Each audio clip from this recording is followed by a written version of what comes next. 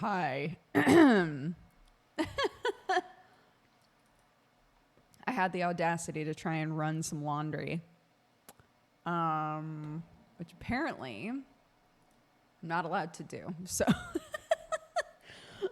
the second I tried to turn it on and everything just crashed, I was like, all right. Yeah, it's always laundry. It really is. That's always what kills it, dude.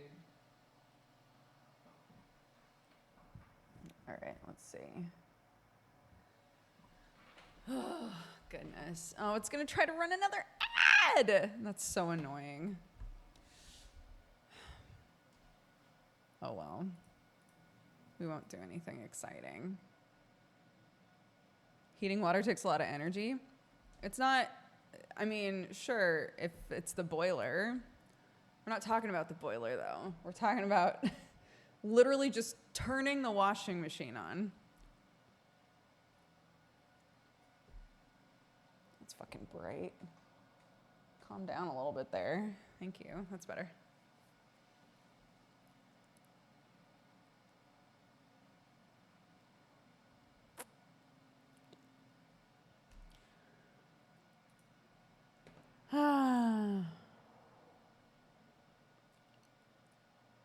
Yeah.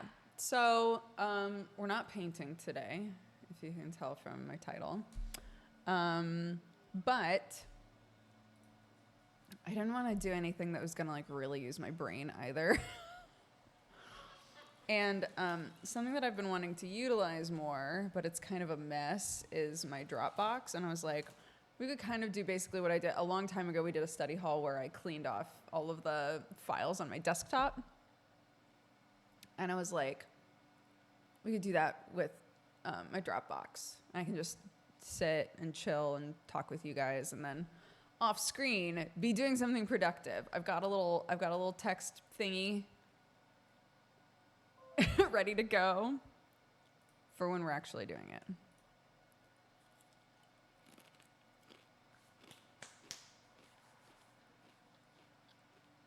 I look sleepy. I'm not. But thank you.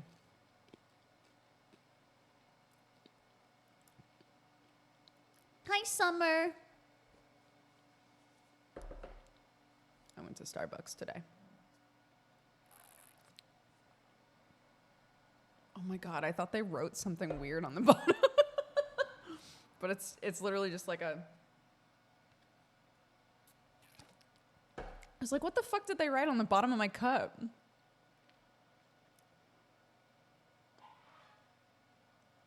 Might go through my files and clean up for solidarity. Do it. Yeah, I keep doing things like just, if I'm swapping computers or something, I'll just take entire folders and I'm like, I know there's some stuff in here that I want, and just throw the entire folder on Dropbox. It's a mess in there.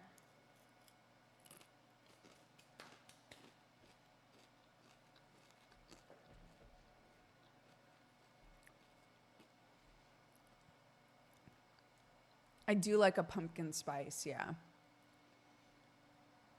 When it gets to be more wintertimey, a peppermint mocha is good shit.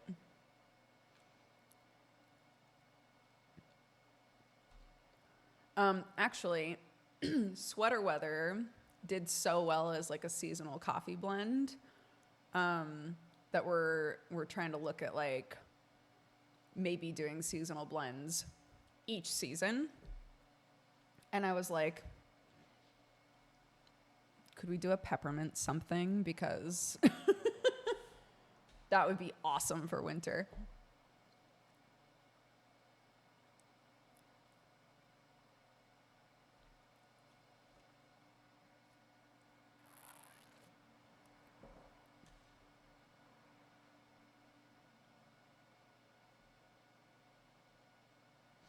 Yeah, the like Pokemon Go game, but Monster Hunter. Reviews I've heard so far from friends who are playing it, they've said that it's really fun, but it doesn't have the like collection aspect of Pokemon because you're not collecting monsters, but you can make better and better gear depending on the monsters that you go for. So it's more like the progression is just different. And it also doesn't have the same amount of like support behind it yet, so it's not as like fleshed out as Pokemon Go is, but apparently it's very fun.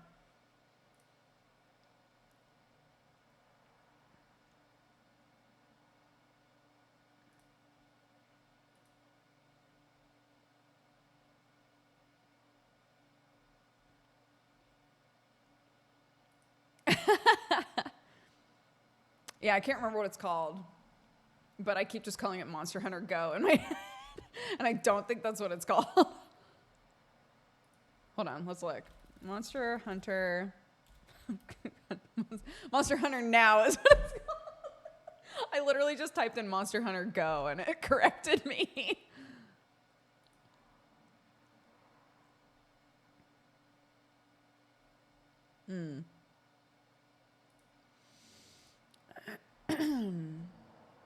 Close enough. Close enough.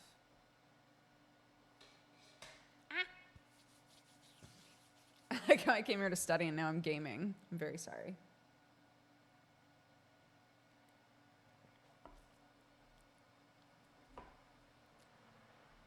I haven't been here properly in a while. Did you finally move? Hi, Will Cubed. Happy 7 years. Also, yes. Were you here when we bought the farm? We bought a farm and we moved onto the farm, but we were still working out of the other house. And I've now moved my work situation to the farm.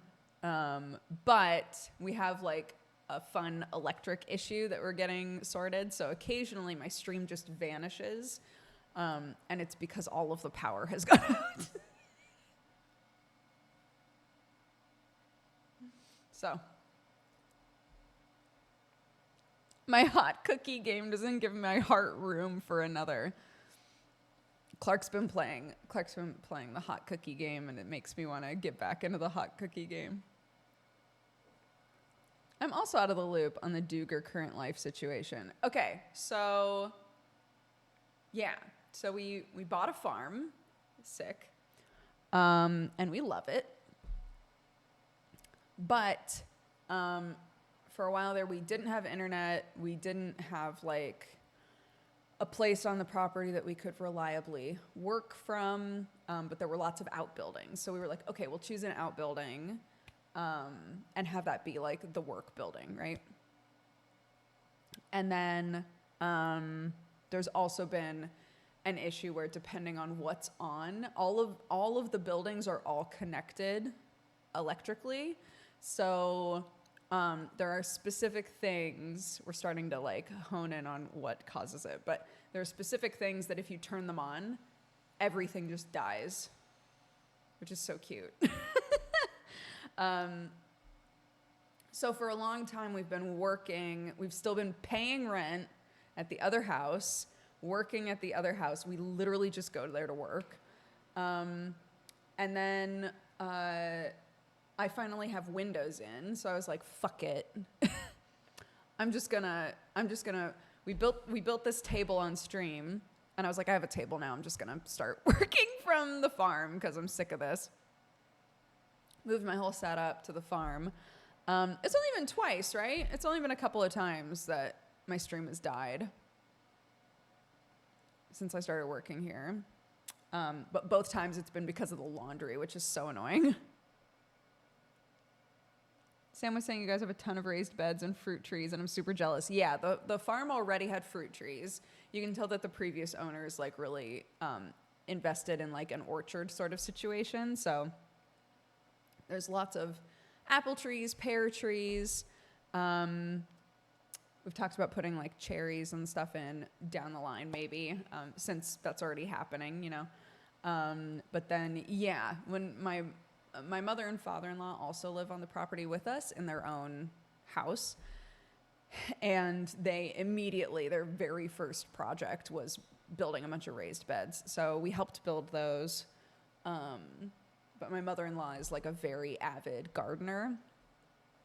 I've realized through the experience of like us all sort of farming together and putting this whole situation together that I'm much more interested in the like preservation side of things.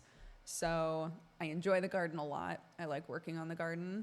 But I really like going, we've got a surplus of this thing. What can I do with it, you know?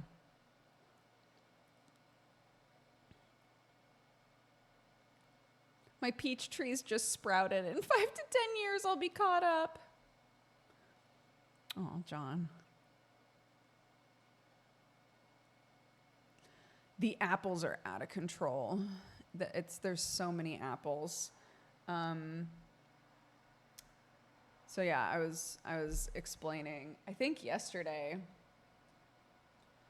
the current apple process is like collect a bunch of apples, make applesauce, make apple pie filling, can it, use the stuff that is left over to make apple cider vinegar. Any apples that are left over after that, juice them up. It's like a whole thing. And at a certain point, you have to be like, that's enough. Like, I can't use all of these apples. There's too many. That's enough, right?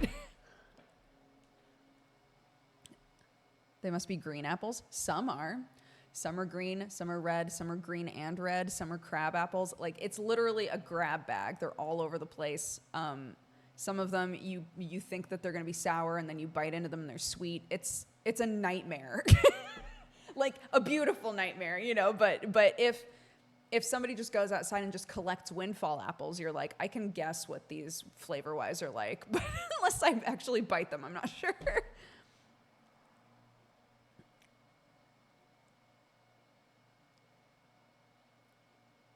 Yeah, I got two big. Clark was like, what are these?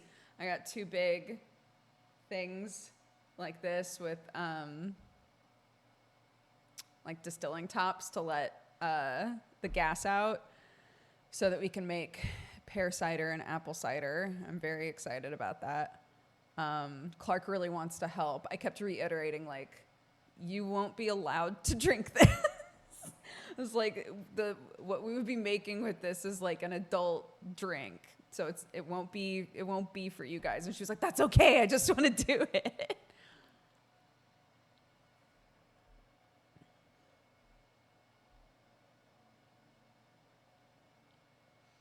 So yeah, it's cute. Yeah, and the other thing is like, not everything needs to be, you know, canned.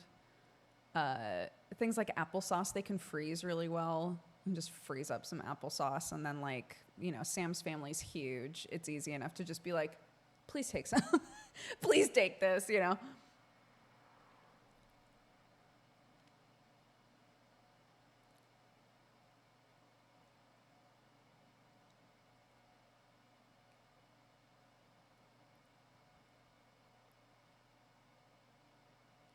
Oh, I would love a peach tree. I don't think this is the right zone for it. But temperature and like season wise, it's a lot like where I grew up. And my parents grow grapes. They grow, they have a cherry tree. Like, there's definitely more things we could be trying, you know?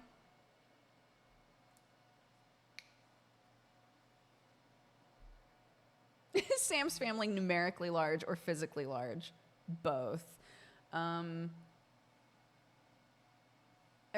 Like, Sam and his siblings are all like 6 foot or more, and there's 5 of them. So far, there are 7 kids that have been birthed from Sam and his siblings, and some of them want more than that. So. I'm guessing we're gonna wind up with like 10 kids total, including Clark.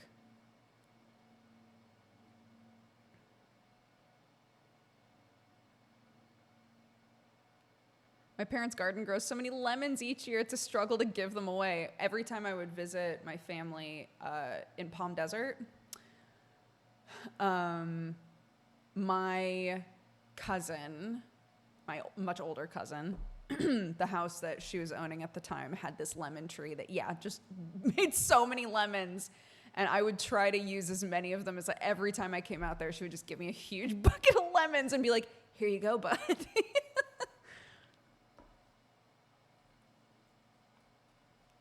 Do you guys want another kid? Some days I want another kid. Most of the time we do not want another kid. And to be honest, having this farm, other kids in the family are here more often than they're not. Like, our little nephew comes over all the time. Our niece is over here all the time.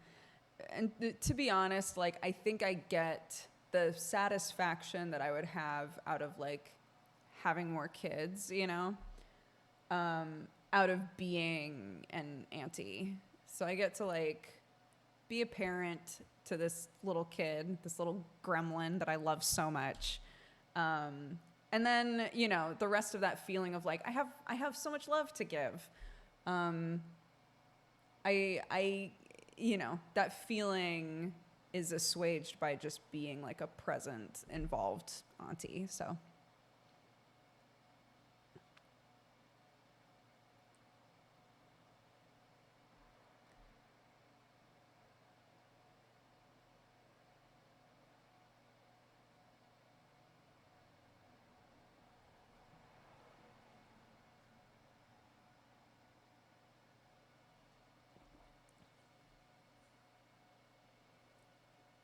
Sarah and I thought about having multiple kids. Now we're like, let's just have one and see how we feel. You really, yeah, smart. You really don't know what it's going to be like. And no one can tell you what it's going to be. That's the other thing. You know, you can hear from other parents, like, how they felt and get kind of a general idea of what are, like, kind of consistent experiences. But, like, you just don't know. Your kid is going to be unique. You guys are going to be unique as parents, right? You just don't know what it's going to be like until you're in it. And then, you know, and then you hit a point where you can kind of look at all of it a bit more clearly, keeping in mind that biologically, our brains, like, try to make us forget how terrible the newborn stage is. It has halfway worked for me. But whenever somebody's like, don't you want another baby? I'm like, I don't want to do all that shit again. You know, it's something that I remember so clearly is just sobbing in the middle of the night because I couldn't get her to sleep. I remember those moments so clearly, and that's the shit that I do not want to do again, you know?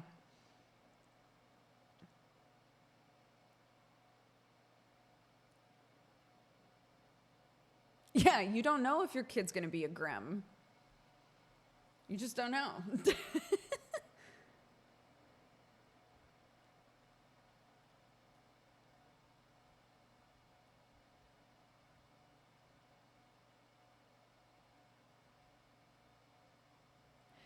Yeah, there's, I would say that, like, in this family, there's definitely an expectation that we all sort of contribute to a general, like, set of behaviors, you know? If my niece is over and she's just being out of pocket, I will say something, right? This is in response to somebody was saying, like, what's nice about them not being your kid, but you spending a lot of time with them is, like, you can just be, like, fun. And then when shit goes awry, you can be like, well, it's yours, that's yours, so you deal with it, right? But, like, if you're watching other kids, especially other kids in the family a lot, you have to do a certain amount of the disciplining, you know? You have to. So it is helpful, you know, if you're spending a lot of time around them as a family to see, like, what, like, an example would be my nephew. There are some things that my nephew is not allowed to say, and I can think it's as funny as I want because it's words that, like, we have let Clark say forever. Like, they don't register to me as words that, like, a little kid shouldn't say. It's just funny to me. But, like, but for their house, they're like, we don't want our kids saying rude words, right? And rude words are different for them than they are for me, and that's totally fine. But that's something good for me to know, right? It's like, oh, you don't want your kids saying that. That's fine. I really don't want them going home and then saying it a bunch and then getting a phone call about it, you know?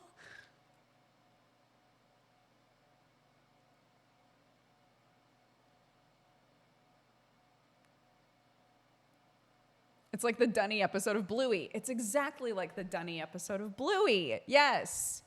Where it's like, it's not that this is a bad word. It's just that in some houses and to some people, it's more of a rude word than maybe other people think it is. And that's fine.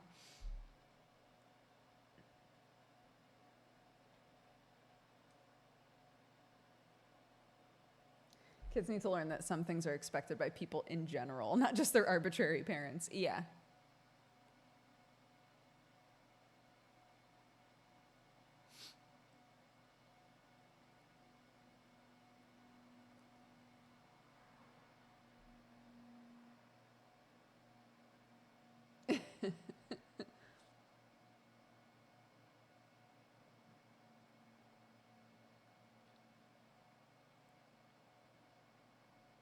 But it's also on the same tree as like, yeah, it's okay for you to say that at home. Some parents have a rule of like, I honestly don't give a shit what you say at home. But if, say, you go to your nanny's house and nanny says, I don't want you saying these words, you respect that because it's her home, right?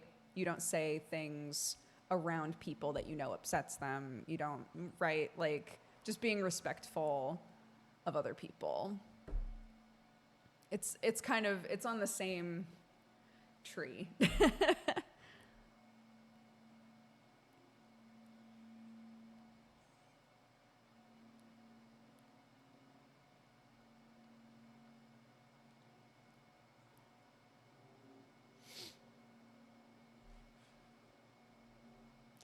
Yeah, and this is even something that grown-ups have trouble with, right? Is your intention when saying a word and the way that a word is received are sometimes not the same. And it's not that you have to always be like, okay, I'll never say that word again, right? But being receptive to the context of that word for the person that you're talking to. You know, an example that I think comes up a lot for whatever reason is if you grew up somewhere where you call everybody dude, like me. I call people dude, I call things dude, right? And I have had trans friends say to me, I really hate that, right? Because for them, it is not a gender neutral term, and it is not a neutral term in general. There's nuance to situations like that where you're like, but I use this word for everything, so my intention in using it, you know, like getting defensive about like, but that's not what I meant. But is it more important that I get to call this person dude? Or is it more important for me to be a conscientious friend and say, I'm going to stop using that word for you? And I think the answer is like really obvious there, right?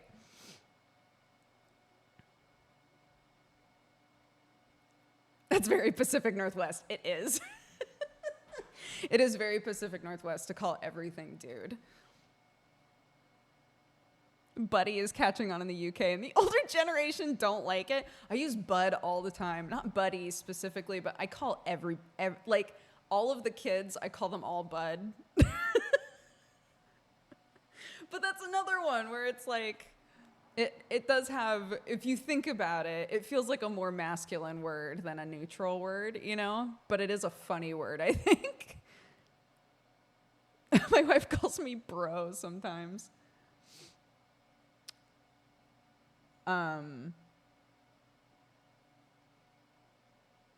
Well, you guys know I call my kid homie all the time. And someday she's gonna realize that that's weird. You know, homie, what are you doing, right? If she's like being real out pocket. I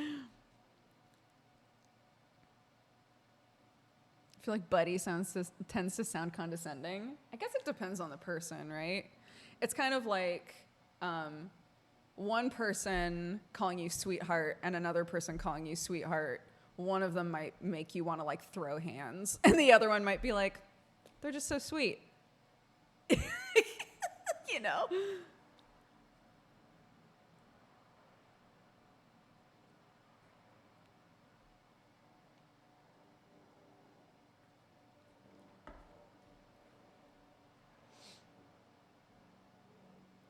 The bless your heart conundrum. Yeah. Bucko is gender neutral enough. I love people talking about saying yes, chef. Instead of yes, ma'am, or yes, sir, just saying yes, chef all the time. If I had a reason to use that more often, I would.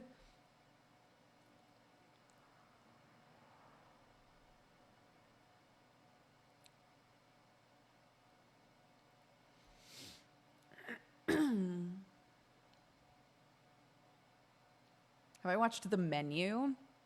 I don't think so. I did watch The Bear, though. No! Oh, that's right. This weird horror film. No, but you know what? The last 2 planes I've been on have really tried to get me to watch it.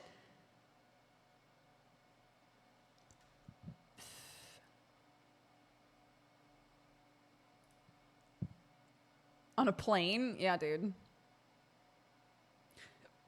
And like, some planes that you go on, for those of you who don't take a lot of like international or long flights, a lot of international flights now will have the sort of screens. I don't know what this technology is or what it's called, but it's the sort of screen where if you're like slightly to the side of it, you can't see it. It just looks black from the side, but if you're directly in front of it, you can see it fine, right? Which I think is smart because planes offer a lot of adult films. Not saying like, you know, booty touching films, but just like films that are not meant for kids. So it makes sense. But the last flight that we were on was not like that. And there were so many like horror films and just weird movies. And I was thinking to myself, if Clark looks over, just glances, she will see exactly what I'm watching.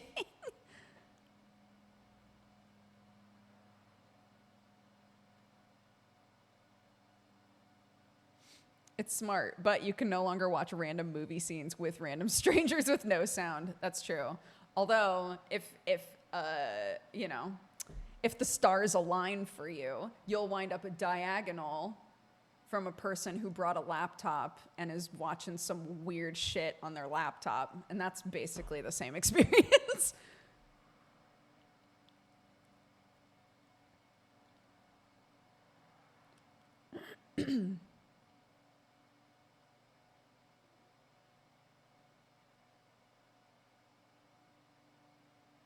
It's kind of like when not that I think that people should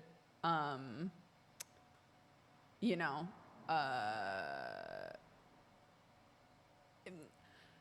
as I've gotten older and this conversation has become more prevalent, I definitely get weirded out by people who post like a TikTok or a video that's just them filming one other person without their knowledge. I find that super weird. But occasionally, book talk, people will do that. Specifically with like filming a person reading what they know is a really smutty book while they're surrounded by people. So I just wanted to clarify, like, I don't think that it's okay. I think it's very weird. to film a person and upload that as your content. But the like conversation around like what sorts of things would you comfortably read if you were just literally surrounded by people?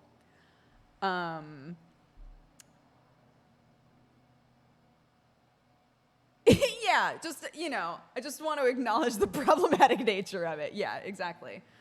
What were we even fucking talking about? Oh, right. Like the privacy screens of you know, the like polarity screens or whatever they're called on planes. It makes me think about like, what do people do? Because you know that people are going on planes all the time. Like, I can't wait to read this XYZ book on this plane. I have so much time. Do they just assume that no one's reading over their shoulder? Because I 100% read over people's shoulders. I glance. If I'm next to somebody who has a book open, I am glancing at that book. I'm just curious. I gotta know. What are you reading, dude?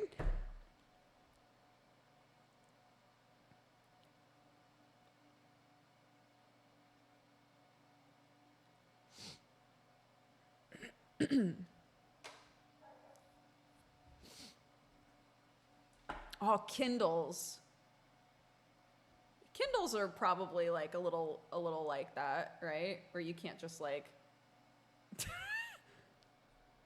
get a privacy screen, then you're definitely reading something weird. If I, if I was sitting next to somebody and they had a book. They had a Kindle with like a big screen of like this. I'd be like, what the fuck are you reading, dude? What are you reading, dude? I gotta know.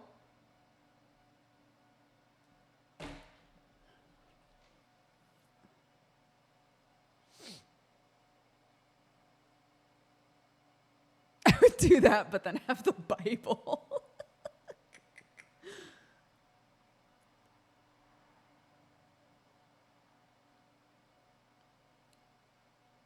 Fortunately, if you're, look, a book, say that a friend recommended a novel to you, right? And they were like, yeah, it gets a little spicy in there somewhere. I don't think with novels, unless you specifically look it up, that most people go into a novel knowing exactly what's like involved in that novel, right? They're probably just going to be told really basic shit. Like, here's a light summary, and then you should know there's some booty touching stuff in it, okay? Scale of 1 to 5, how many butts are touching, you know? And then you just kind of go from there, and probably you don't have like a warning list that you're given unless your friend takes the time to do that or you look that stuff up for yourself, right? So all of this to say, because people are bringing up fanfic now in chat, if you read a lot of fanfic, you know, okay? Or if you don't know, it's because you didn't read the tags, and that's no one's fault except yours, okay? That's your fault, okay?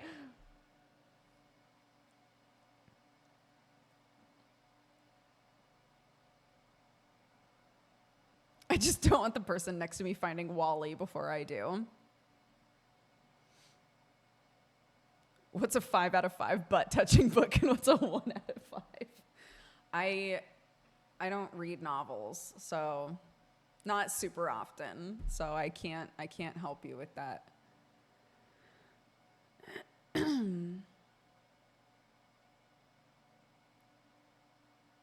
I do appreciate some authors put content warnings in their acknowledgments, for sure. Is reading Dracula over the shoulder.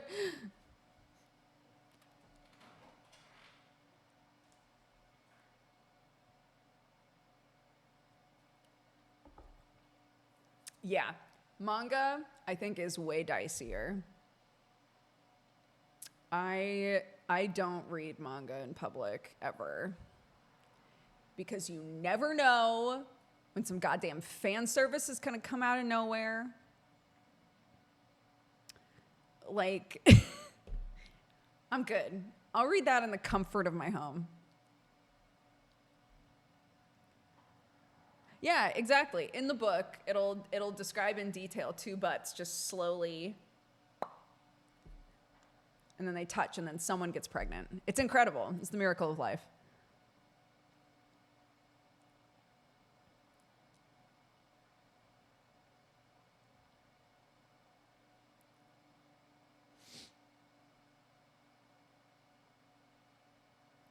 I only read One Piece and JJK in public. Oh my God. Sam started watching the One Piece anime, and Clark was sitting on the couch with him and was watching over his shoulder, and she is now fully invested. She's fully invested. So like last night, we all had dinner, and then I was like, are you heading off to work? And he was like, well, I've still got a little bit of a headache, so I think I'm just gonna curl up on the couch. And Clark was like, can we watch the pirate show? Can we watch the pirate show together? And he was like, sure. So they just they just curled up on the couch together. It was so cute. They just curled up on the couch together and watched One Piece for like an hour. Adorable. And she kept asking questions like, who's this guy? Or why would he say that? Yeah, it's very funny.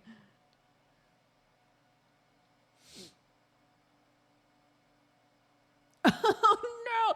Saga's fantastic, but yeah, there's hella sex scenes and stuff in Saga.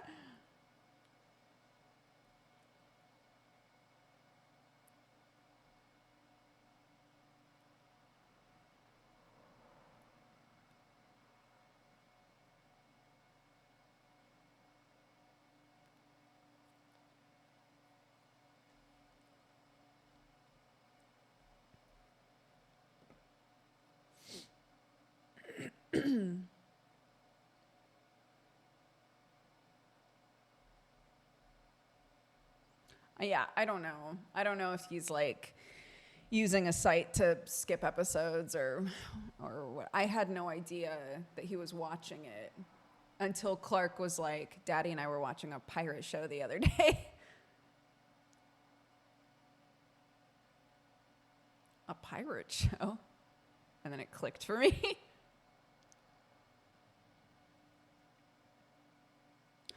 You recommended me Uzumaki. It was phenomenal, but I tried reading it on the flight. My husband was trying to read Berserk, and we were both too paranoid. Yeah, I'm trying to remember how far I got into the One Piece anime. Like episode 250 or something.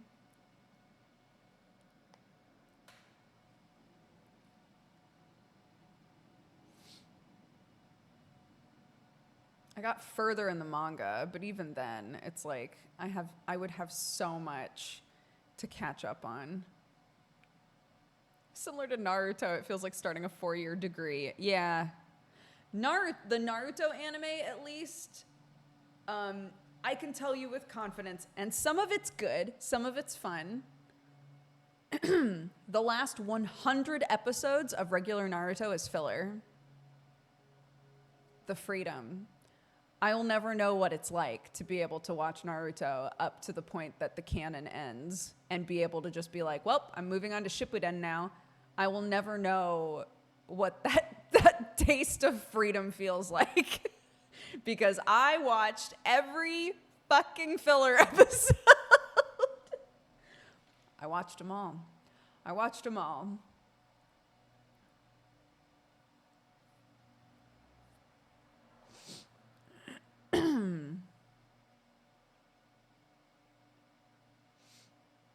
Yeah, shout out to everybody else who also watched all of the filler and was like, when are we moving on here, dude? And then they were like, cool, Naruto's over. Shippuden starts now. Okay.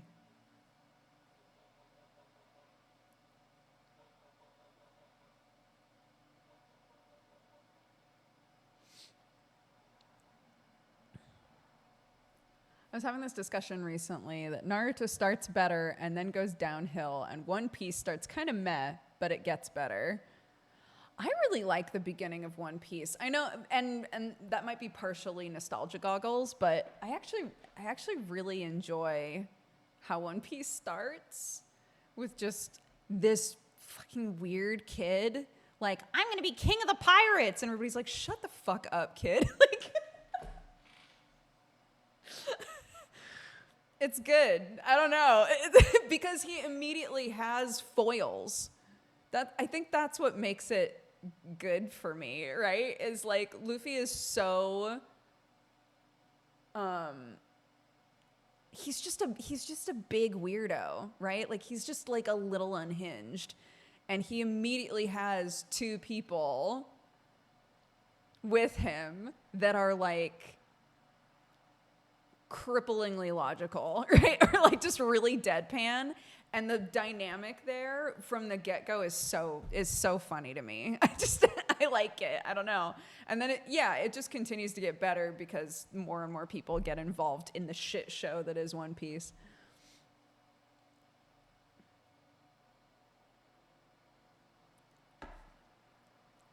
It feels like a D&D story. Yeah. I can absolutely see that being a D&D group.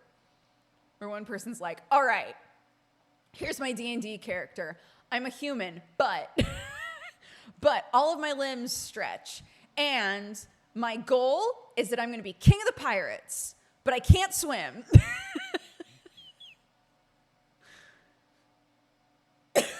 Zoro's also unhinged in his own way. He is, but he's more serious than Luffy on the day-to-day, I should say, because Luffy also gets serious, and that's when you know shit's about to happen, and that's when I know that I'm probably gonna cry.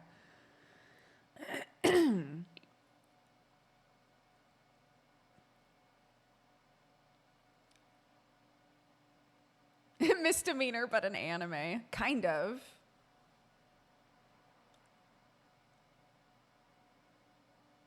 I'm gonna be the best chef in the world, and I kick people real hard.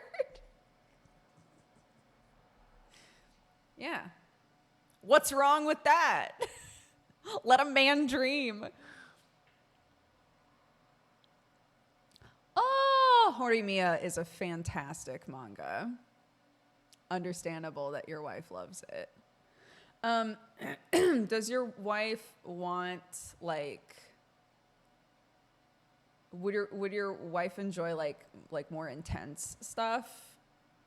Or is like interpersonal sort of like character focused stuff? Do you think that that's more her vibe?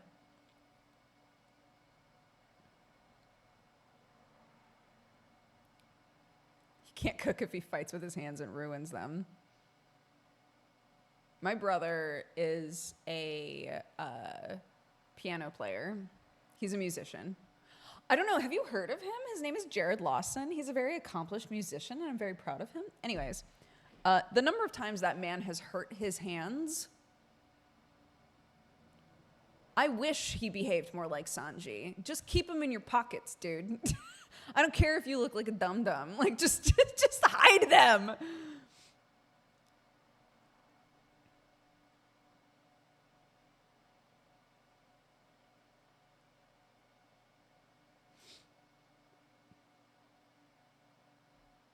He plays the piano and kicks people. He could.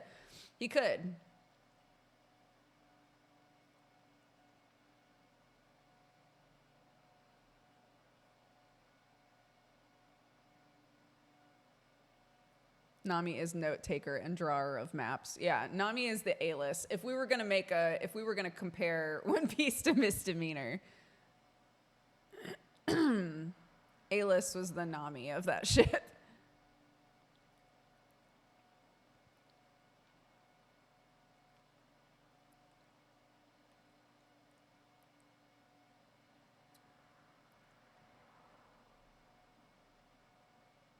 Rom-com and slice of life are her favorite right now. Okay, Ore Monogatari. I'll type it in chat.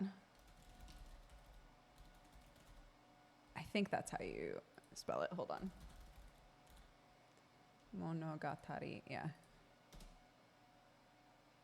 Get her reading that. That shit is so good. Very wholesome, really sweet. Just a really good one. Densha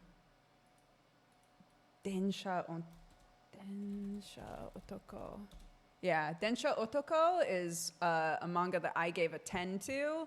We don't give 10s on MangaPod super often. We haven't done MangaPod in a while, but it was like a book club for manga. Densha Otoko, I gave a 10 to. I thought it was fantastic. It translates to train man, but that one is so good, very, very good. Another one that's just like, you just feel good reading it, you know?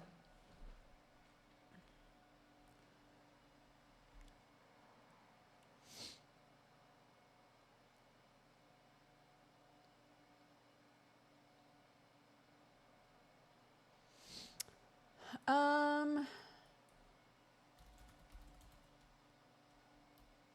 trying to think of other like kind of. Oh my God. Wait a minute. Holy shit.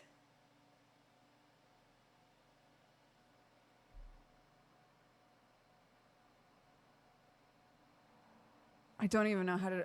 What's the name of oh my God. Yes. Oh my God. That's the one I was literally trying to think of. Yes, Monthly Girls Nozaki-kun.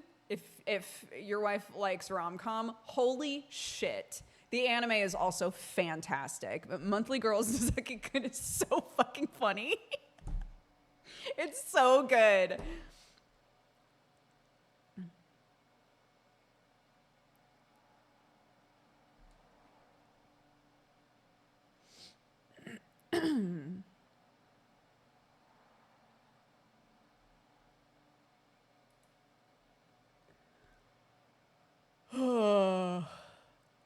Yeah. Do those three, and then get back to us.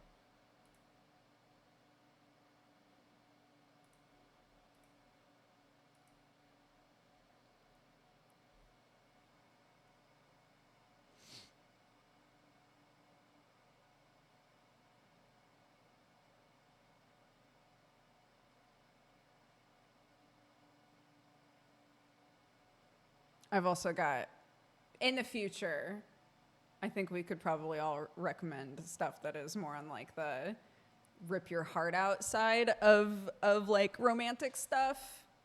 That's not my area.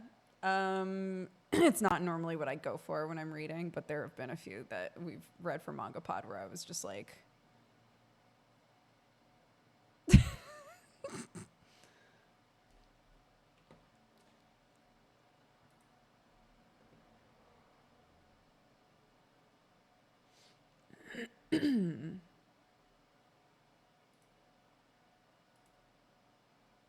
lately, sorry, I was about to say a thing and then I remembered. Summer and I send each other TikToks a lot. And Summer was like, I can tell that your For You page is getting really unhinged. Like, the sort of stuff that's starting to pop up on my TikTok page. I'm like, what is this? I still laughed though. And I think it's because I reached sort of my threshold I go through stages with TikTok where either I want to laugh or I want to learn. And I think those are like the two main reasons people go to TikTok, right? You can learn so much on TikTok.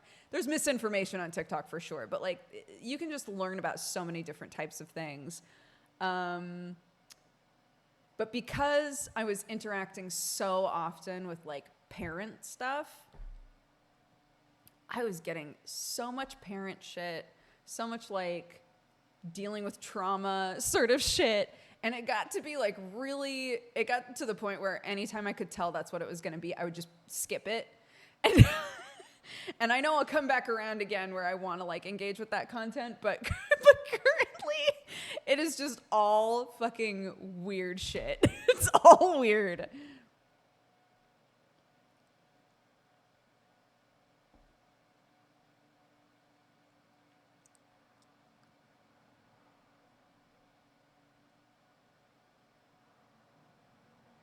My TikTok has been full of Roman Empire stuff for some reason. Is it because of the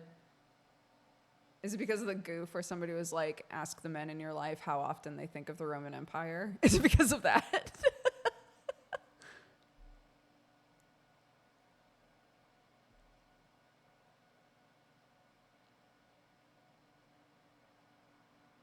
If I recall correctly, it started with this person who was like, yeah, I asked my husband how often he thinks about the Roman Empire, and he said, I think about it every day. And then the comment section was a bunch of people like, I just asked my husband this, and he also said he thinks about it every day. And I don't think anybody can tell if it's like a goof. I don't think they actually do the Roman Empire that often. But I saw a video today. There was like a mom talking to her like really little son, maybe like a little bit younger than Clark. And she like poked where his heart was and was like, what do all boys have deep in their heart? Every single one of them. And he went, the audacity. And it was funny. And then in the comment section, everybody was like, I thought he was going to say the Roman Empire.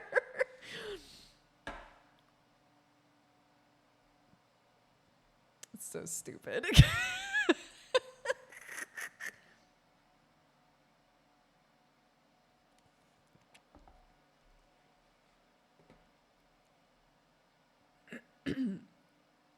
Ever since the meme, I do think about the Roman Empire every day.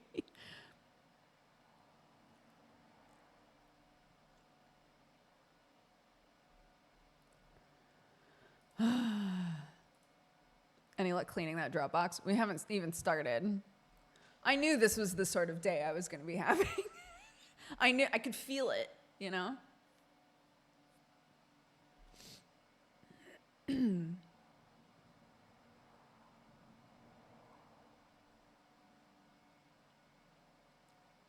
Yeah, but what meme isn't dumb?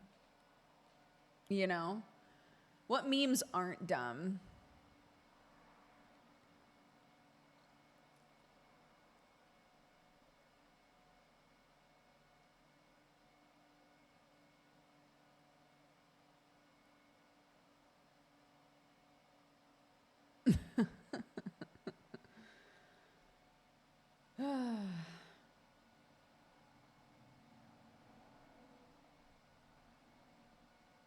Spider-Man pointing at Spider-Man is very sophisticated. You're right. I'm sorry. I didn't mean anything by that. You're so right.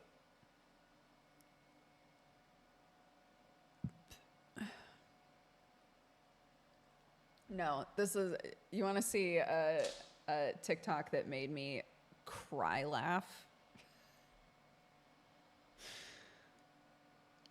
This shit, I was sobbing. I'm not going to show you the whole thing, but just the beginning will give you an idea. First roll. I've been trying for the last 40 minutes to say these words, but that's sounding like the meme Australian accent, and I can't. Oh, nor. Oh, no. Cleo. Oh, nor. Oh, no. Cleo. The comments. Oh, no. Cleo. The comment. It fucking kills me. I don't know why. He spent so much of it like, oh, no. This poor guy. I don't understand. He has an Australian accent, and he's trying to say, oh, no, Cleo, and he can't. He's having trouble saying, oh, no, Cleo, because his accent makes him want to go, oh, nar, clear, basically. Does he ever complete it? There's one point in there where I feel like he got all the way through it, yeah.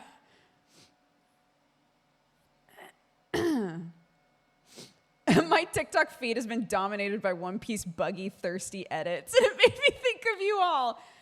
Yeah, lots of buggy content. I'm positive that this is one of the reasons that my FYP is as unhinged as it is now. I made the mistake of interacting with a lot of Good Omens shit, and now I keep getting like Michael Sheen fan edits. I'm like, God damn it, guys.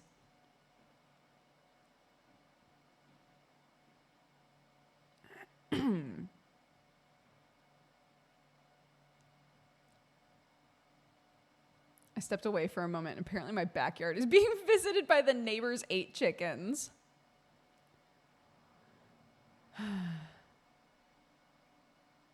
I started sweating. I thought this was about a certain character that everyone calls me a freak for liking. The Baldur's Gate character or a different thing?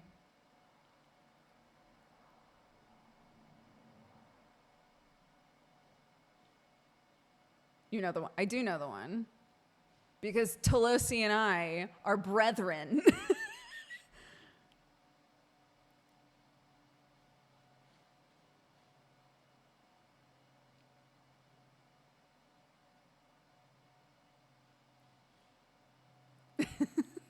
I'll never understand. That's okay. There's a character in Baldur's Gate. I'm not going to tell you who it is. There's a character, because spoilers, but there's a character in Baldur's Gate that both Tolosi and I are like, I'd kiss them, and everyone else is so weirded out by that.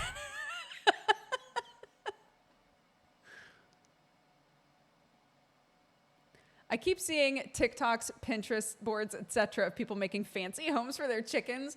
I have seen so many videos of people making just like a huge elaborate chicken haven.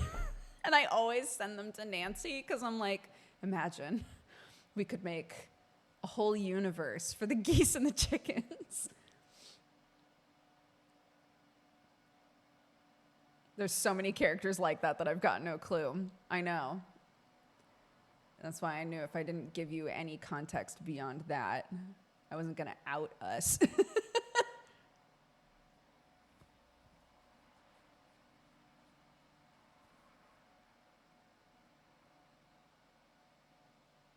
I've never seen Good Omens or Doctor Who, but my FYP was flooded with COVID lockdown videos of David Tennant and Michael Sheen yelling at each other like an old married couple. That's because, so they did a show during COVID called Staged, I believe. And it was literally like just them in their homes on Zoom calls. And it was so funny. It was so funny. It's like that perfect, like, bitchy energy with each other. I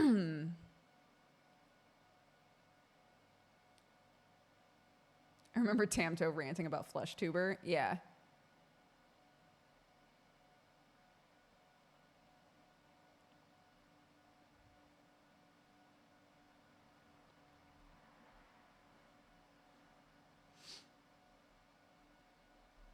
It just means that I need to come up with a more ridiculous tag for my streams. I just don't know what it is yet, so.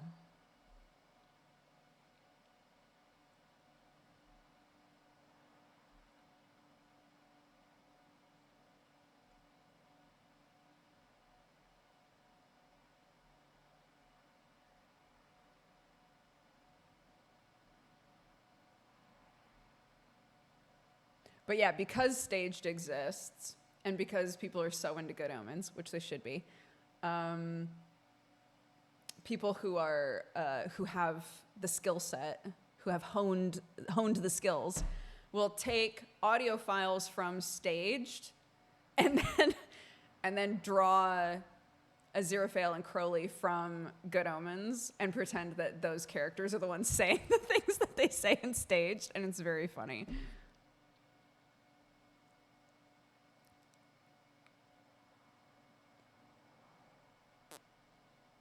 But because I interact with that content, people are like, did you know that a long time ago, Michael Sheen played like an emo rock man?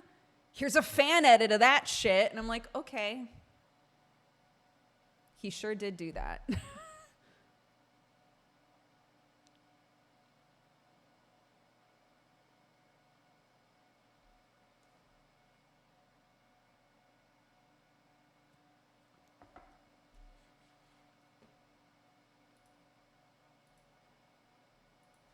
All right, let's pretend. I'm gonna open up Dropbox just to pretend, just to pretend that we're doing something.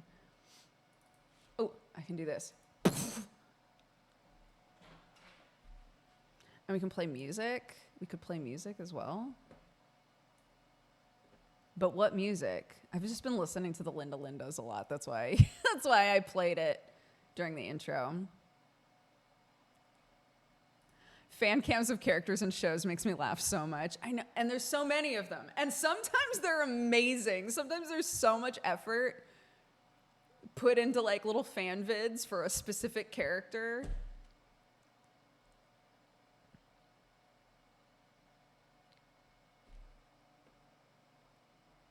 I had no idea that Michael Sheen was the head vampire in Twilight. Yeah. Yeah. Some of these actors, if they've been around for long enough, you see them in a thing and you're like, oh yeah, them. What else were they in? And then when you go to look, you're like, what the fuck? What the fuck? I didn't remember that this actor was that character.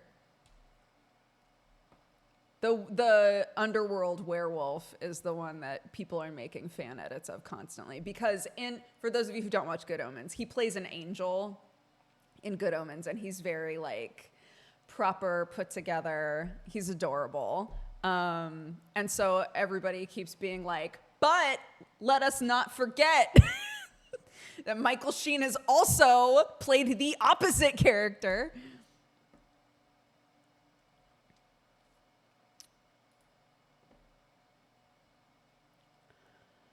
Oh, what are we doing?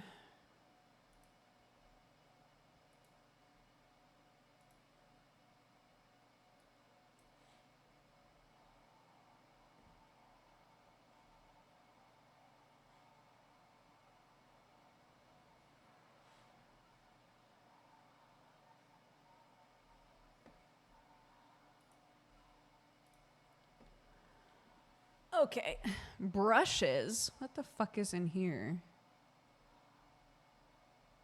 Oh my God. What program are these brushes for?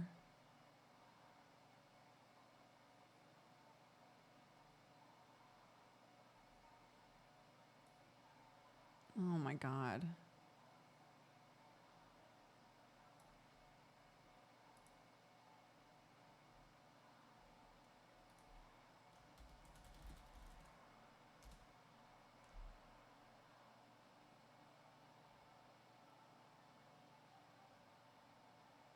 Clip? I literally just called it brushes.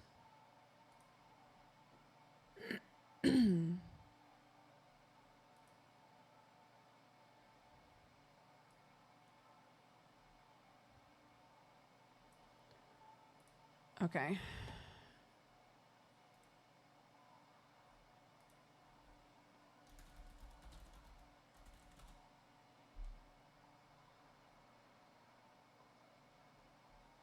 Where did it go?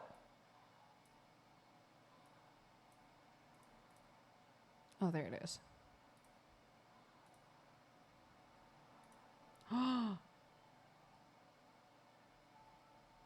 I didn't remember that I had this. Oh my God.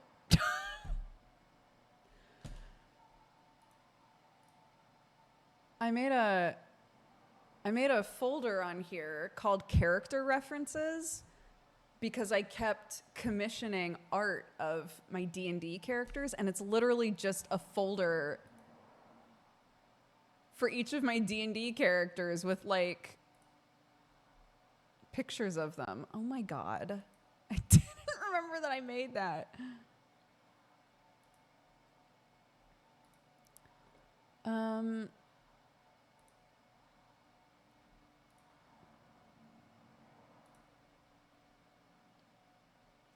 Part of the reason that I really want to like organize this or figure out like what's even on here is because we're swapping to a different computer. Once like the electrics are figured out, I'm going to be using a new PC that Sam bought a while ago for me. But that means that it would behoove me to grab specific things off of this computer and put them on Dropbox, even if just work stuff for now, you know.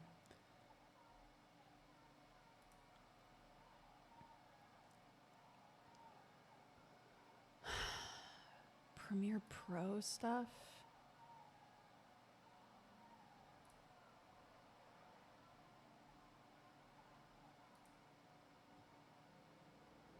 Monster Prom? What are these for? Why are they in Premiere Pro preview files? What is this? My original Slayer audition files? Oh my God. I will not listen to those.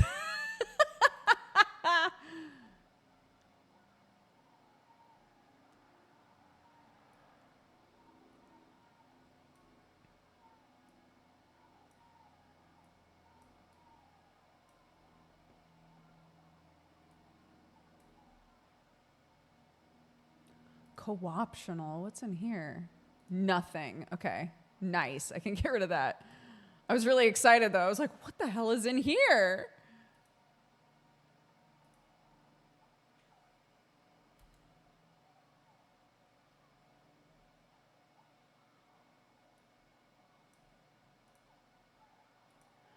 Well, it used to be, this might be the, no, because it doesn't have the shared thing on it.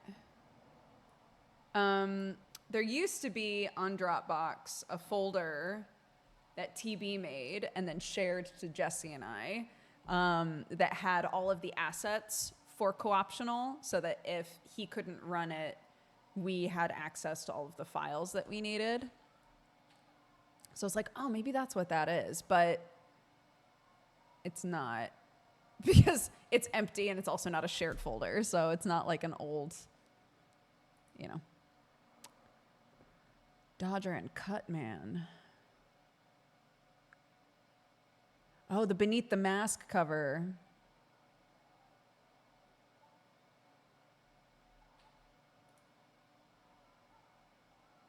I can get rid of that. Or I guess, well, it's a shared folder. Can you put folders in folders?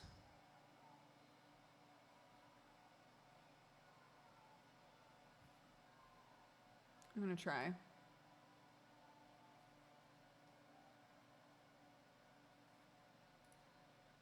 Yeah, you definitely can.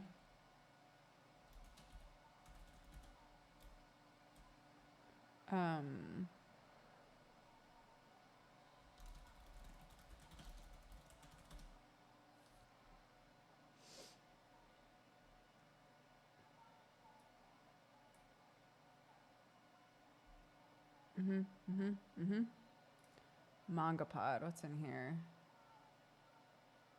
Lucifer and the Biscuit Hammer thumbnail. That's the that's the only thing in there.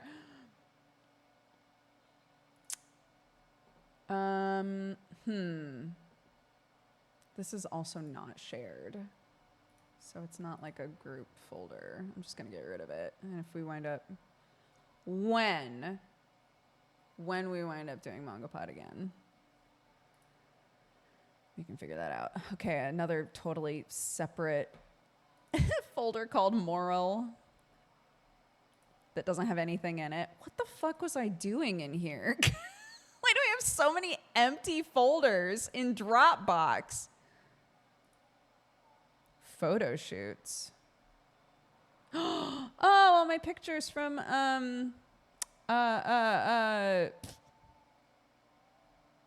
it's an old photo shoot that I did.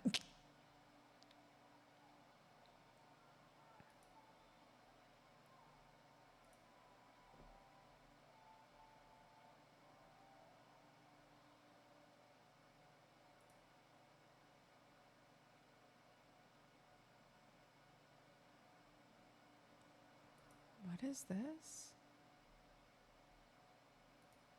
Oh.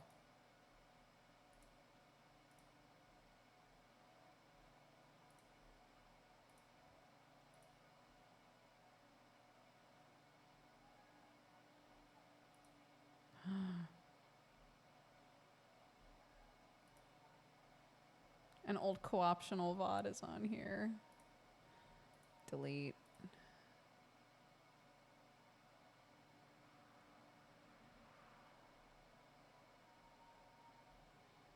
Oh, goodness. Oh my gosh. Back when Sam and I were doing box talk.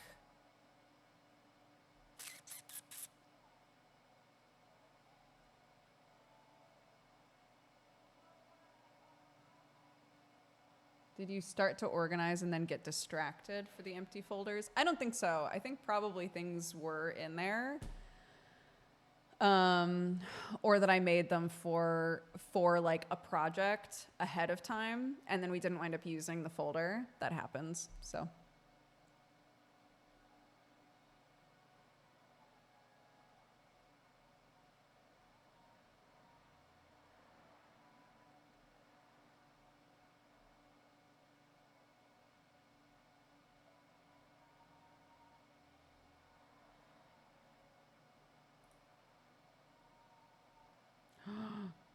Old Vlogmas stuff.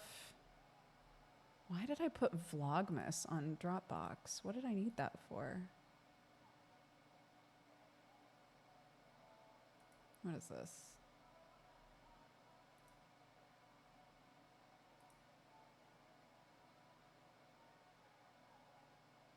Oh my God.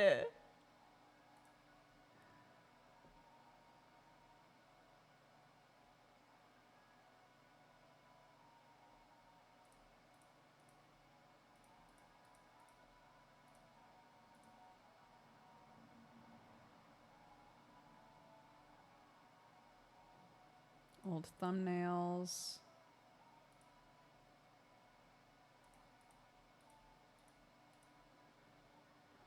Oh my gosh, audio for my gaming news show.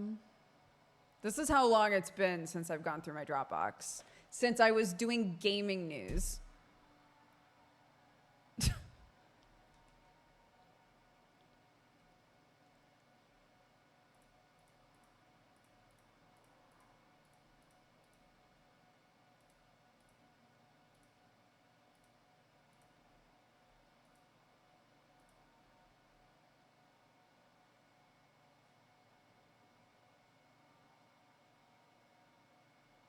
The olden days. It feels like the olden days to me, yeah.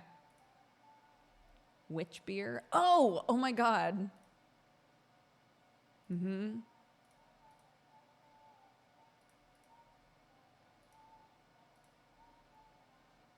Oh my God. Oh my God.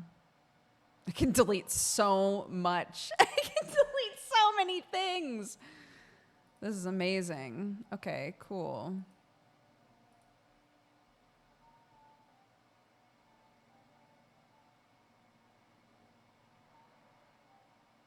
Now it's Jesse's domain. Power to him. He has the team and resources that I did not have, and I'm sure it's a much nicer experience for him. What the fuck is that? PDF. What is this? Oh. passport renewal.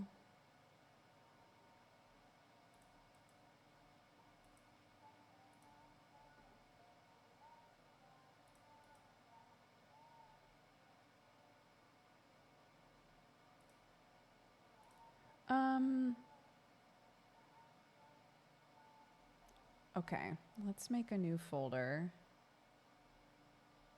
Because even if it never happens, Octo and I have talked about finishing Hustle Cat. So I'm going to keep the original Photoshop file for the Hustle Cat thumbnail.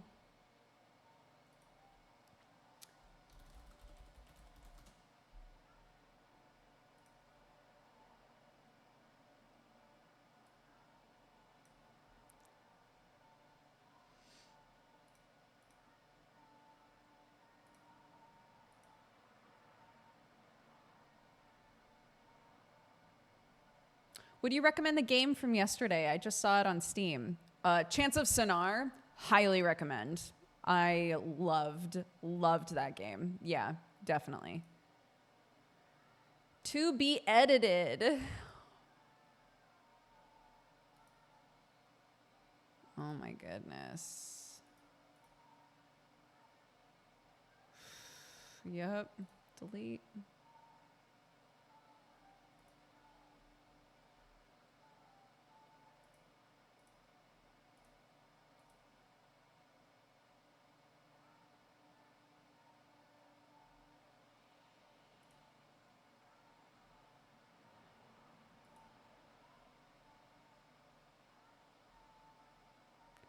Oh, where did I get these from?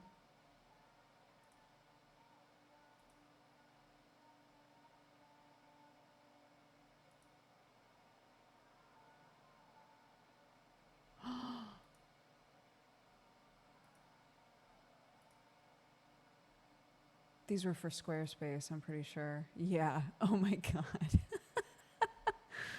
I was like, I have a folder in here called video assets, and at a glance it looked like just stock video stuff, and I was like, I've never bought a bundle of stock video ever. What is this?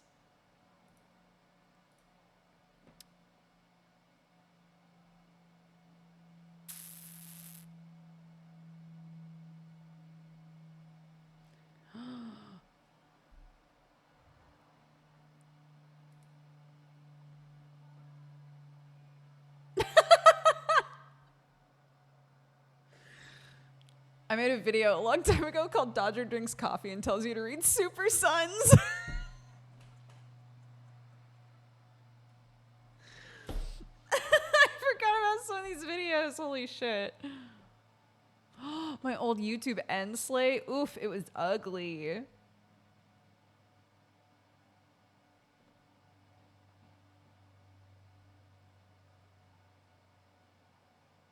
Oh my gosh.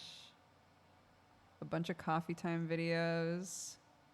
Oh, old Clarky baby pictures. Why are these in the upload folder? Get them out of here. These should not be in here.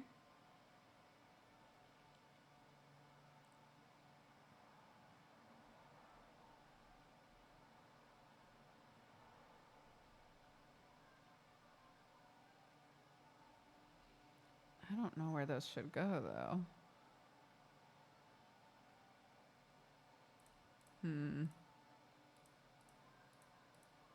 There's also budgeting stuff in here. What the fuck? What is this?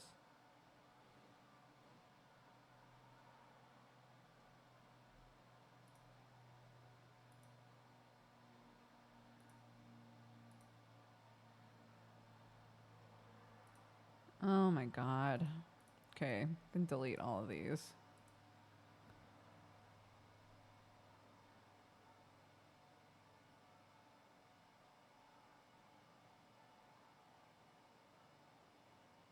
Speaking of Super Sons, when are you and Sam gonna cosplay as Superboy and Robin for Halloween? That would be amazing. We couldn't be Super Sons, Superboy and Robin though. We'd have to be like the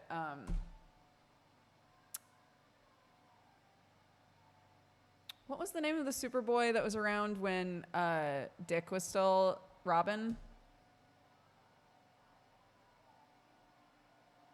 Because that Superboy actually looks like a grown-ass man, you know? Unlike current Superboy, who is a child.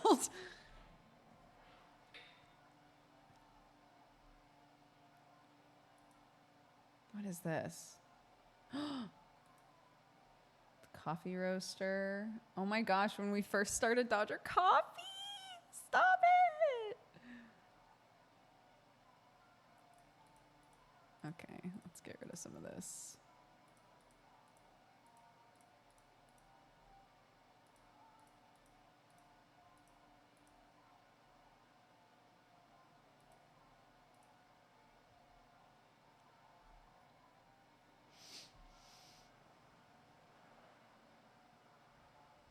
Yeah, Connell.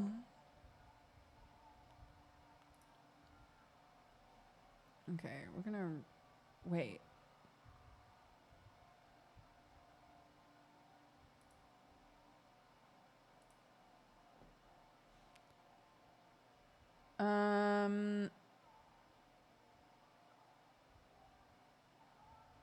Okay.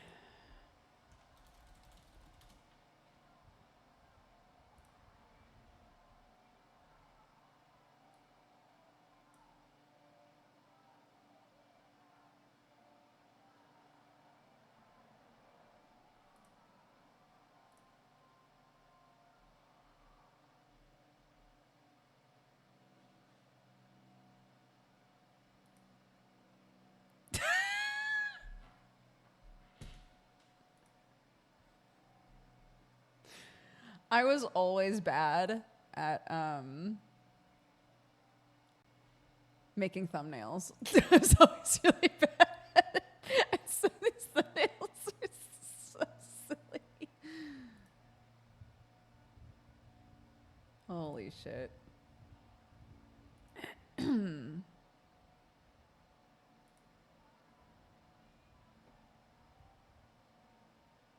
Oh my gosh, but the ones that had like Danny art were very good. Hold on.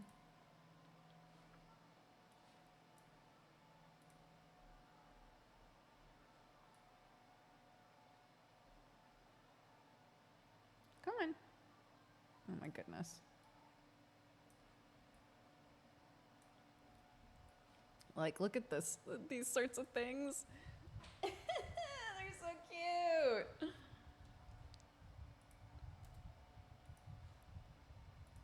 Ooh, it's getting chilly in here. Ugh. A delightful change from the last few days.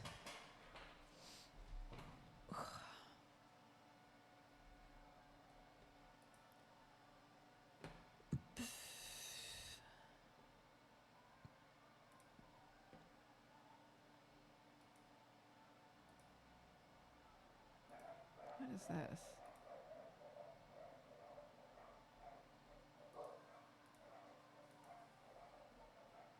Why did that wind up in there? Whatever, delete it.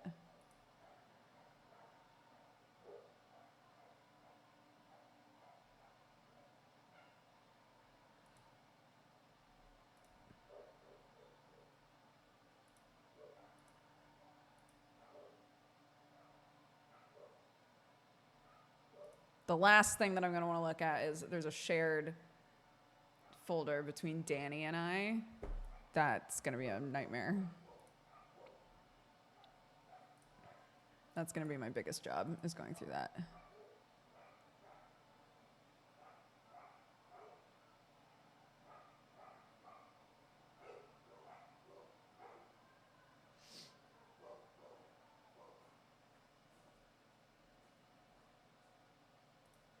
Saves?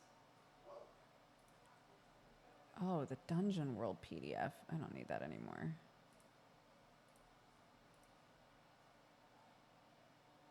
Why did I have that? I did a couple one-shots with Dungeon World, but I have the book, so I'm not sure why I had the PDF. I might have just had it given to me a long time ago.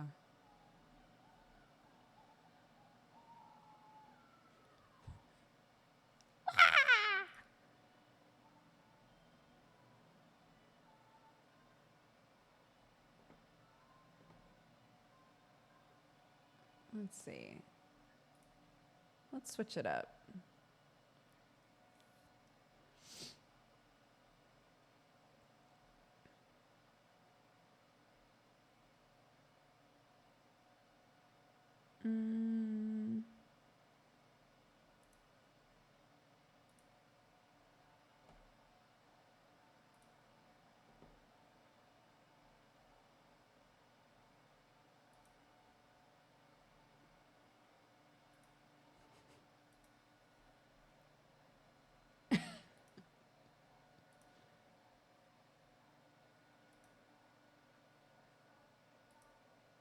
What a good idea.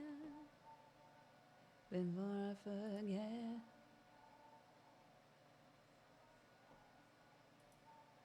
I really need you.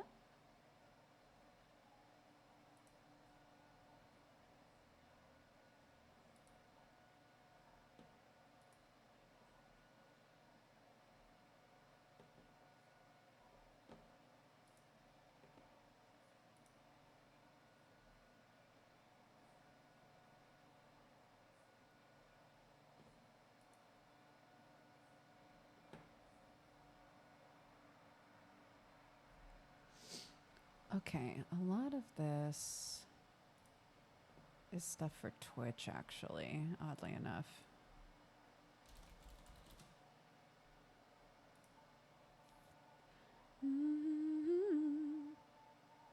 Before I forget. So, I really need you.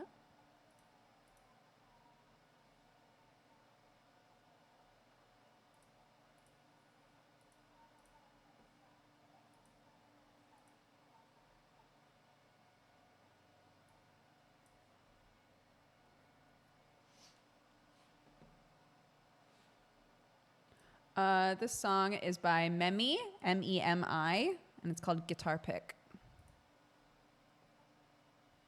It's all of her music's good. They're all bops.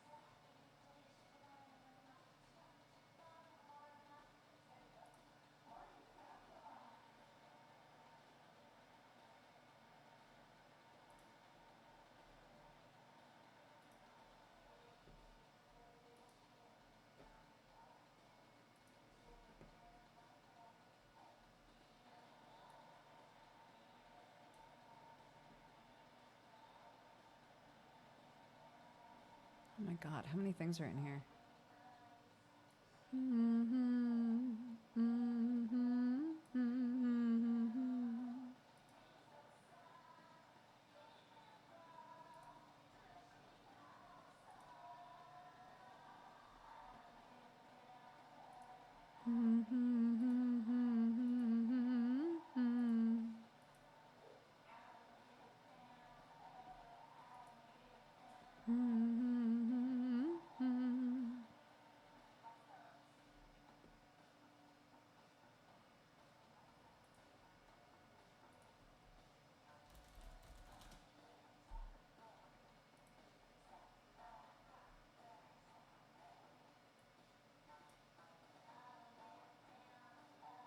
I don't give a damn, I don't give a damn.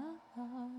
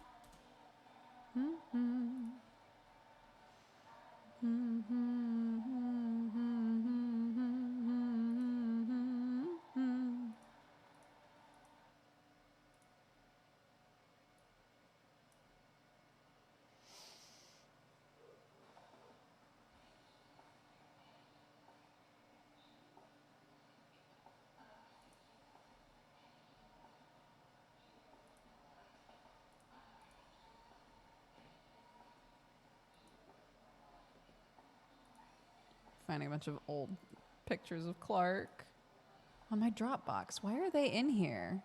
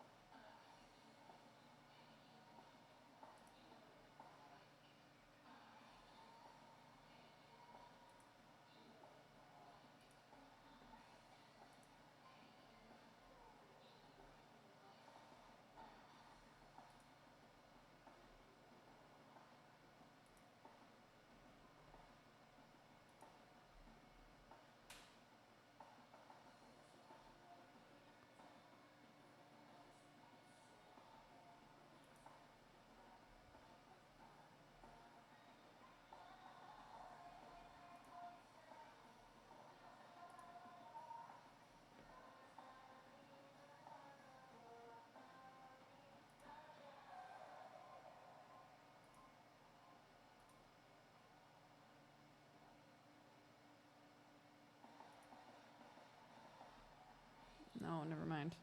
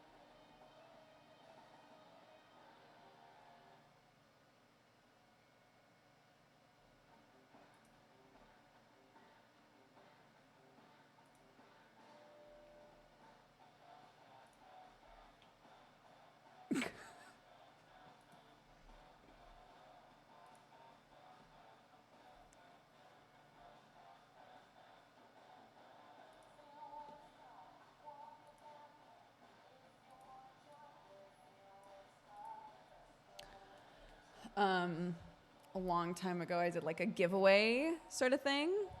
Here, I'll turn this down a little bit. A long time ago, I did like a giveaway thing, and it came with little thank you cards. And I just found the original file for the thank you card. It's very cute. Hold on. Look. Cute.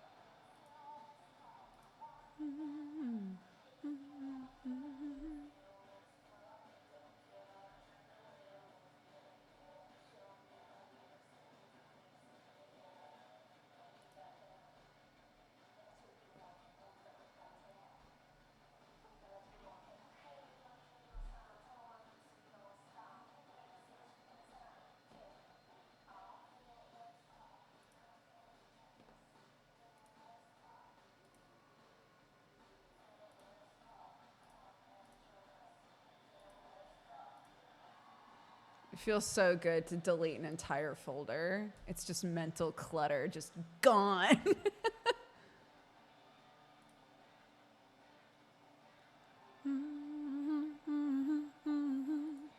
This is all Monster Prom stuff. I don't know why I have this. That's like OG Monster Prom.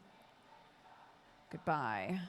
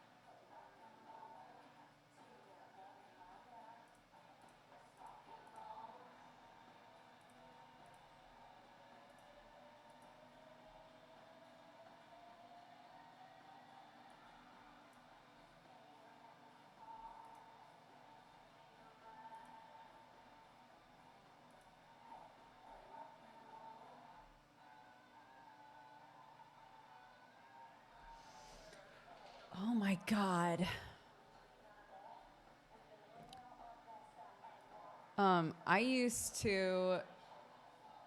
I had Danny like sort of like seasonally basically make different gaming news intros.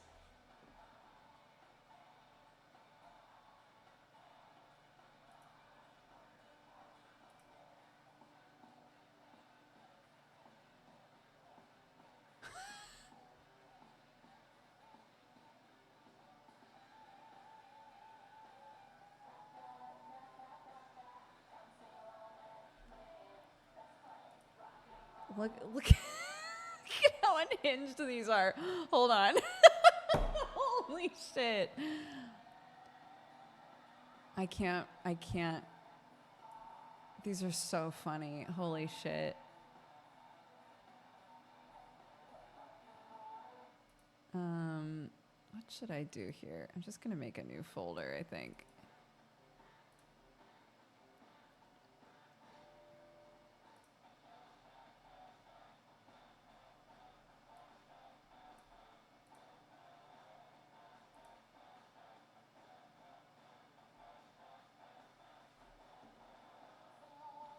No, I'm not cleaning the computer. I'm cleaning my Dropbox, which I've had across multiple computers for like 10 years.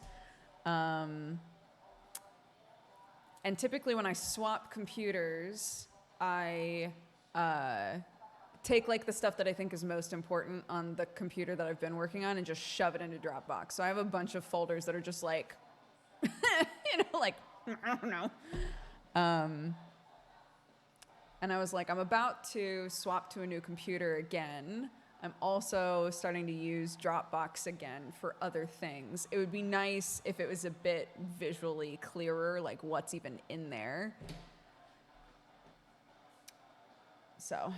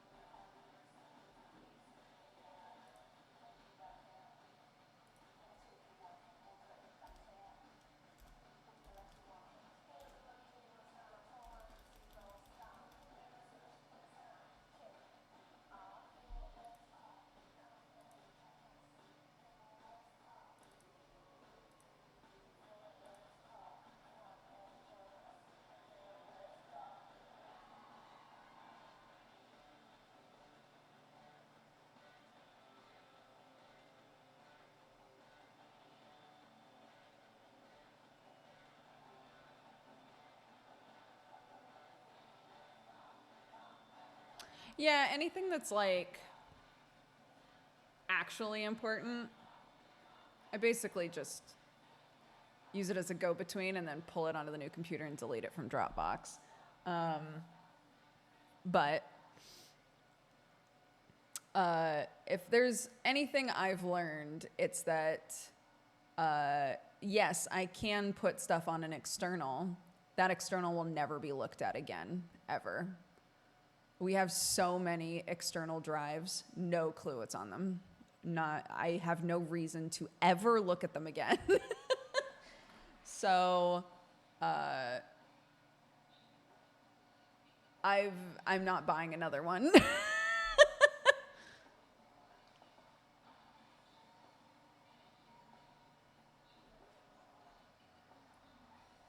We've already listened to this.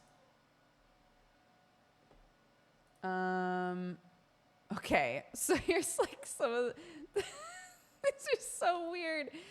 So these are some of the intros that Danny made for me back in the day when he was doing news. I would love to figure out a reason to use these again. I feel like we totally could. This is the one I was watching earlier.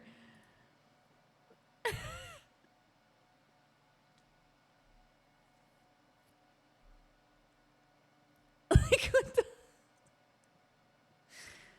That's it. That's the whole thing. That's it. Let's see. What's this one?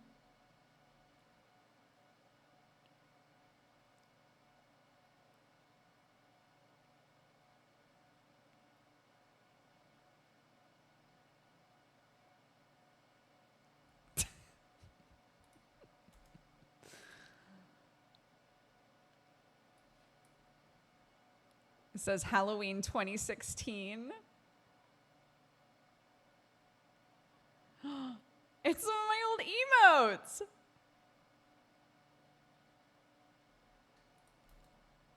Good.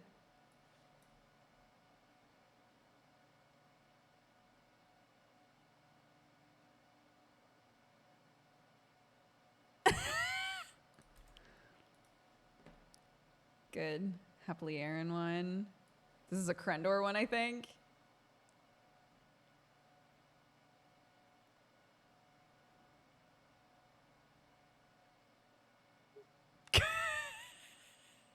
It's Derek! Oh my god!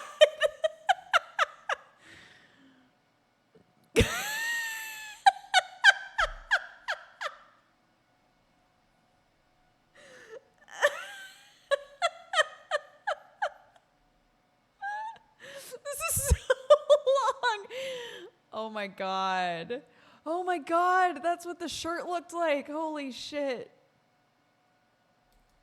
Oh my god, I forgot about that shirt.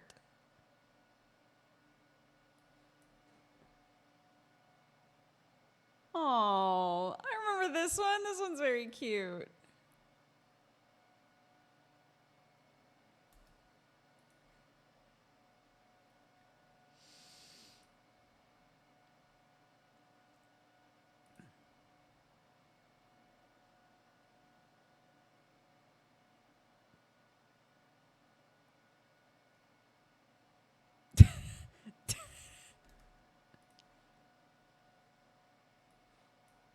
What is this one? Oh, it's me as Junkrat.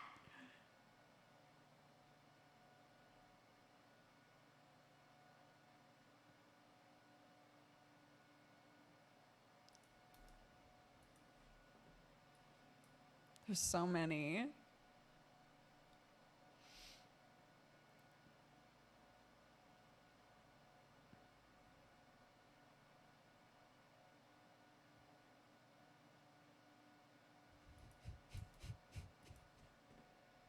We could use that one now. We could literally use that one for fall this year. This one says Splatoon. Oh, it's Chad.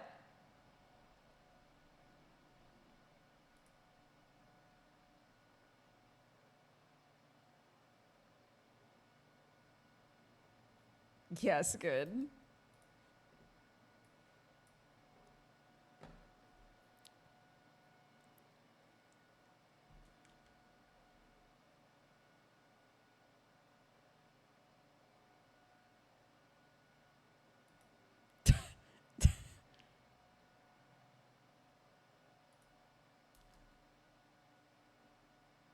These are so silly.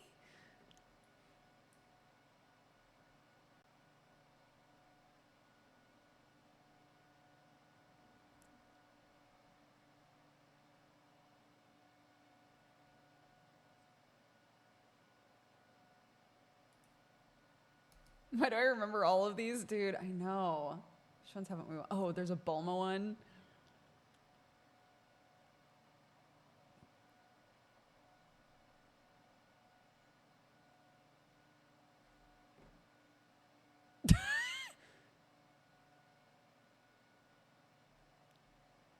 I just really like Bulma.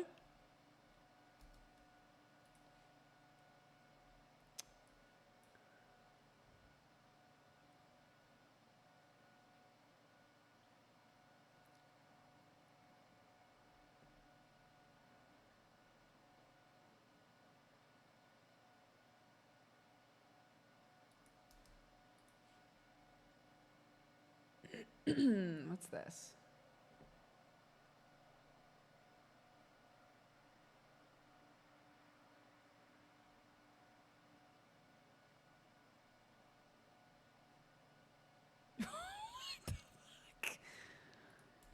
That's so intense. Did I use that one?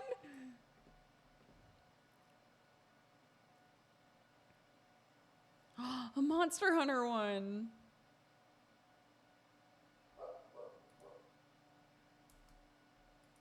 Cute.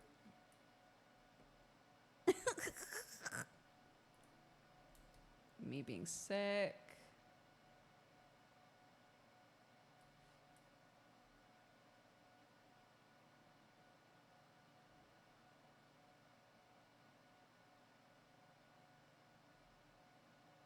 Genie! Oh my god, I have to send this to Genie.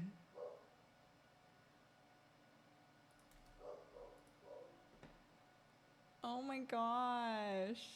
There's only one left, I think, that we haven't watched.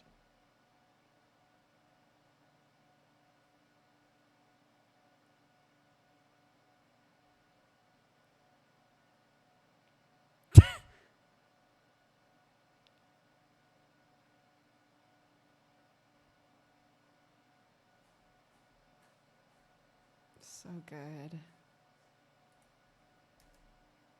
Oh my gosh. Those are amazing. Danny's so talented. Wait! Oh my god, there were more.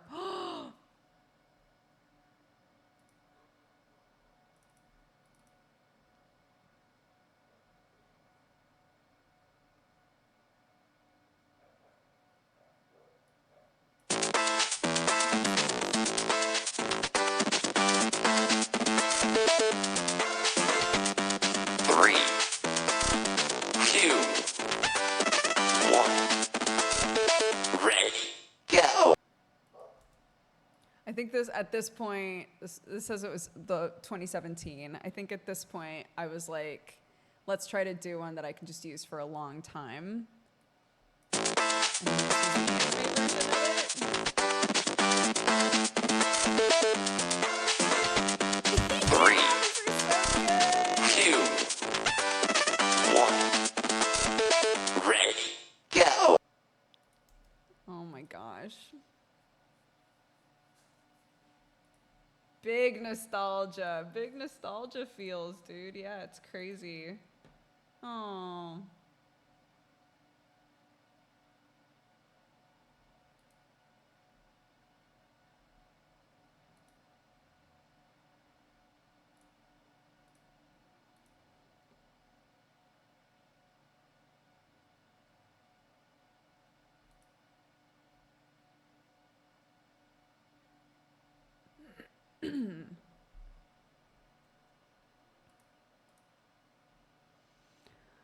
Okay.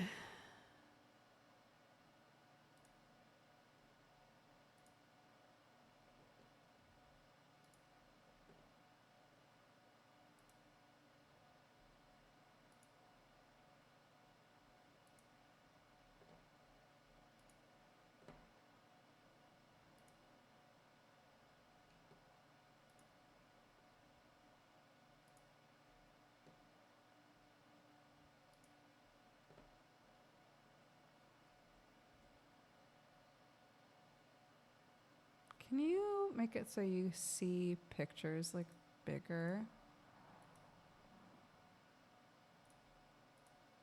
Ooh, large grid. Here we go. This is what I want. There we go. Much easier to see.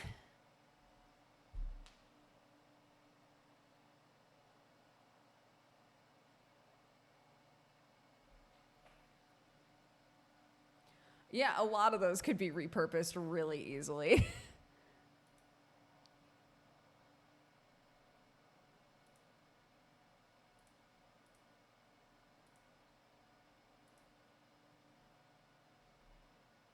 What is that? Da, da, da, da, da, da, da. Me trying to look real moody in 2016. Da, da, da, da, da, da, da, da, da.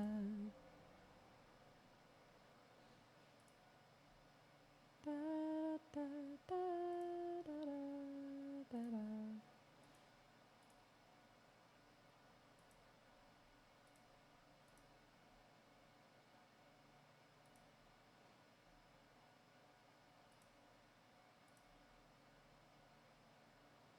Back when I was drawing hands every day. Yikes. Cute pictures of Octo.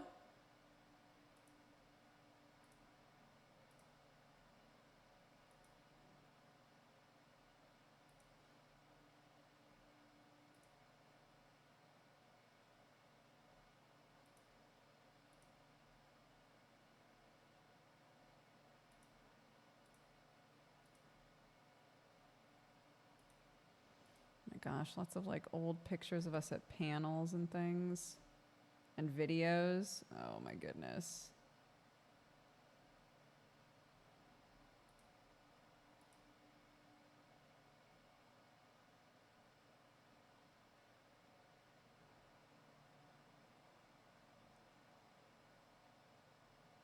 Yeah, it was a picture of me laying down with Sherlock on me, and I was just looking at the camera like,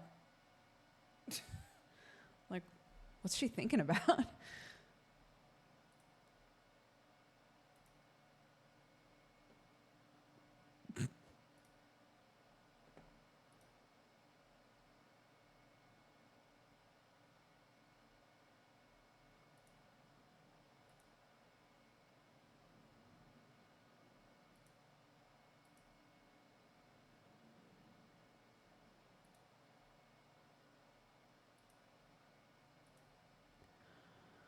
Oh my goodness.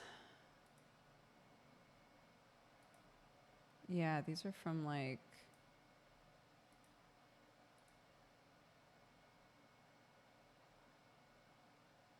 old PAX vlogs, I think.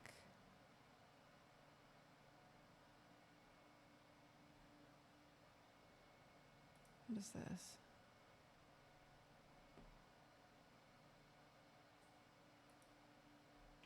A handwriting meme.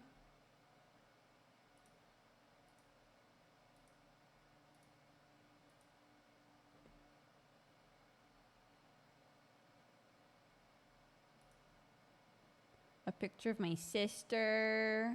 A picture of wedding cakes. Were we getting married that year? 2016. Is that when our wedding happened? God, I don't even remember.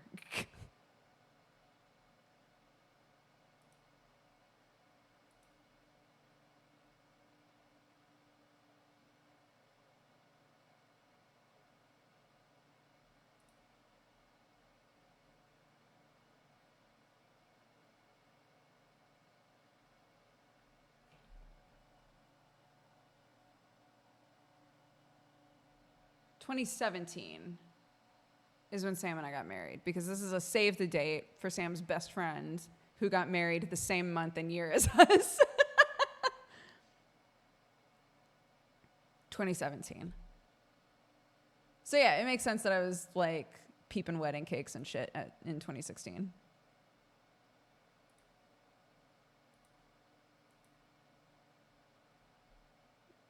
Okay. Pictures for Instagram.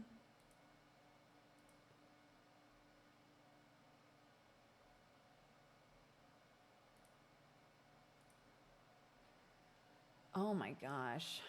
I used to look so put together. What the fuck happened?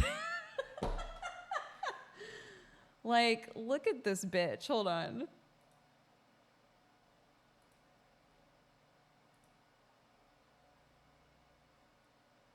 I can look this put together still. It just doesn't happen very often is all.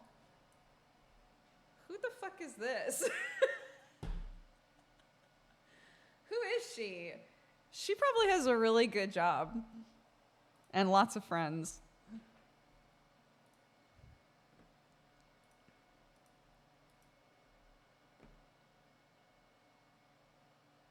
I had painted little hearts on my fingernails. Oh my goodness.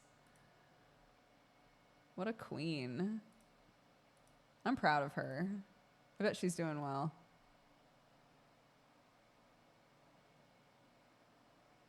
Pre-mom dudes. Yeah, dude. Some things have to get left by the wayside when you have a Grem, when you have a little Grem in your life, you know?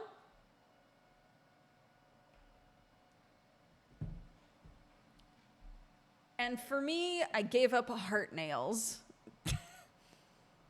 and Instagram. I think it's okay. I think we're doing all right. Oh, 2016, that's when we did the death bonus shirts.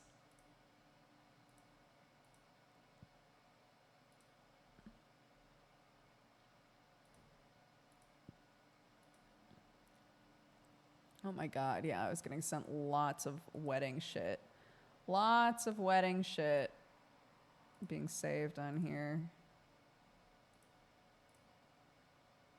My mother-in-law was like, what if you guys like had a food truck? Sometimes people hire food trucks. Great idea, by the way.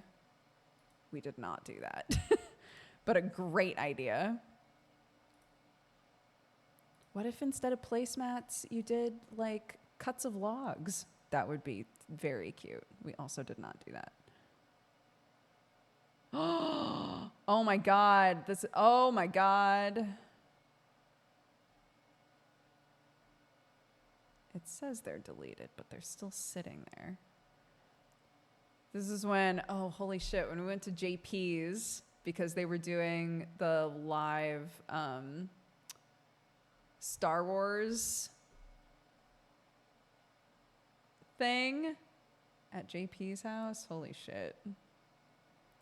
This picture is iconic. Wait a second. Let me show you one of my favorite pictures of Sam.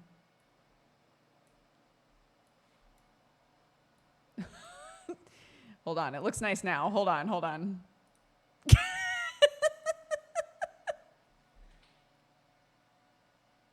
at him. He's so cute. When we would do the like role play stuff, which was like JP's old D&D show things, the live in-person ones were usually like finales of shows, and sometimes people would be encouraged to like dress up as their characters. So this was Sam getting dressed up as his like Lady Sith character, I think. And I went to take a picture of him and he was like, fuck off, don't take a picture of me. And I did anyway. Just because he's so cute. Look at him.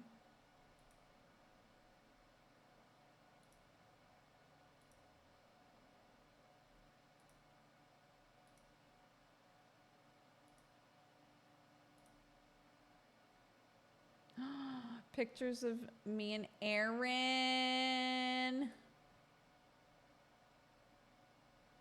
Miss Aaron.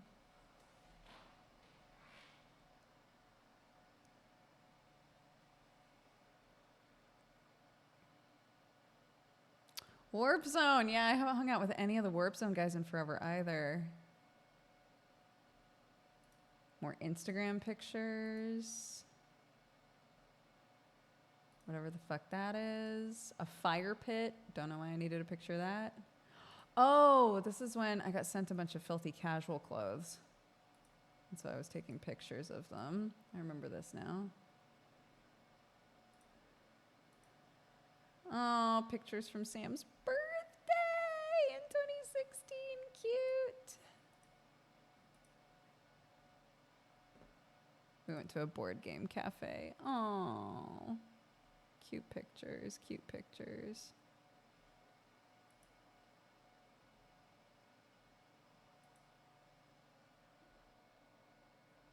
What is that? Hot pot? Looks like hot pot.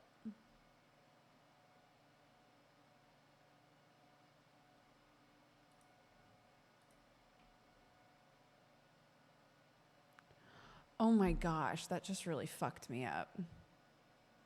It was a picture of a baby monitor. And it said, I'm gonna miss this.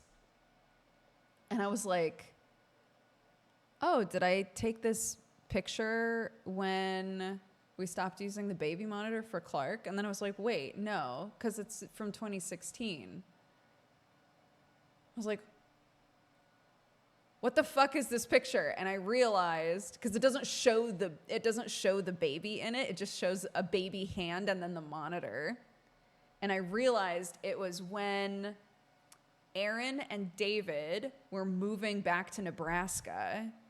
And I was saying I was really going to miss seeing their daughter because their daughter was a baby at the time. Oh my God. I was like, am I completely misremembering when I had my child? The answer is no.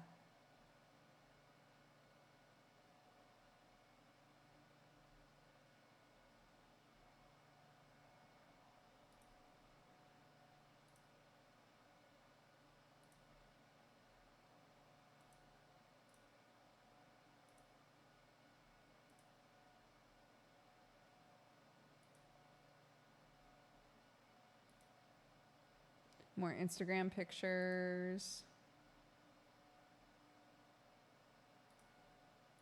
More Instagram pictures. There was a time when I took photos of myself all the time.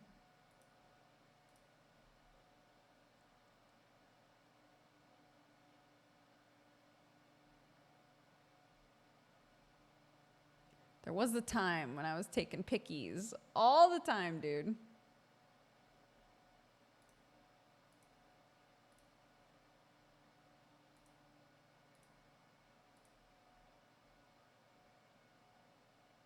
Oh my gosh, all my bomas.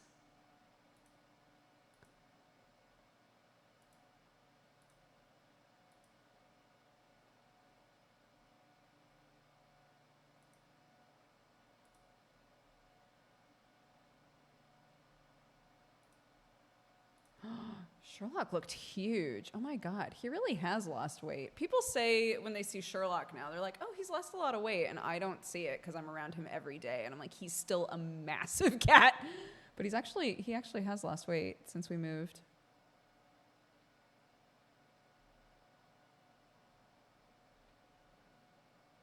More Instagram pictures.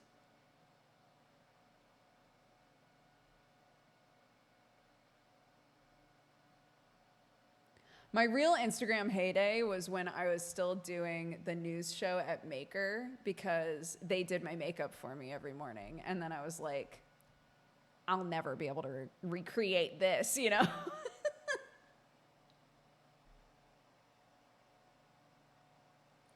I'm just remembering how I definitely saw you on Tabletop and had zero idea who you were. I was on 2 episodes of Tabletop. Yeah, I was on Dead of Winter and I was on, what's the one that Alhambra.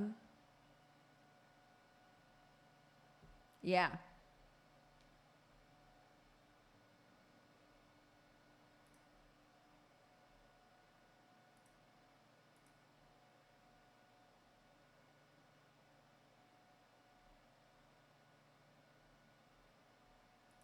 Oh my God, when we were all playing Pokemon Go, a bunch of Pokemon Go screenshots. Yikes. Looks like I was trying to use like a weird filter or something. I was trying to give myself a faux hawk. It looks like. It kind of worked. I didn't do too bad at that, actually. But again, I was looking at the camera like, buy me Prada.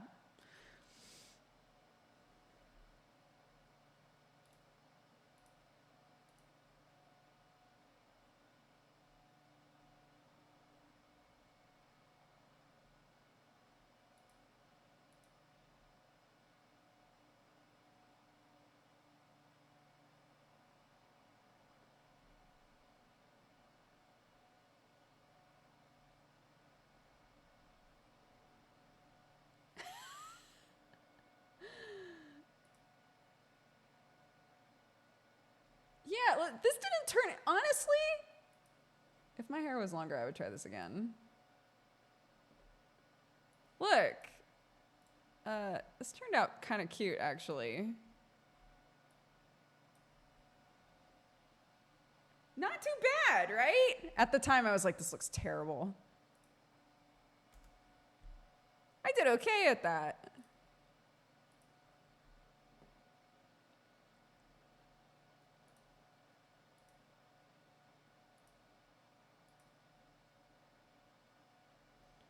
Why are all of these still here? I just deleted you. Get out of here.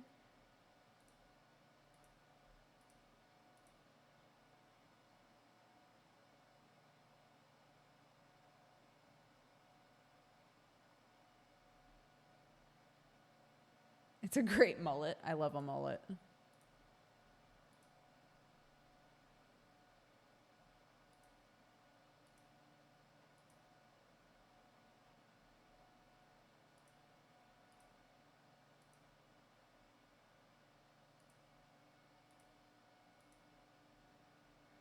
Oh my God.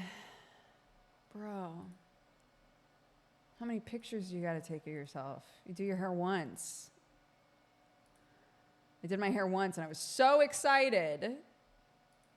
I can't. There's so many pictures of this hair. It ramps in complexity. I was doing different things with it, but Jesus, I do not need this many pictures. I'm gonna refresh this because it keeps showing pictures that I've definitely already deleted.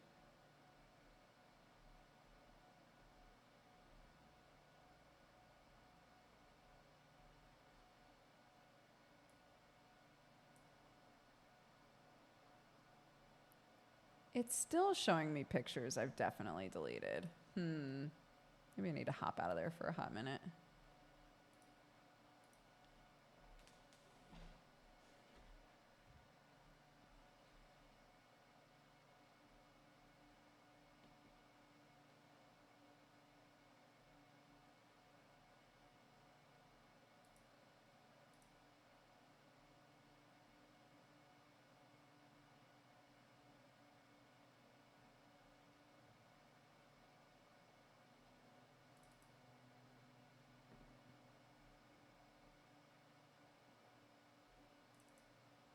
What is this? I think one of you guys made this during the Wilkening. It's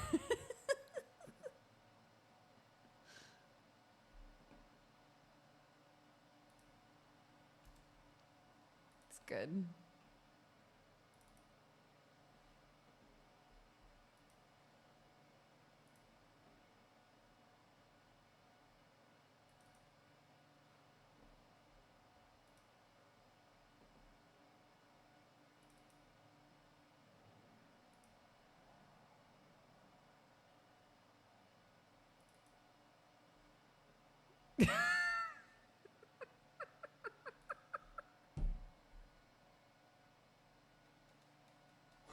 Do you ever like keep something on your computer and when you go to click on it because you can't quite tell what it is, it's almost you like jump scare yourself?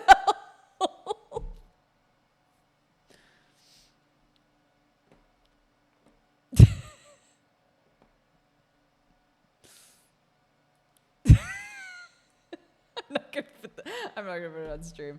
It's not like it's bad, but it's just so weird. Okay. Oh, goodness. Disney Dreamlight Valley pictures. I don't need those. A Dodger coffee folder with nothing in it. I love that.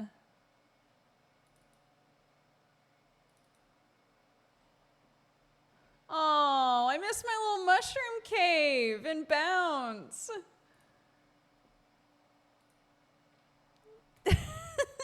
My little mushroom cave. It was so cute. I loved it.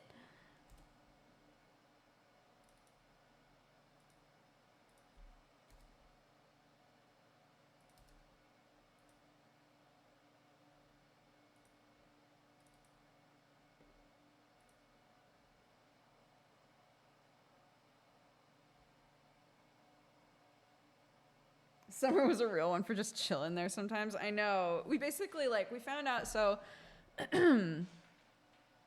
I decided that I wanted to make a cave and just grow every type of, like, mushroom or fungus or mold that there was in Minecraft and on the server, right? So we were, like, slowly collecting all of them. I say we because Summer was just a sweetheart and would go off on these adventures and come back and be like, I found a bunch of mushrooms that I don't think you have. It was incredible. So I was like trying to grow all of these different types of mushrooms in this cave. And I was like, maybe somebody will want them. Most likely nobody will. I'll just keep growing them just because they're fun. But we realized that they grow in proximity to someone being there. So people were trying to explain to me that, like, Minecraft, like, loads in blocks, right? And so if somebody isn't in a particular block, the game isn't gonna bother, like, growing or putting resources into, like, having that block of space activated. Yeah, chunk, maybe that's a better word for it. And so sometimes I would, like, leave and come back and none of the mushrooms had grown, and I'd be like, why not? And everyone was like, it's probably because nobody was in that chunk while you were gone. And if there's nobody in there, then it's not gonna bother growing anything. And so sometimes Summer would literally just sit in my mushroom cave so that stuff would grow. It was very cute.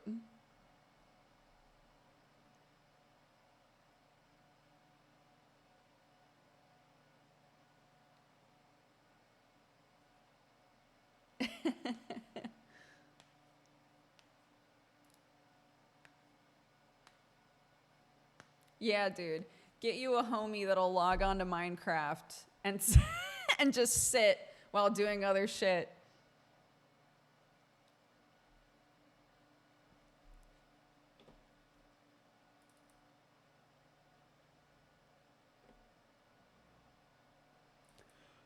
What is this? What game is this for?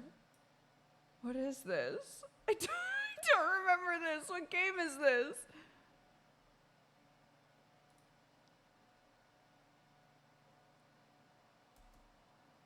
What game is that? The file is called I have no idea.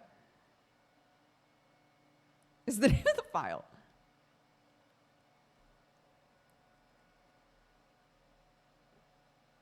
This is good.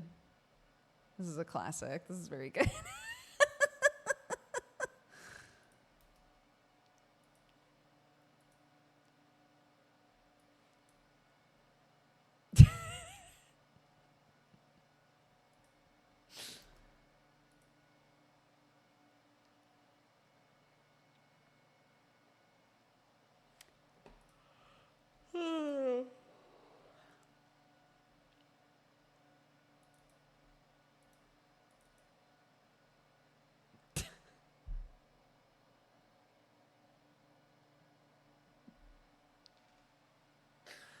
I have a folder called Clark Homework, and obviously I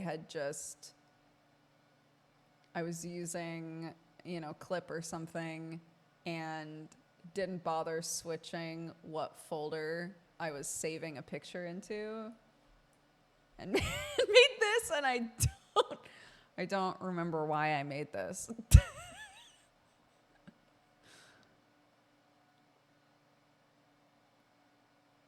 I don't remember what this is.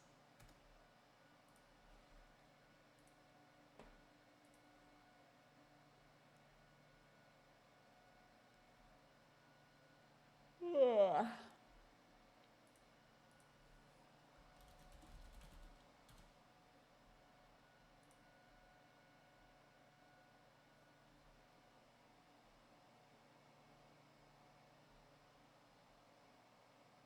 Who are the redesigns inspired by?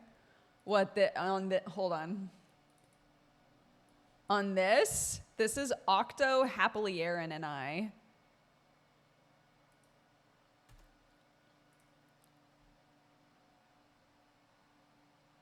I can't remember who made that. Whoever did that edit, you're incredible.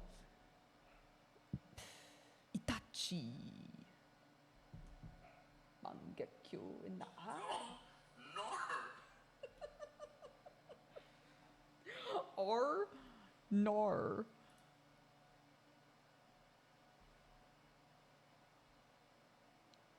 Oh no, not the Dropbox. Yeah, I'm basically done though.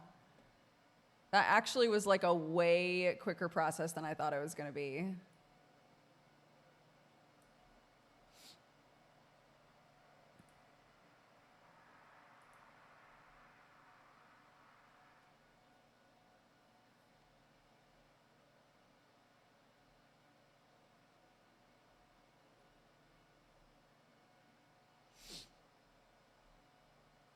I have a sponsored stream tonight that I totally forgot about.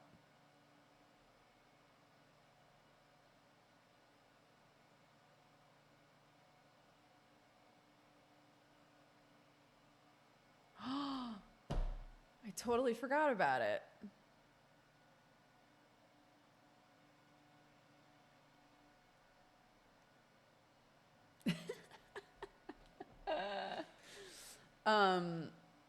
We're doing Rune Factory 3 tonight. Quick, make an event. I'm going to make it right now.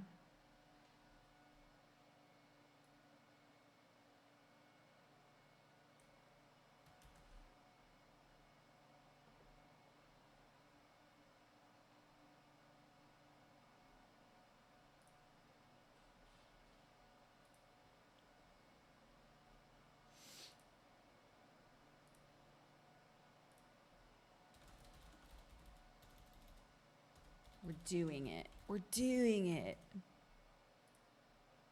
What's your event? Rune Factory 3. Oh my God. There we go. Sponsored. At 9 p.m. From 9 to 11 p.m. I'll just use their pre-made social example for the description.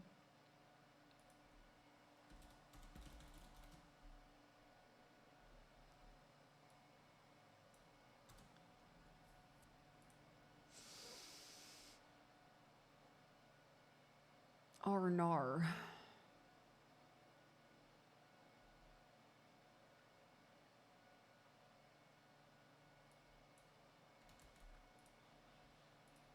Buy me Prada. Balenciaga.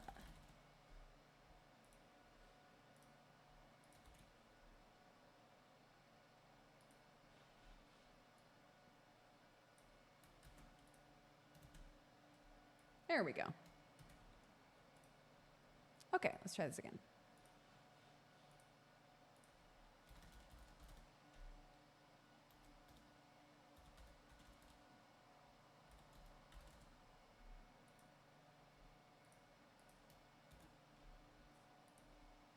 Rune Factory 3 add.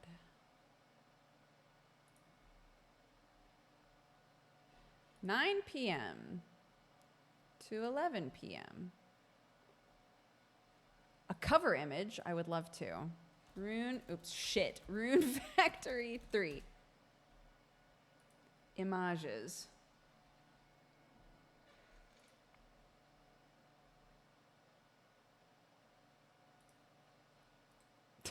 Sure, yeah.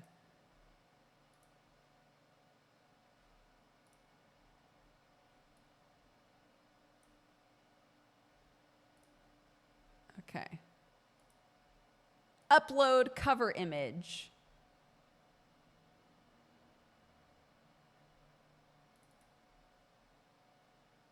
Apply. Bam! Next, a preview of the event. Rune Factory 3 ad. Here's what their pre-made social post was. Okay, ready? Sowing the seeds of my new life in Rune Factory 3 special today. Experience this remastered classic yourself today. And then I inserted my link and did #ad. Create event. Fantastic. Look at us. If you're part of our Discord, you can go and click the interested button on that. And then it's supposed to be like, hey, homie, that thing you were interested in is starting. I don't know if it ever actually works. I have no clue.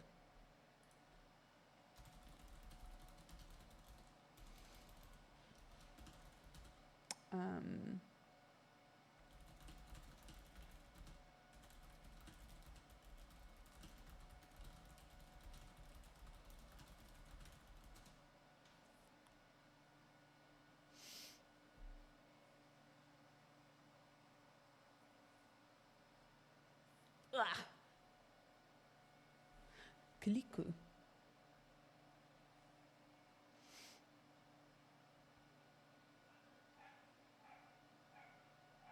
Later says Nuffin. You sponsored by Nuffin? I literally just remembered that I'm sponsored. I literally just remembered it. Here.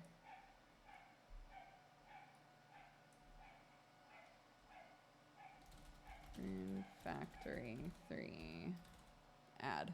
There. Are you delighted? Are you entertained?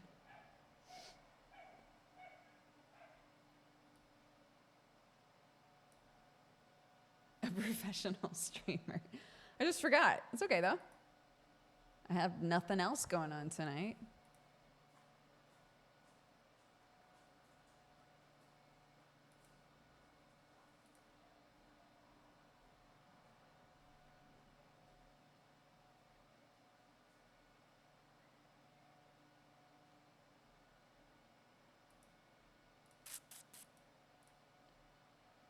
Okay, cool. Well, is the painting schedule up in the air? Yeah, I have to do it next week. It's fine.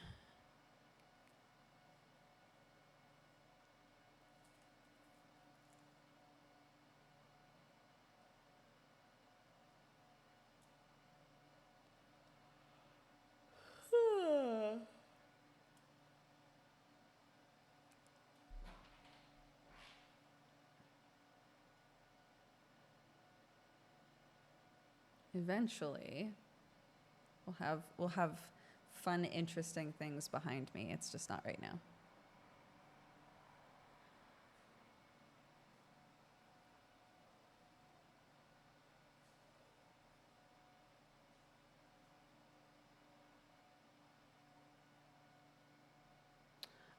Speaking of, let's take a little break. Everybody can go pee and stuff. Swatches are in. Just 3 swatches on a mint green wall. I guess, yeah. People could be into that. I will be right back.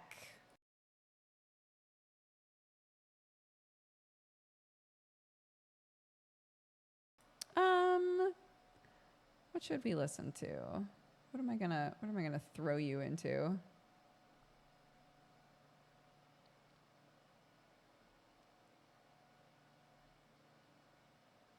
Some of these are a little too intense.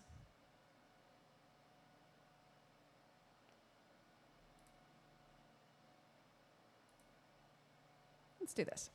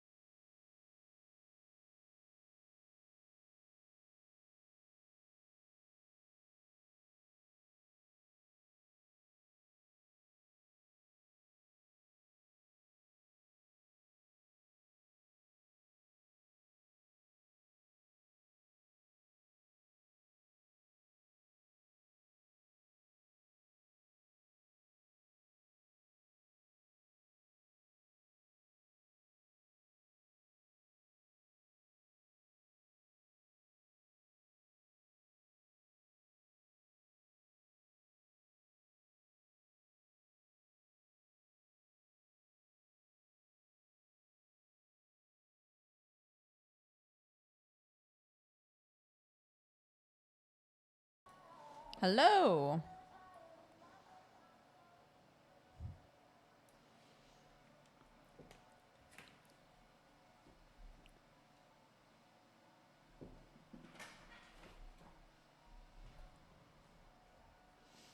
I didn't come here to be attacked by the lyrics.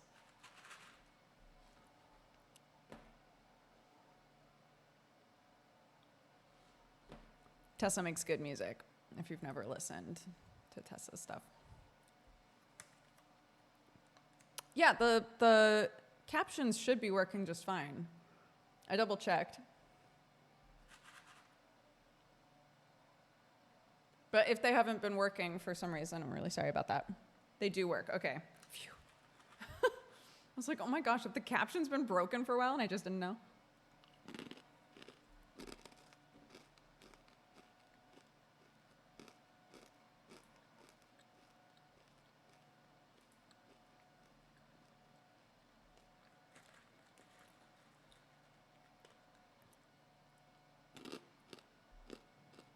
The laptop didn't have them. The laptop wouldn't have them. Yeah, that's true.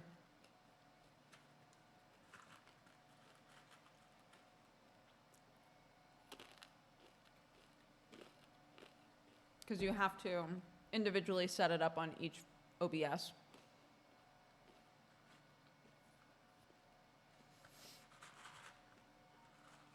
So you're absolutely right.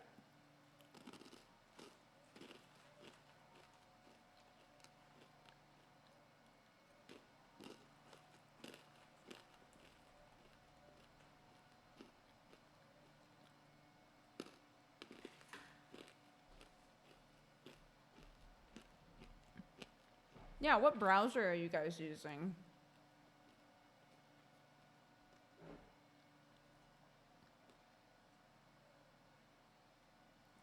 Or are you on mobile? Or there might be some sort of correlation that way if you don't see the captions button. Captions working fine for me, and I'm on a tablet app. Okay.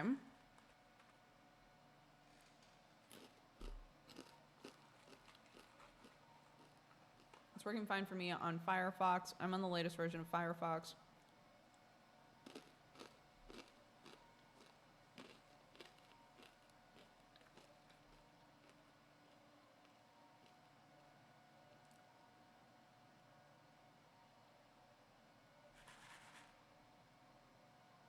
I'm on Chrome and I have no button.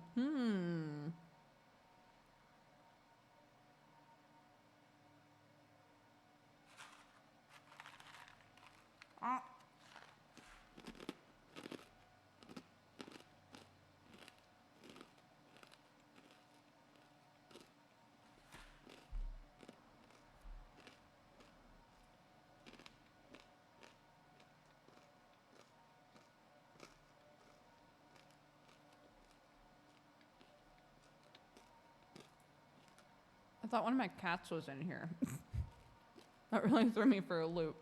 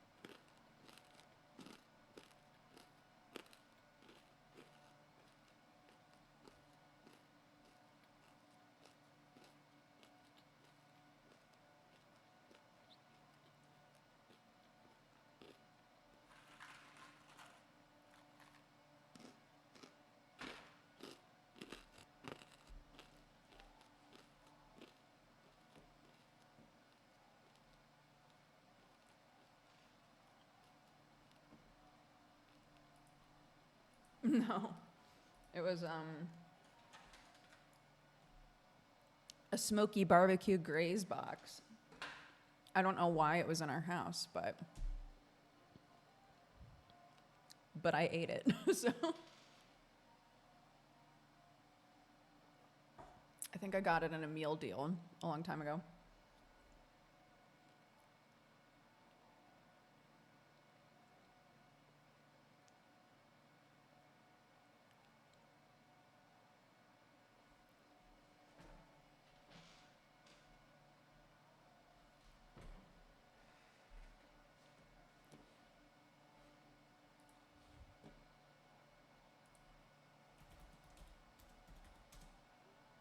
I just thought of something that I need to buy.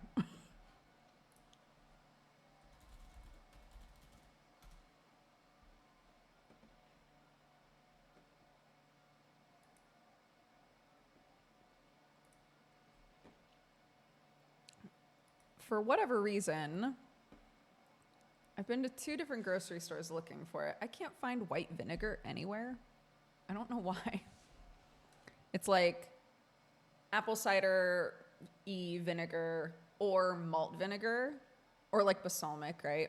But like just white vinegar, I can't just find at the store for some reason, and I keep forgetting to buy it.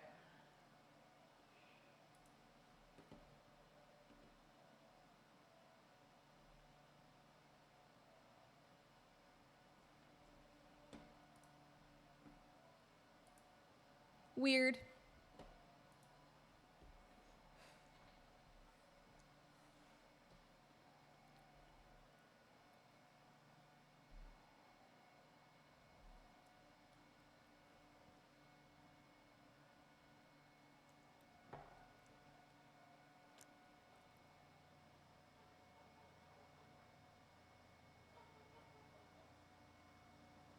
Yeah.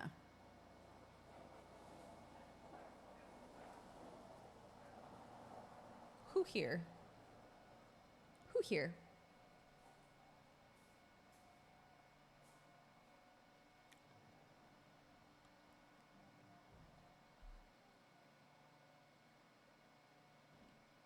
Who's hoarding the vinegar? Yeah, I had wondered the same thing. I was like, maybe they're keeping it in a different section for some reason and not with all of the other types of vinegar, but that's weird. Either way, I couldn't find it. That's fine.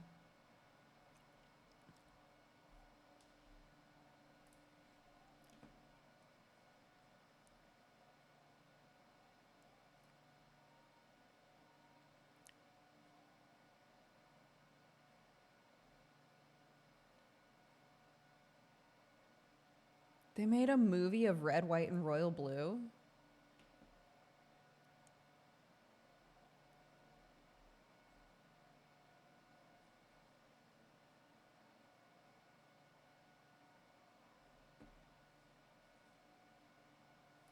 They did.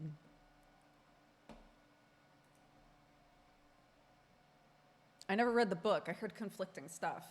Some people were like, it's so cute, and other people were like, it's fine. Everybody just wants a really good LGBT book, so it's it's not as good as it could be, but it's fine.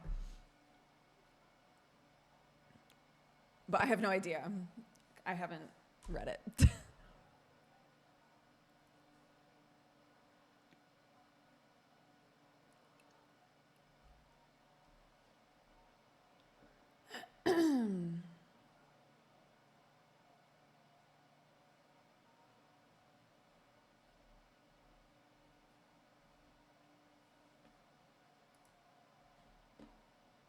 There's a book, speaking of, there's a book that I keep meaning to read.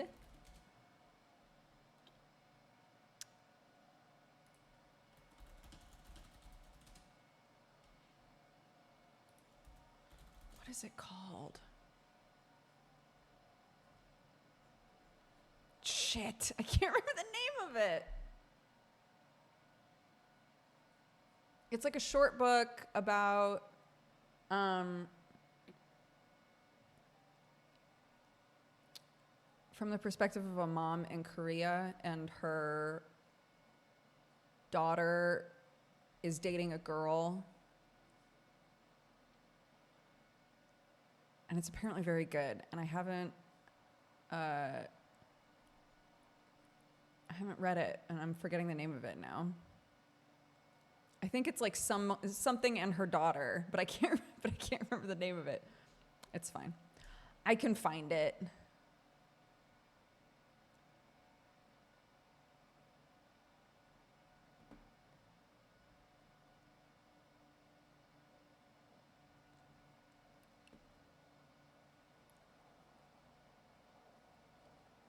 Murder in the Family by Kara Hunter.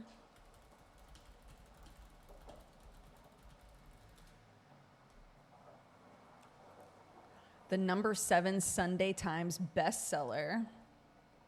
One body, 6 experts. Can you solve the case before they do?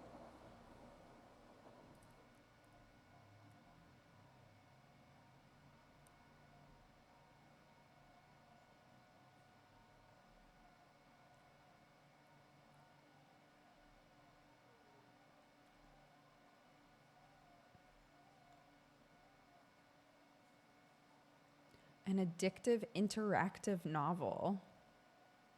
Ingenious, complex, and immersive.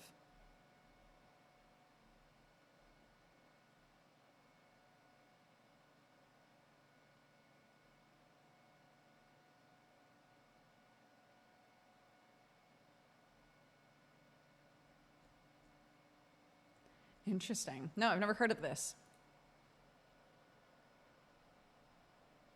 I loves me a good mystery. I can't tell if it's like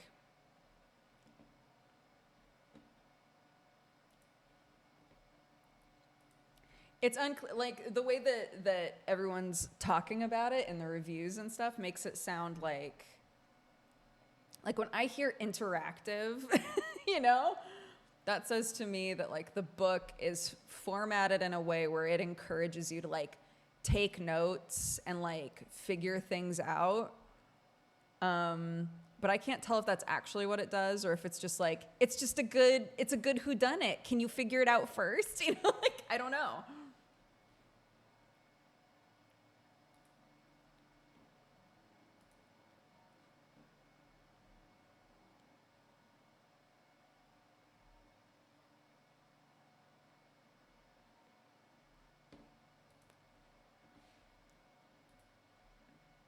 All right, Tessa.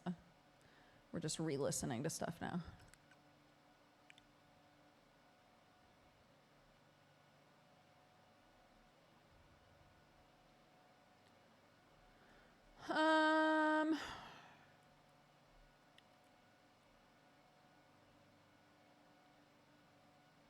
What do we want?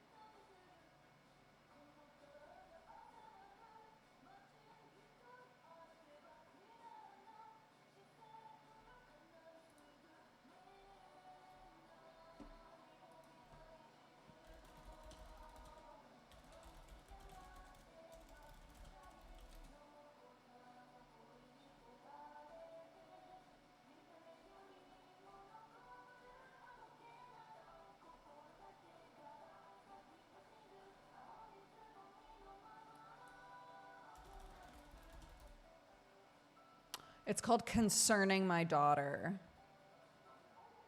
by Haejin Kim.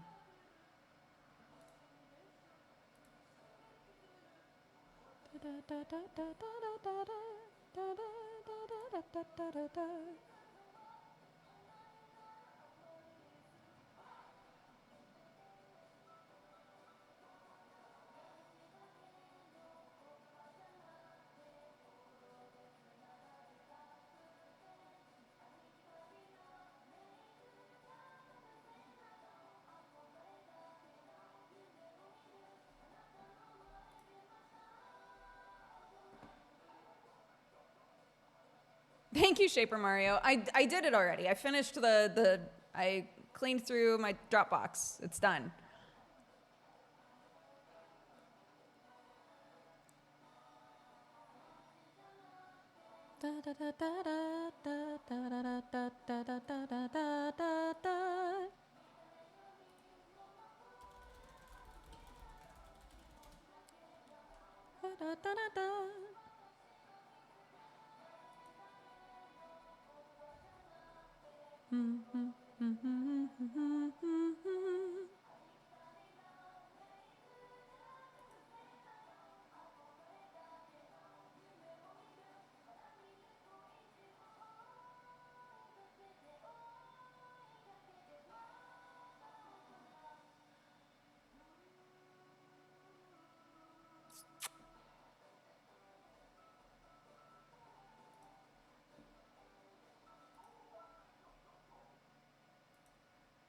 This, yeah, these are the swatches that we have up. Someone was mentioning, because my lights are getting replaced, someone was mentioning that I need to be careful because these colors might not look the same once the lights in here are different. But joke's on you, I don't have the lights on ever because they all flicker. So they'll look the same because the lights are out.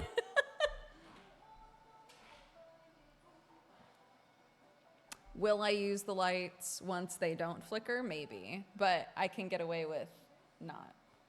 Yeah, this is our place. I've moved all of my work stuff to the farm, so now it's like just need to decorate and stuff. Paint, get my shelf in here.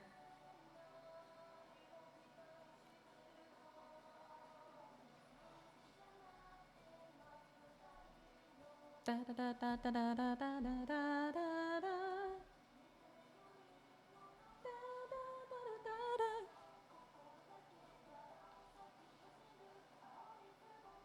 Get electrics figured out. Yeah, but that has nothing to do with decorating.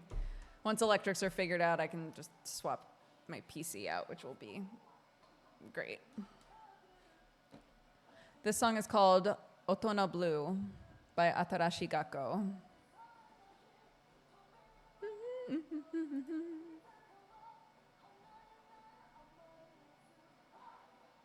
I don't know why it's playing this song again. It's a good song though, so it's fine.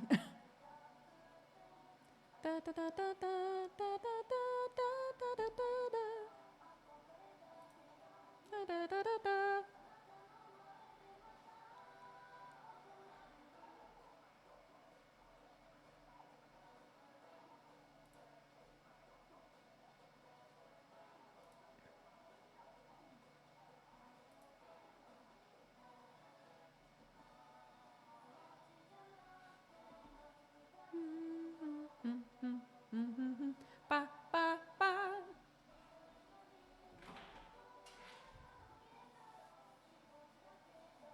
Da, da, da, da, da. Mm-hmm. Da, da, da, da, da, da, da. Da, da, da, da, da, da, da, da, da, da, da. Da, da, da, da, da.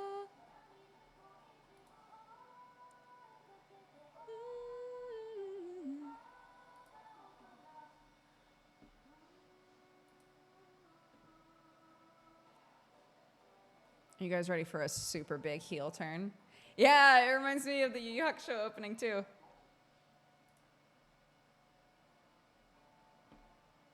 Let's do some ghost hounds.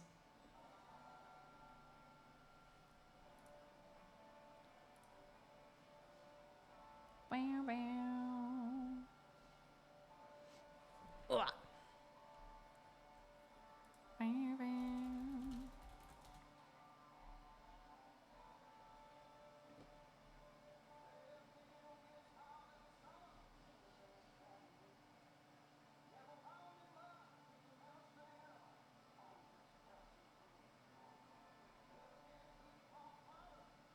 Never did have no sons.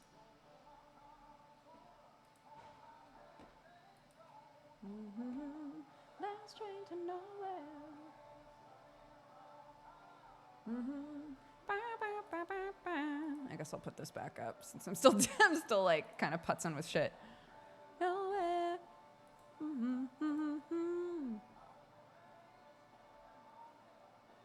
Da da da da da.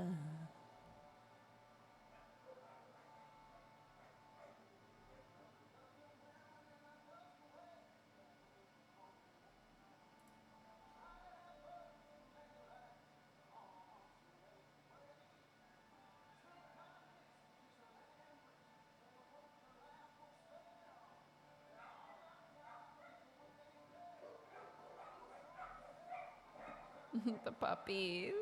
Calm down, puppies. Da, da, da, da. The another night. Yeehaw, dude. The song pops up in my Insta reels all the time. Last Train to Nowhere, it's good. This group has a lot of stage presence. Like if you watch videos of them.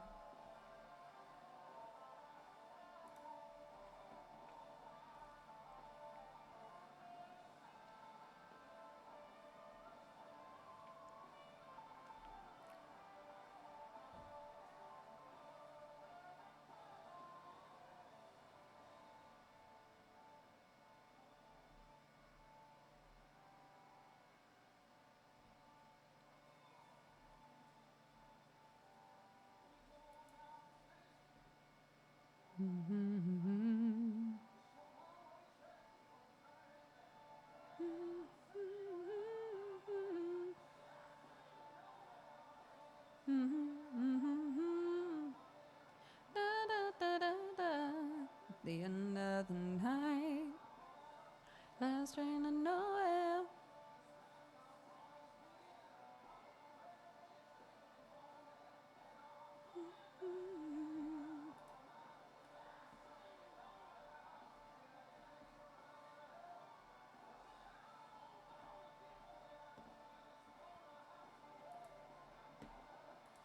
Oh, you know what would just make this perfect? Is if the cows next door just started mooing.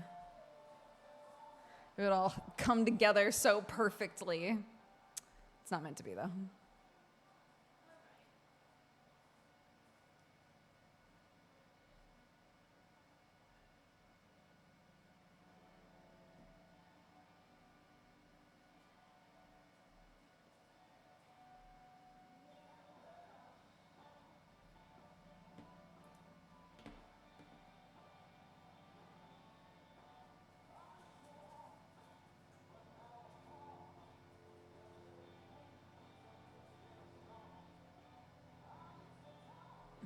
There's a lot of sounds happening outside. One sec.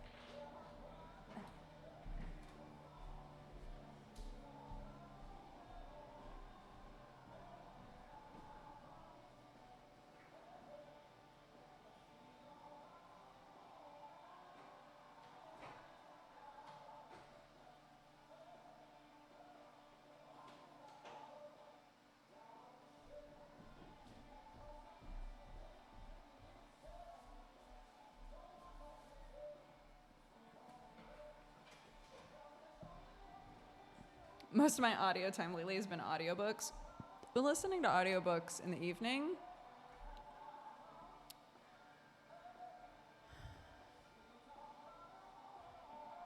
It's hard to listen to them during the day because most of the time that I would be able to listen to a thing, I have a Grem, as we've established, so.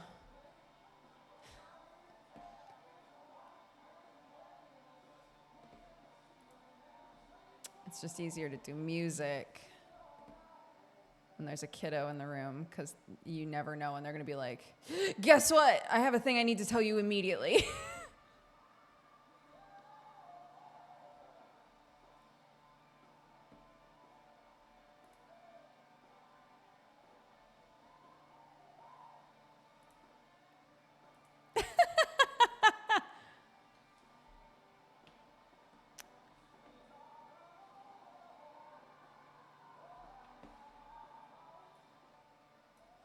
There. It's a little lower. Is that better?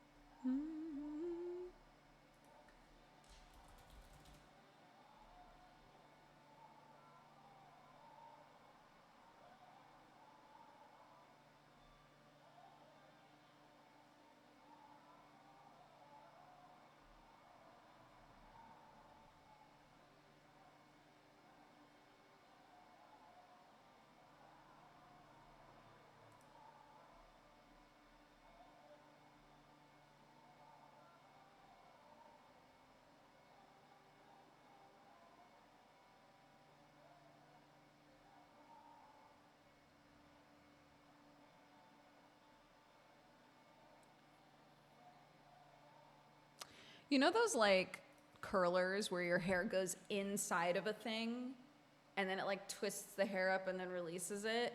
How do you use that without dying? How does that not rip hair out? I'm very curious. Not that I have enough hair to curl right now. I'm just curious about it, that's all.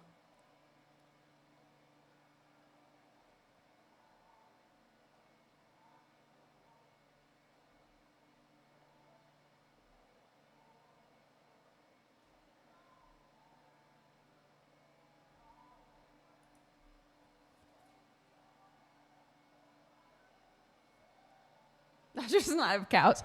I don't have cows. The neighbor has cows though. But he like swaps them out depending on what he needs out there. So sometimes they're cows, sometimes they're pigs. Sometimes he like strategically releases certain animals together. So you just never know. You never know what's gonna be out there until you're like, it's cows today.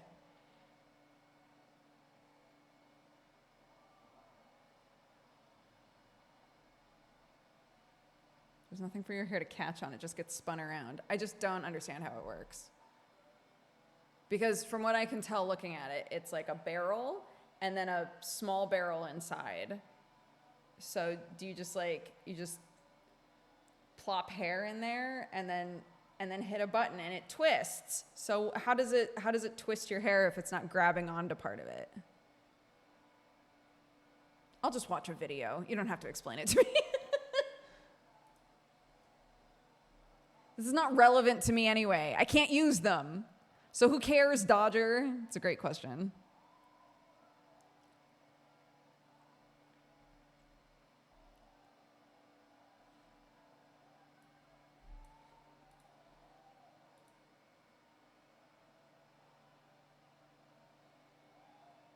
Magnets? Are there magnets in our hair?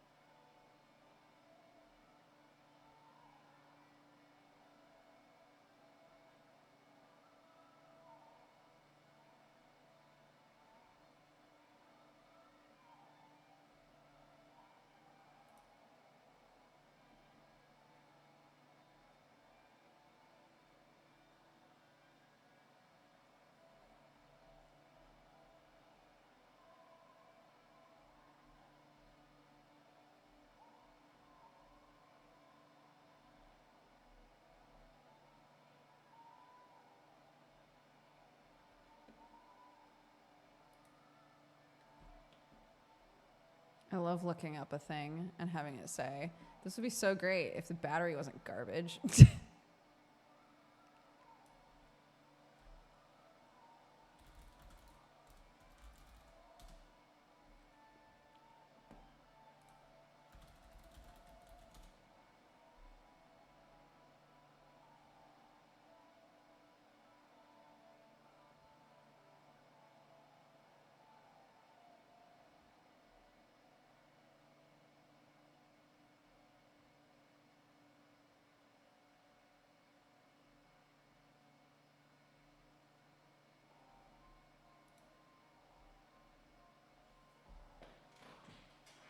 Rune Factory is at 9 p.m. BST.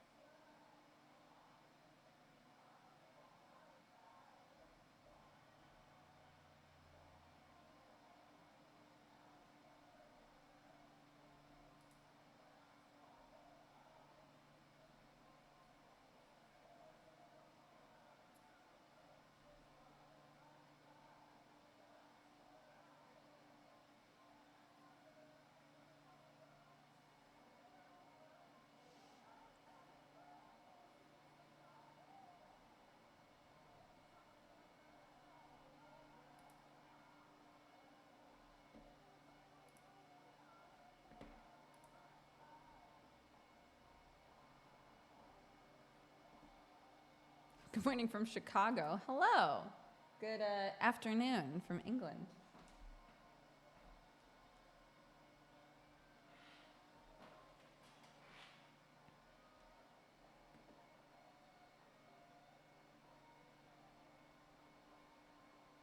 Are you picking out wall colors? I never want to compare white samples ever again. Oh my God. When my in-laws painted the annex that they're living in, yeah, it was like they put like 5 different types of white on the wall. And they were like, what do you think? And like half of the people in the room had a preference, and the other half of us were like, I don't. To be honest, they all look white. They're white. I don't know. I'm not sure. This is a lot of pressure. I don't know.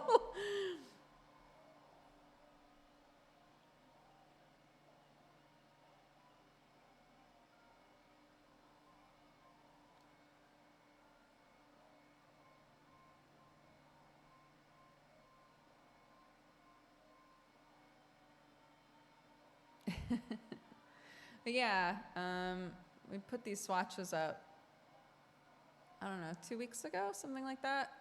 I think I'm going with this color for this back wall. And if it's too intense, it's fine. We'll change it.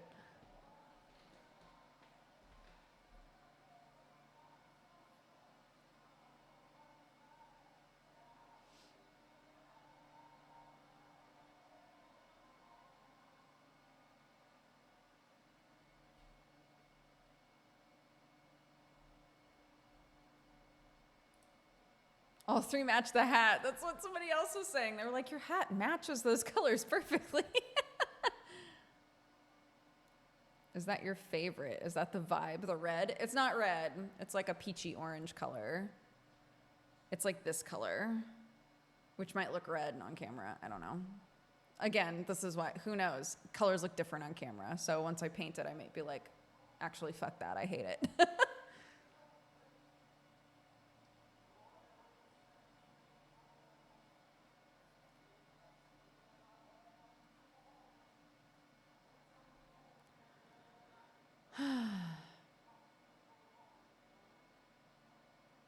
Colors, how do they work?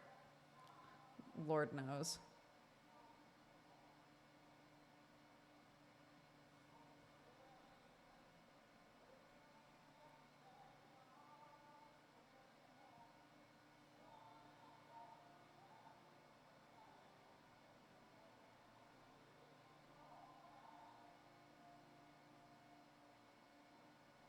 Yeah, well, remember, like, yes, this wall will be this color, but there's also going to be a bookshelf and all kinds of other shit back here.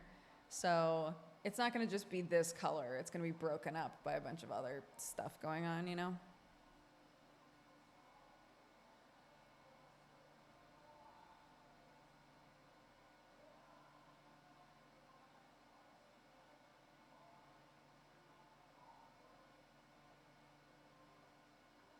This one, this color we're using in our house, and I'm also going to use it on the surrounding walls.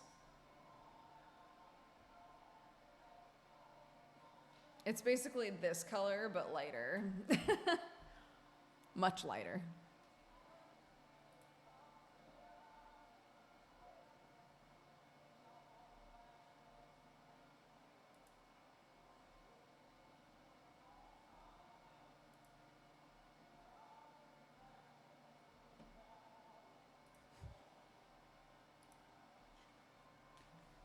I just read the tags. I've never heard someone say flesh tuber before, and I don't know how to feel about it.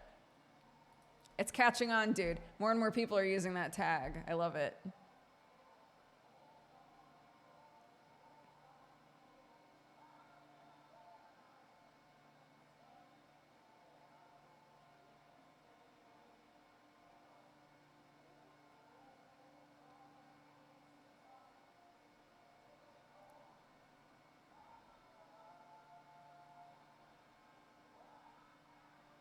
Yeah, the room that's currently like bright red, like alarming red, we're painting this color instead. Because the red, aside from just being like too intense in that room is also really dark.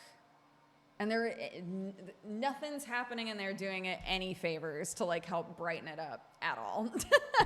So we're going lighter.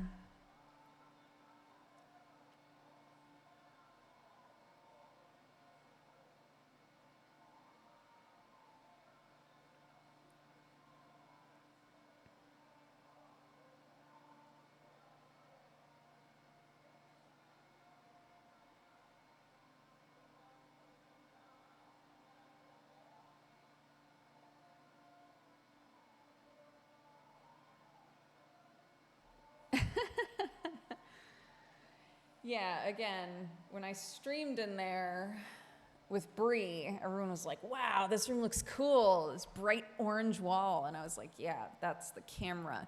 The camera's telling you it's orange. It's not. It's a really aggressive red color in here.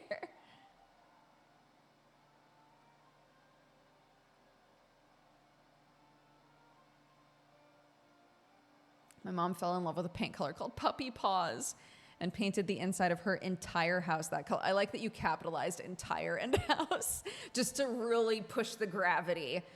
Painted the inside of her entire house that color, and I hated it. It was like a dull cream color.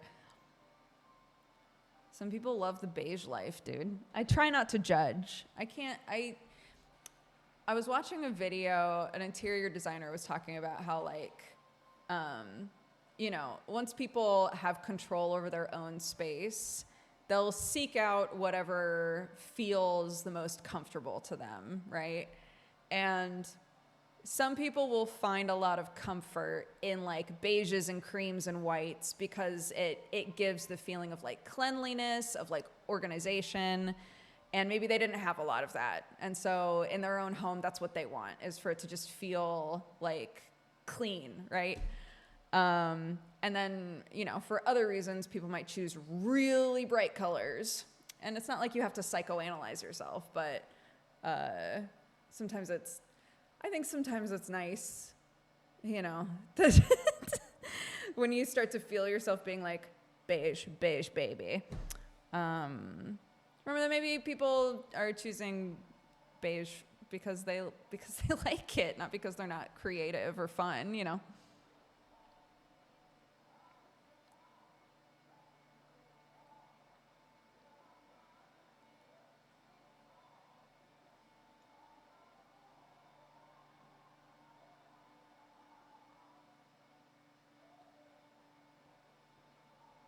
Comfort is plants. Plants everywhere, and art and plants.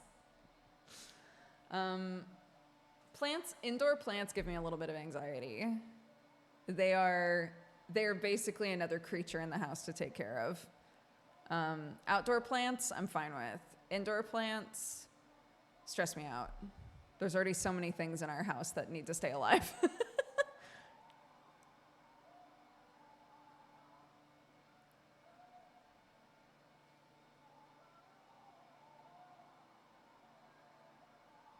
Indoor plants are chew toys for cats. There's also that. Sherlock is 100% the sort of cat that's like, a plant? What does it taste like? I'm like, stop. Even if it's totally safe for him to eat it, obviously I don't want him eating my plants, you know?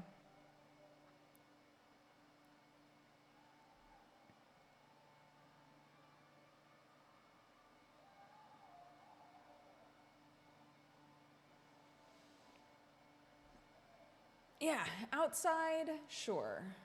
Inside?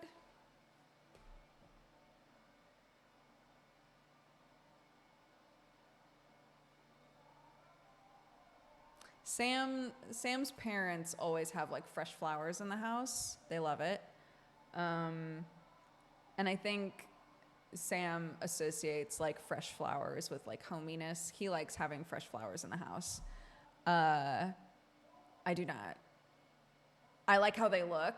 But I'm always like, I don't know how to keep you alive. And I know that technically you're already dead because you've been cut and you're in a vase now. But like, I don't know how to prolong your existence on this sweet earth in my house, you know?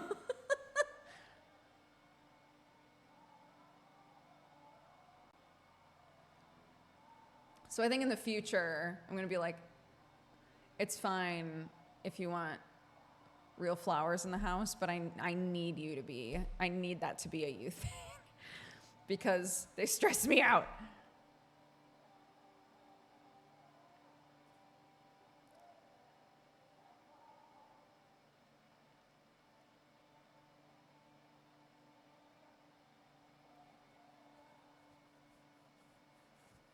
On a fun note about plants, though, my bay tree. So when we got it, it was like the top bit was sort of like this. And now there's a shoot coming up like this. So it's like round, and then there's a shoot that's going pew, reaching for the heavens. So it's doing good. I'm very proud of it.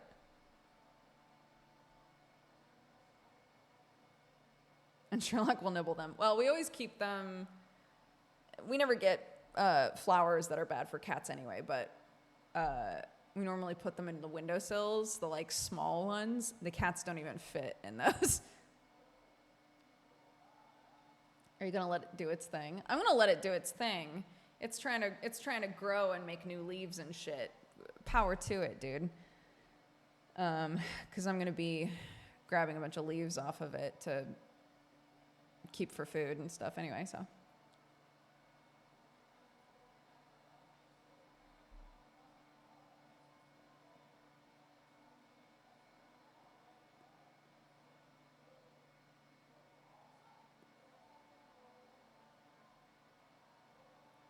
Yeah.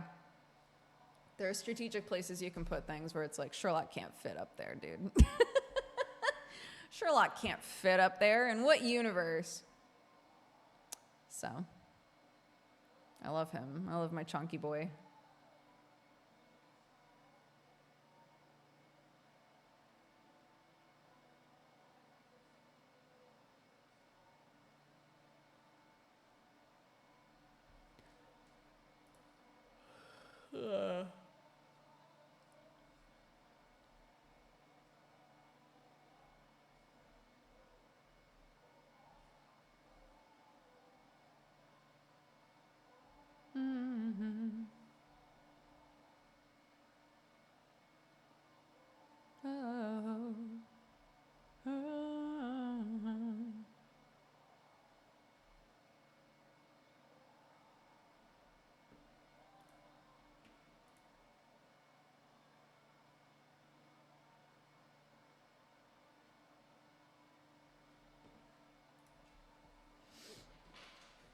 Sherlock is the mayor of the farm.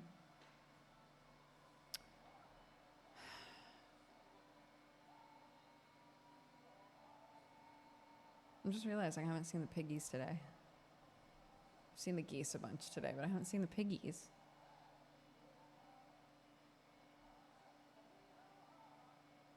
My girls.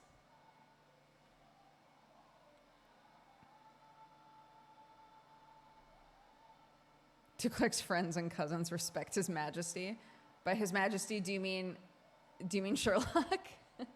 Neither of the cats really. If there are multiple children in our house, neither of the cats are hanging around. They both kind of go off and do their own thing, which is, I think, very fair, very understandable reaction.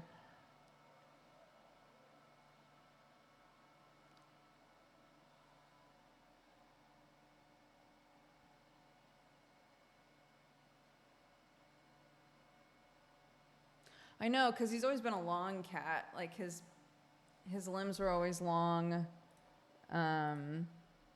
His body in general was long. And then as he got older, he got thicker. So now he just looks huge.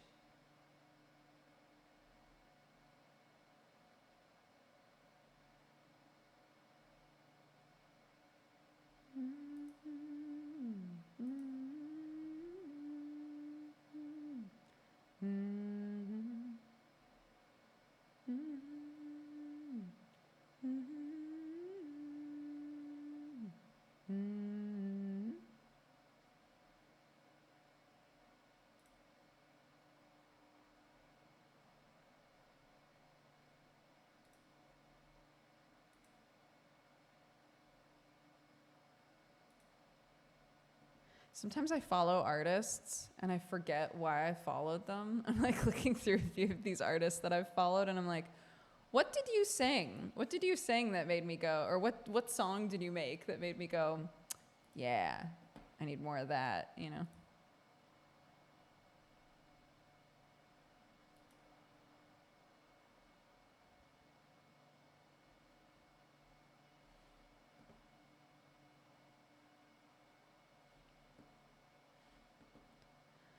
Maybe we'll just put normal music on.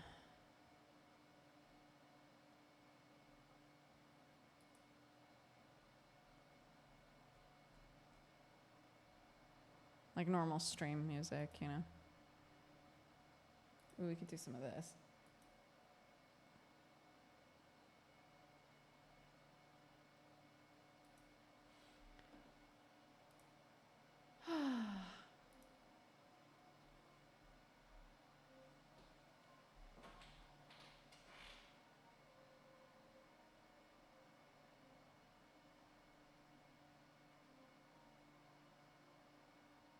I think they're working on Nancy's house right now. There's a lot of like sawing, hammering, drilling noises happening outside. That's why I closed the door.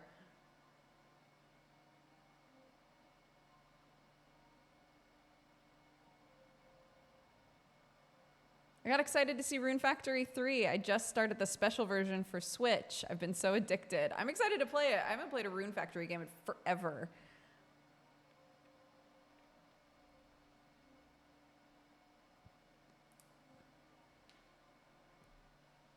So yeah, should be fun. It's tonight, yeah, tonight, 9 p.m. BST.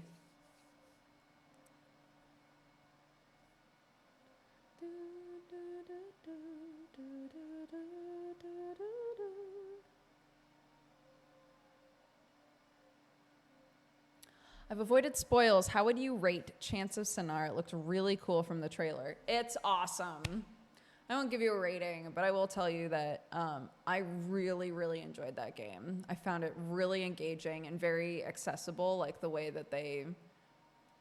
Like that sort of a game could be really confusing, and I don't think that it was. I think they did a really, really good job with it, and I loved it. And we basically completed the whole thing, like everything you can do.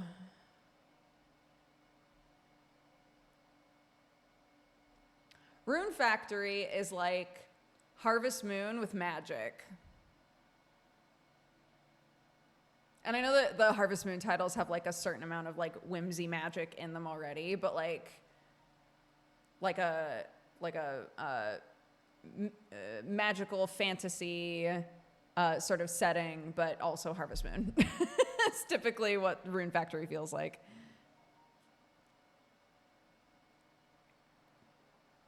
I gotta stop procrastinating. I have to run D&D tonight, and the players are planning to crash and ruin a character's wedding. I don't think Summer's in chat anymore, but like, what a vibe. Summer and I have been talking about ruining a wedding in our D&D game for like a year now.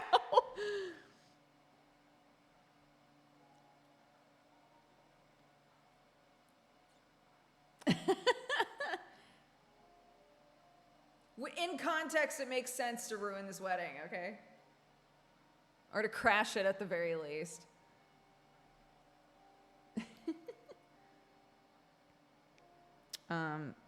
Yeah. Do you have a specific wedding in mind? Yeah. It's a specific wedding that we've been talking about ruining, yeah.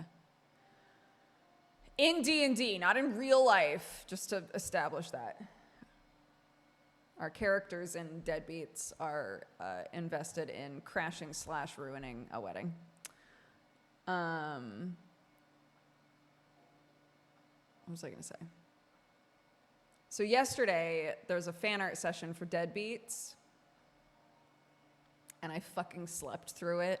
I felt so bad. Thank God it was just a fan art session, but apparently they did a goof that I was just muted. that I was just having trouble with my microphone, and that I was there. I was just muted.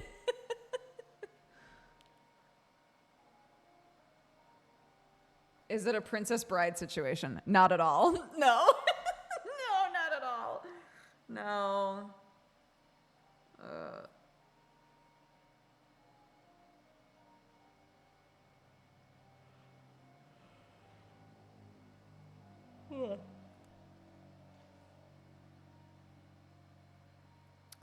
But we've got Sunforged on Sunday.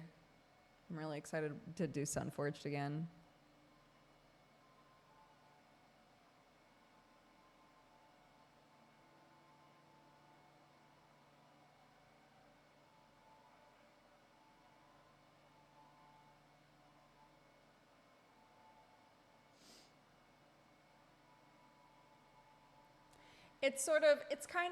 I'm trying to think how to talk about this without it being a spoiler.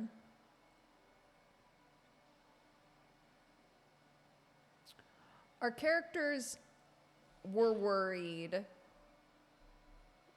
that the wedding in question might be a good setup for a red wedding sort of situation. And we're having trouble getting clarity that that's not what's happening. So.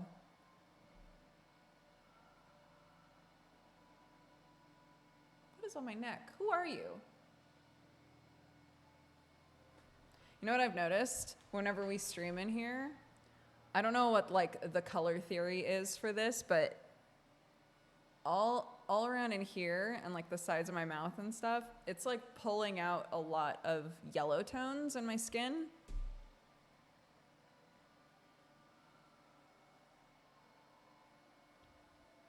So I look a little sickly in here. And I'm not sure what about the light in here would be doing that.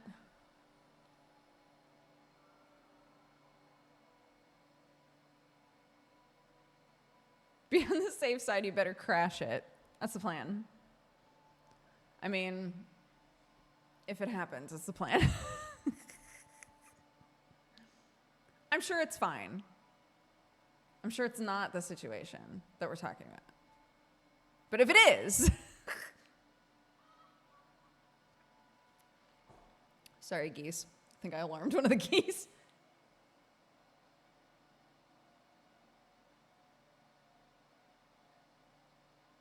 Yeah, we're at the farm now. So I just gotta do my thing over here.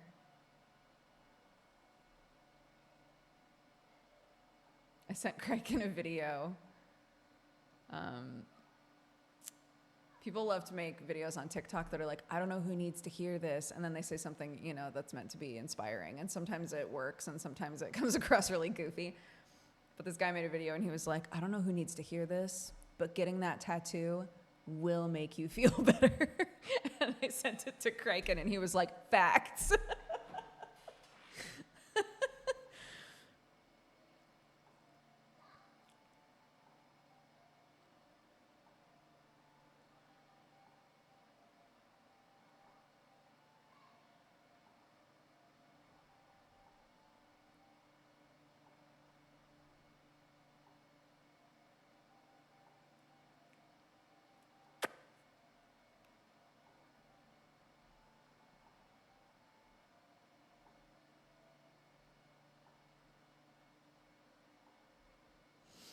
Yeah, we're nearly done renting that place. We're nearly there.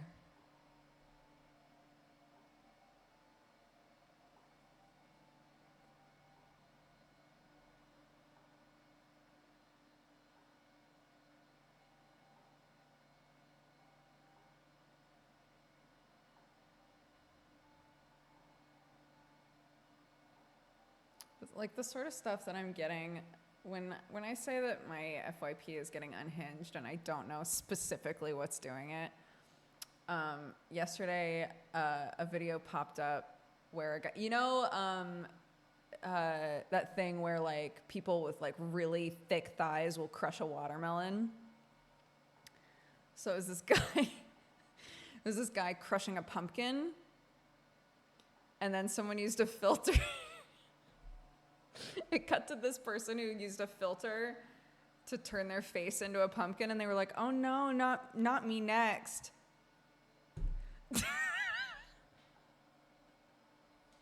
I was like, why? Why is this my TikTok now?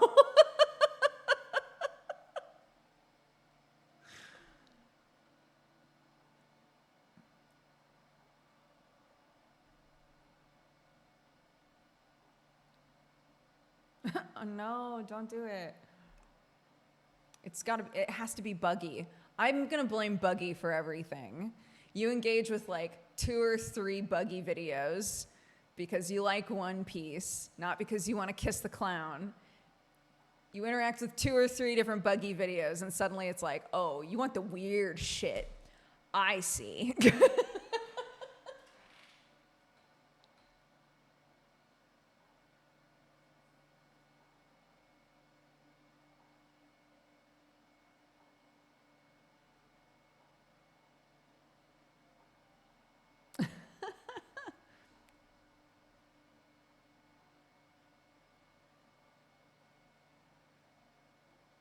Buggy stands get a certain type of algorithm. They truly do, yeah.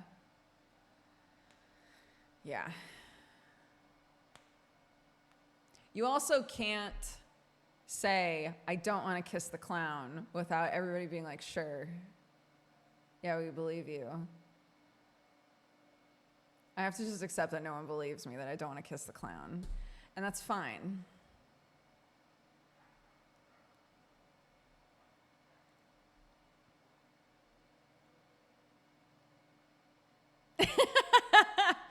Yeah, all right, dude.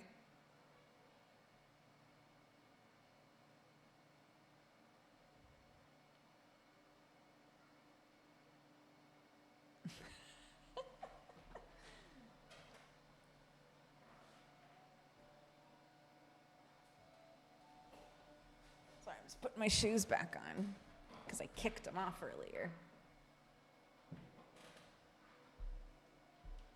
I'm not the one to talk about who you should or shouldn't kiss. That's the sort of solidarity I'm looking for to Lucy.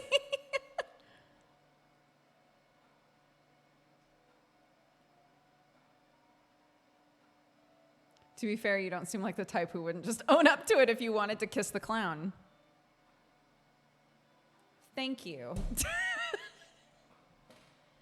Thank you.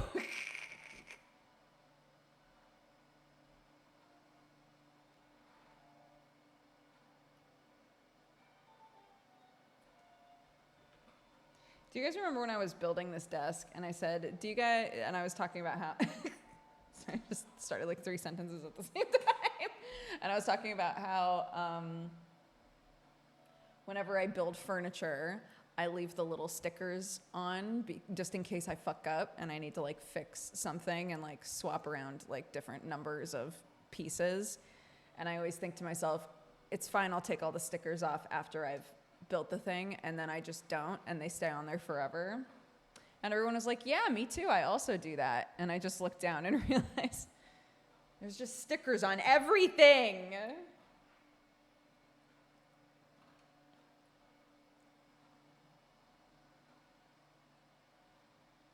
Dukes did admit to the fish people thing. I did. And I won't take it back.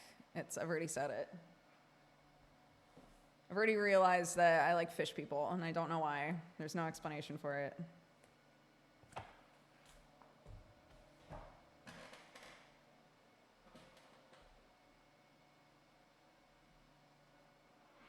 What about a hot fish clown? No.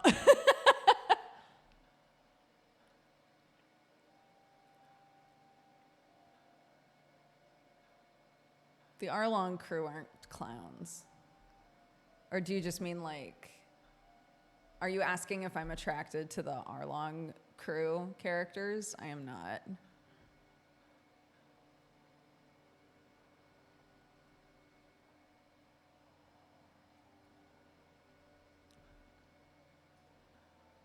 Good crew though, good crew, good crew. When Sam,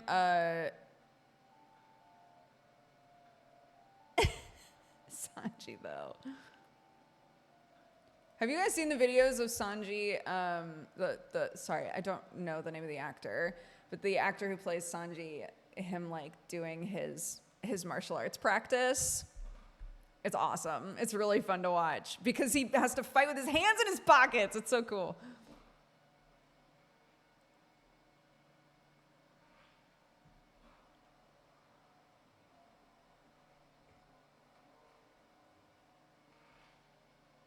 Fish people are like a mermaid.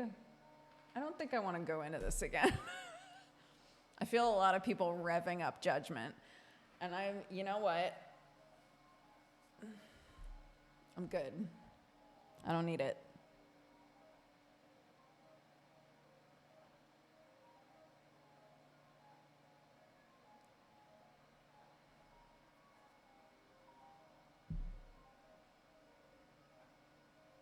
Where did Dex go? Ha! I'm gone.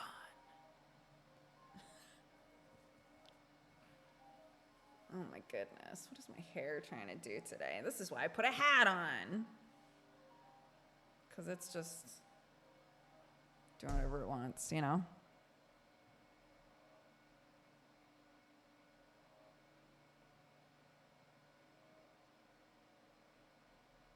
Mermaids are half fish, half human, and fish people are anthropomorphic fish. Fish people is specifically what we're talking about. That for some reason, I was talking about how this all came about because we were talking about fucking Breath of the Wild, and I was like, all that I know is the fish man. That's all I know about. All I know is that people want to kiss the fish man, and I totally get it, right? It's the opposite of the Buggy situation where I'm like, everybody wants to kiss Buggy. I don't get it. I wouldn't kiss Buggy. Sidon, I haven't played the game, but I get it. I get it. And then I followed it up by being like, and you know what's funny is when I was a kid and I was playing Ocarina of Time, I felt the same way about Ruto, I think is her name. The princess in Ocarina of Time. I was like, I don't know, she's cute. She's a fish, but she's cute. And then the more that we talked about it, the more I was like, oh no, I like a lot of fish people. So here we are. If you take the nose away, I'd kiss Buggy. The nose is part of him, dude. Stop trying to change people. If I'm willing to kiss people with scales and gills, you can kiss somebody with a nose, with a big nose.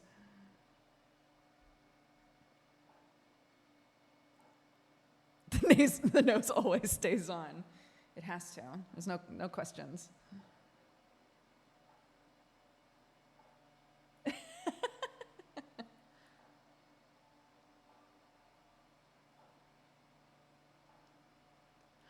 I know. I'm actually I don't know. Maybe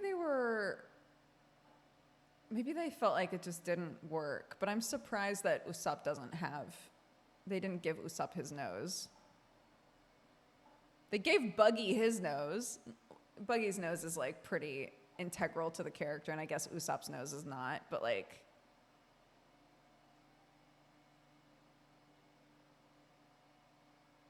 he couldn't kiss a girl with that nose. Fuck. It always comes down to kissing, doesn't it?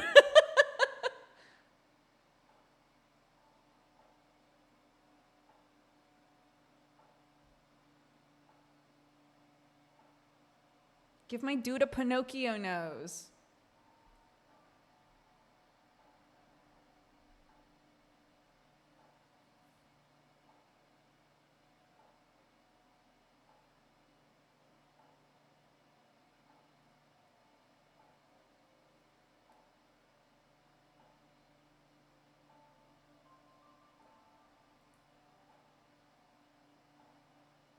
Yeah, study hall is basically, I don't know what they call it in other countries. Maybe they still call it study hall or something similar. But in America, study hall is a type of class that you can take in typically like high school. That is basically an entire class period where you just work on stuff for other classes, is the idea.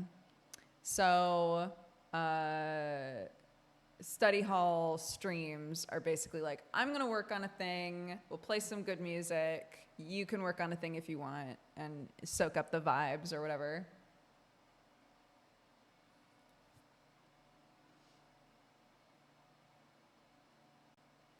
I'm just waiting for Frankie to show up. You got a long time to wait.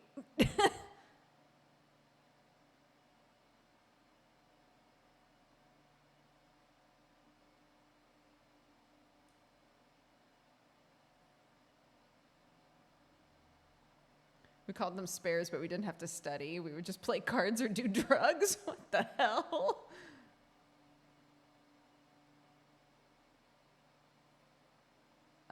Our study hall happened in the library. And I think only seniors could do study hall. And there was nobody like checking to make sure that you went.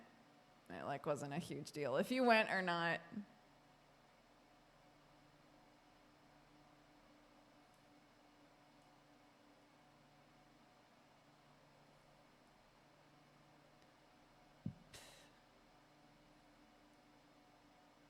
Independent study, yes, it's also called independent study sometimes. Just like, what do you need to work on? Just work on that. Did you ever breakfast club your study hall? I didn't do study hall. I didn't do a study hall period.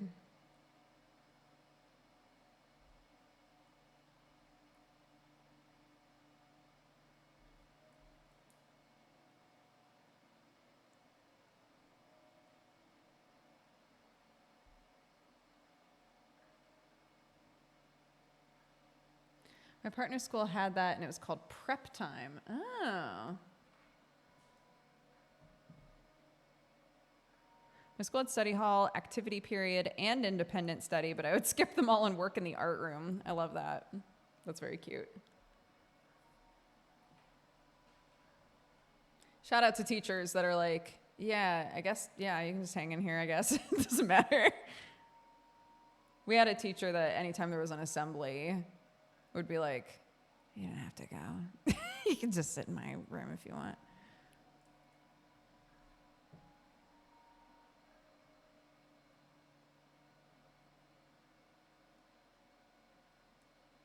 Yeah, I definitely did a lot of electives, so I think that's why I didn't wind up having study hall or anything. I've told you guys before that I took anatomy and physiology 3 times, so you know, it's just stupid shit like that. It's like I probably could have just chilled, but I didn't.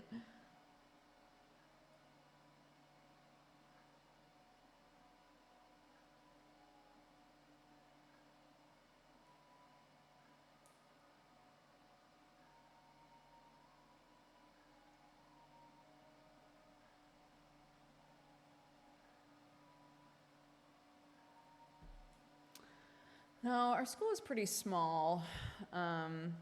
So there weren't like, not saying that you guys are hiding, but like there weren't like places to hide necessarily. Again, if there was like an assembly going on or something, you know, it would be hard to skip the assembly and not have someone notice that you were gone, you know?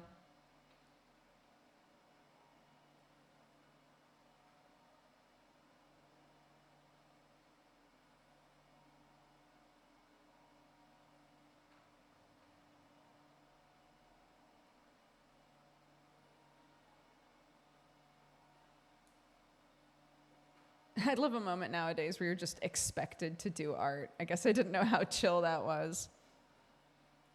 Yeah, in like a not, in like a hobby way, right? Instead of like, well, yeah, of course you have to do art because you're pursuing this as like a job or a career. I think about that sometimes. The sort of stuff that Clark comes home with from school, I'm like, man, most of school for her is just coloring stuff, drawing stuff, you know, just like fun, whatever sort of stuff. They do very, it's very like learning through play, which I love.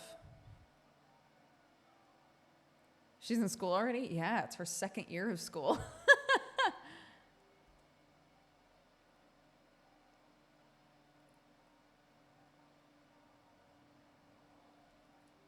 Yeah, I mean, if you think about it, everything that they've learned so far, they've solidified through play, right? They mimic the things that they see.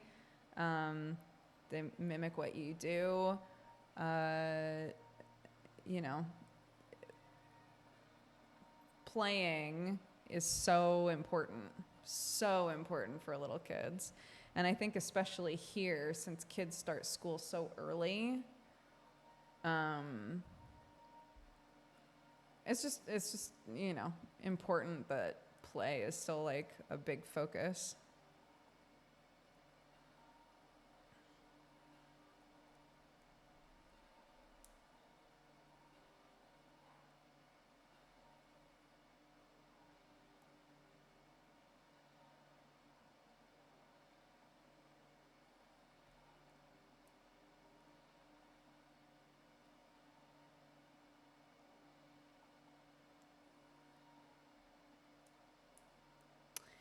Yeah, there's also a big focus on like, you know, these years are where kids are developing a lot of empathy, and we're, you know, trying to, if they don't, especially like with Clark, who doesn't have siblings, you know, trying to solidify the idea of like, you are actually not the most important person.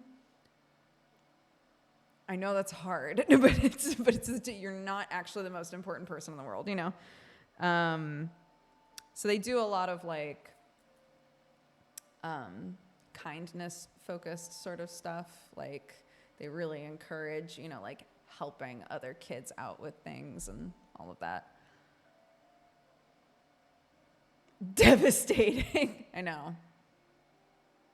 I think about that sort of stuff a lot because I think it's really easy when you only have one kid to accidentally make them feel like they are the center of the universe, you know? When there's another kid in the house, it's like, it can't always be about you, right? But if they're the only kid, I think it's really easy to just like drop everything for them often enough that when you can't do that, they don't react very well. It's just a thing that they have to learn, right? But I think about that a lot because, you know, I don't want Clark to grow up not thinking about other people or realizing that other people have shit going on, you know?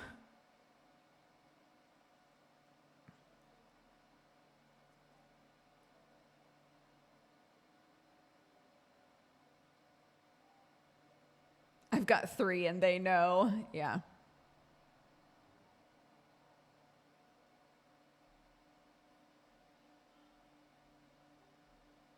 I don't come here as often as before. I used to follow you a lot back when Clarky was born. Every time I come for my yearly lurking session, hearing her age reminds me of the time passing. Yeah, well, welcome back.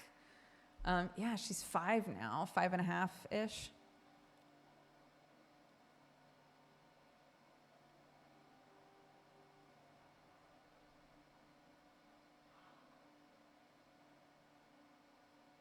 Yeah, again, I think it's helpful that she has 6 cousins that are around a lot.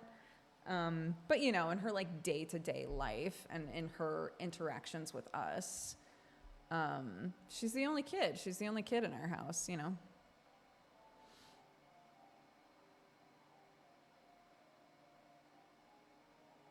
And I think I don't have any I don't have, you know, like studies or anything to support this, but I suspect that one of the big things that can kind of start to help with that idea is seeing your parents pursue things that have nothing to do with you. Because I think the more that like Sam and I pursue doing things that make us happy and invite her to like observe that and not necessarily be part of it. An example is like when I did my singing performance, right? And she was so excited to come and watch. And she was just like so excited watching me up there performing, you know. She gave me a big hug after. And she loved that. She thought that was so fun.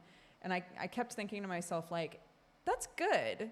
That's good for her to see me like pursuing a thing for me, you know, because it solidifies that we're not just like people that exist to be her parents, you know.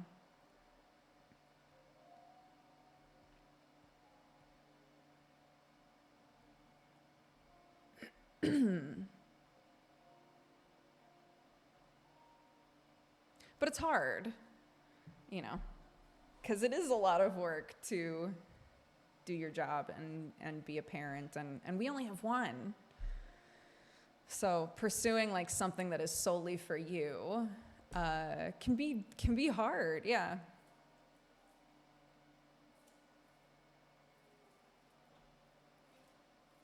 And then, you know, parent guilt is also a thing. But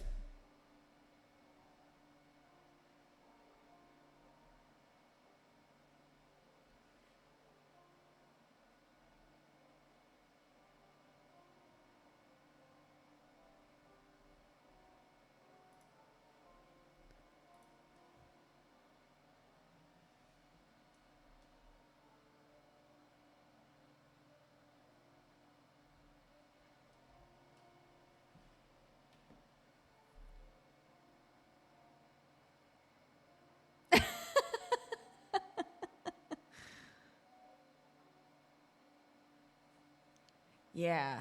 Oh my God. Yeah. I wouldn't say, I don't think that I would use the word feral for myself when I was a kid, but definitely like I was a backwoodsy kid, dude.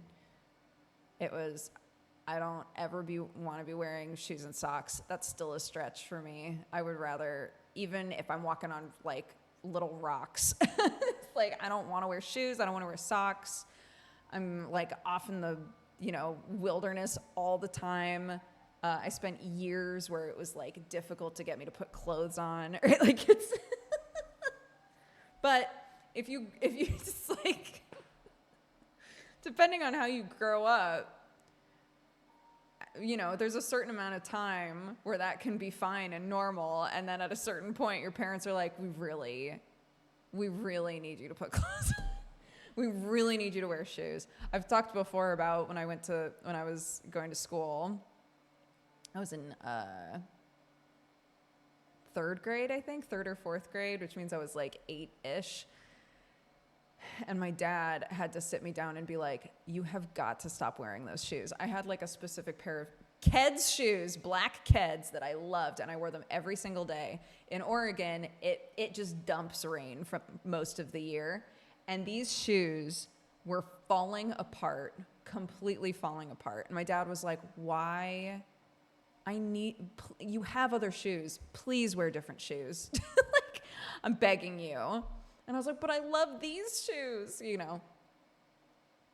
And he was trying to explain to me, like, that's fine that you love those shoes, and maybe we can find the same shoes again for you, but we're at the point now where people are going to be worried that we're not taking care of you because of what you're wearing. So if you could please wear shoes that keep your feet dry, that would be so great.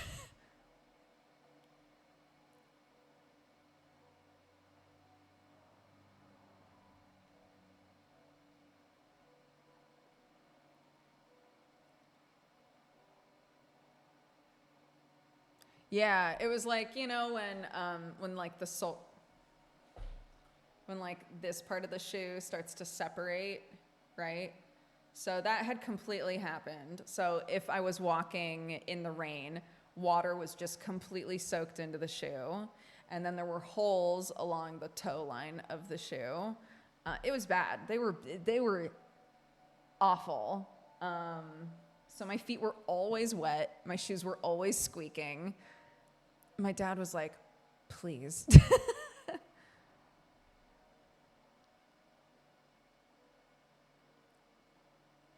So I threw them away. And obviously they made an impact because I still think about them. And we got me new ones. We got me new ones that looked exactly the same and they never felt the same, ever. There are a couple of different shows that have like tackled, you know, the idea of kids that are maybe not neurotypical, right? That wind up with like comfort clothing, and when that piece of clothing like really needs to be replaced because it either doesn't fit or it's not safe to wear anymore, right? Like the process of trying to get them to wear something different is just a nightmare. And every time I watch an episode that talks about that sort of a thing, I think about those shoes. There's some school pictures of me just randomly barefoot and no one questions it. I love that. That's very funny.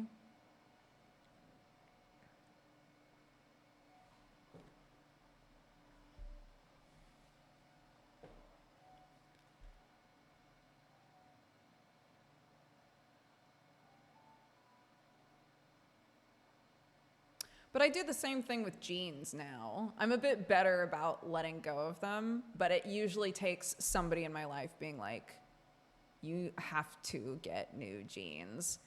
And somebody was asking, like, is it because you like the thing, or is it like a different sort of a it's definitely like the more that you wear a thing, it just sort of like, you know exactly how it's going to feel wearing it. You know, like you just understand that piece of clothing really well, and you know that it's comfortable for you.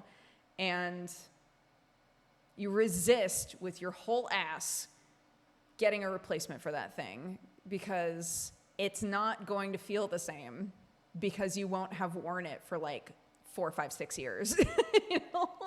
And the idea of going through the process, the 4, 5, 6 year process of getting them to that comfort level again is annoying. So you just keep wearing them until it's more holes than fabric, you know?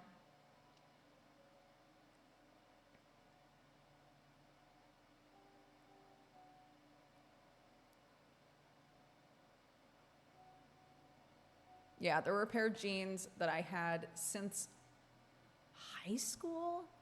No, it couldn't have been because I grew a little bit, probably like early college. I still had them until about a year ago, I think.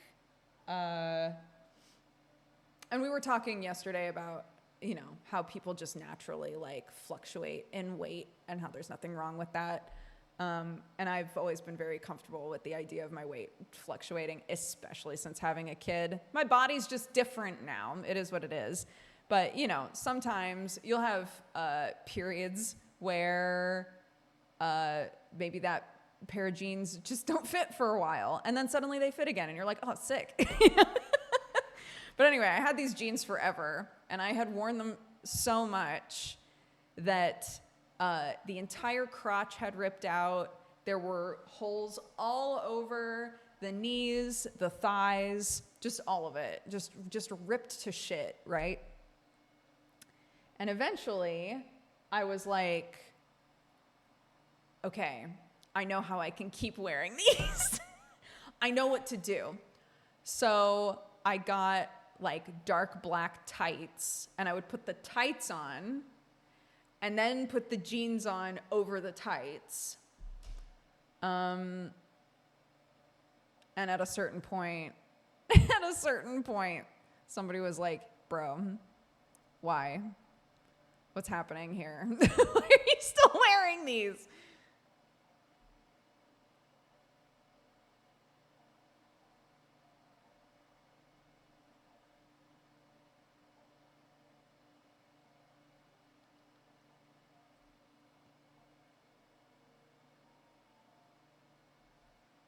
But that's fine.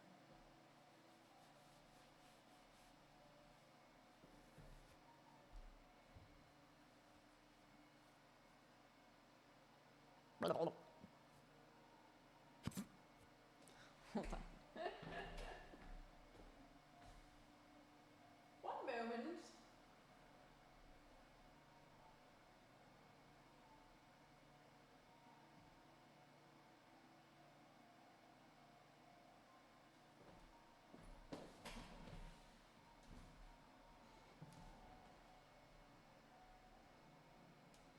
Are you going to try out Lies of P when it comes out next week? Does it come out next week? Do you guys remember when I did the demo and I was like, fuck off, it's going to take forever for this game to come out?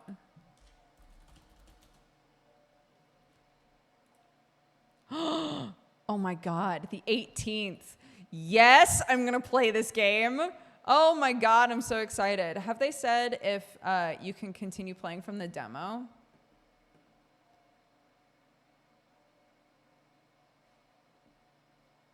I did snake up. I'm happy about it though. Isn't it out already? I think it's in. I think some people are playing it like got early copies.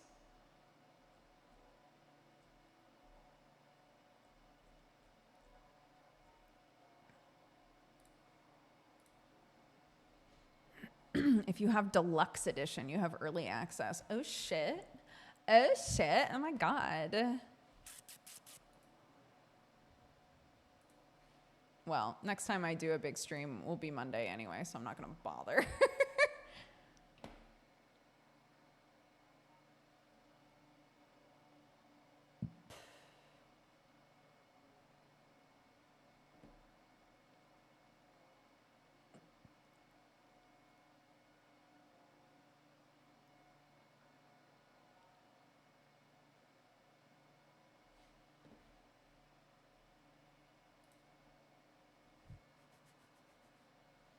If you start now, it might be installed by Monday. What do you mean?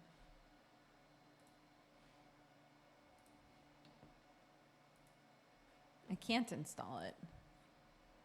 Unless I get the deluxe edition. Although, lol, I might have to get the deluxe edition anyway if I want to play it Monday, because we all know how release times are.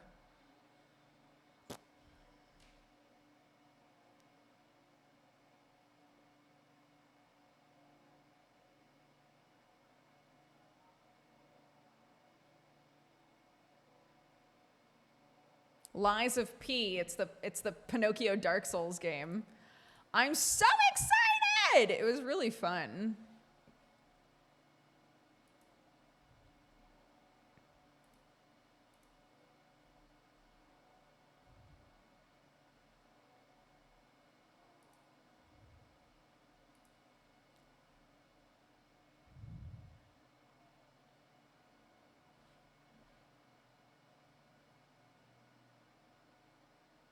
Sam will play it too. Oh yeah, Sam loves a Dark Soulsy.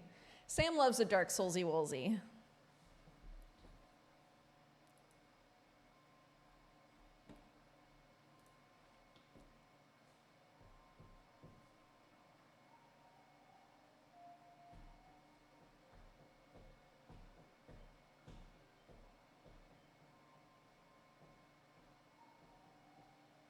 I really like the vibe, but I've never gotten into a Dark Souls-ish game. They're very fun. Yeah, maybe Dark Souls is the wrong property to say. Bloodborne might be a bit closer to like the sort of vibe in Lies of P so far.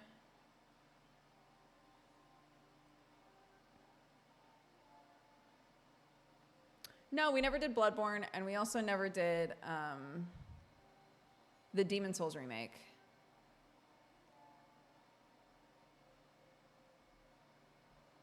Or Elden Ring.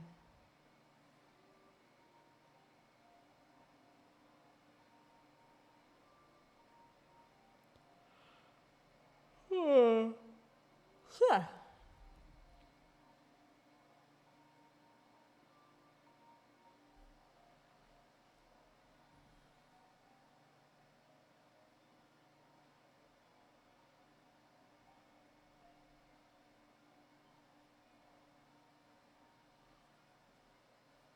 Elden Ring DLC will be fire. The DLC that I keep forgetting to do is the new Golden Idol DLC.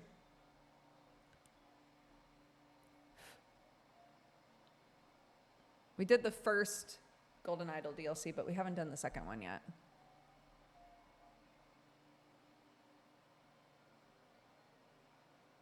Yeah, this will also be a change of form because I normally don't do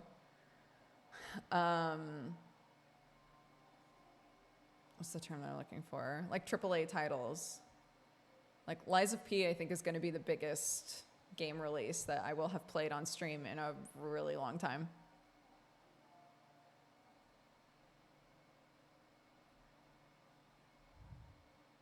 But I loved the demo, and I have to.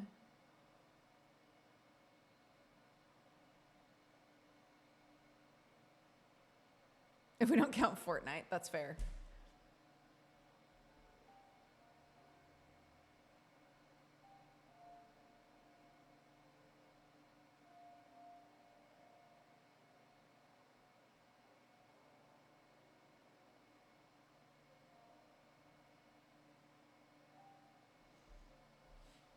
Heretic's Fork.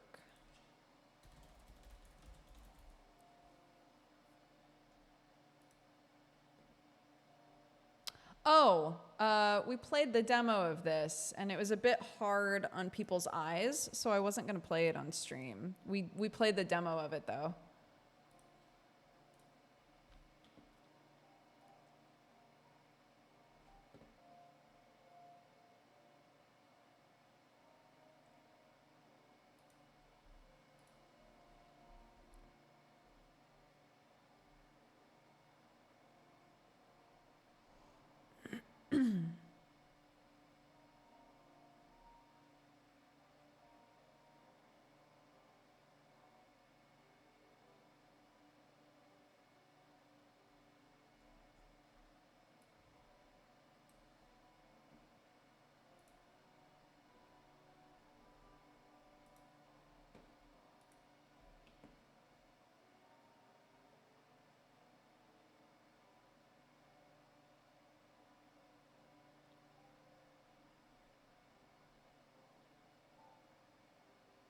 They made it better in the full release. Oh, like visually? That's good. That's good to know. I might try it off stream, and if I feel like it's a good like streaming game, then it might be something we like slip in on a week when we have a day. Yeah, Lo-Fi Leah did this cover of Bakamitai.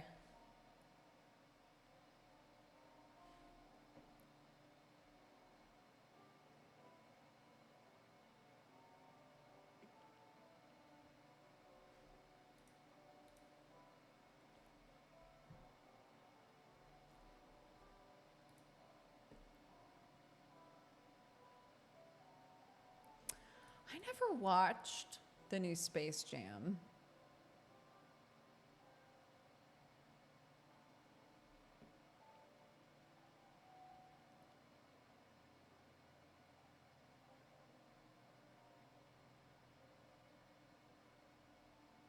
What were the reviews like for that?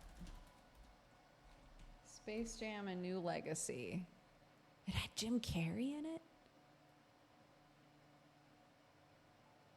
But how did it do? Oh. Oh. Oh, no. Oh, my God.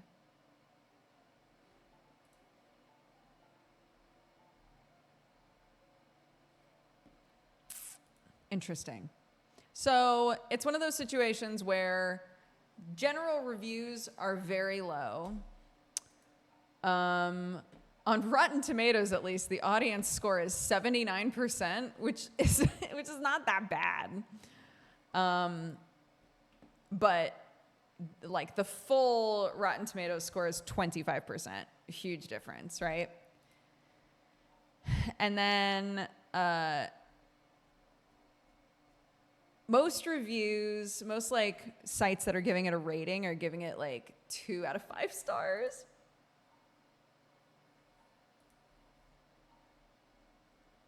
Hold on, let's see.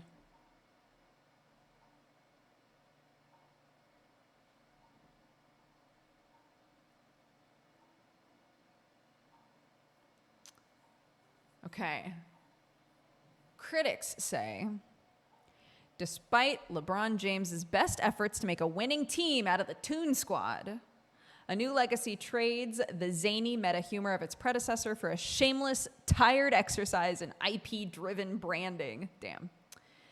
And then the audience says LeBron James probably won't win any acting awards, but this is an entertaining all-ages movie with solid animation, a positive message for kids, and fun cameos.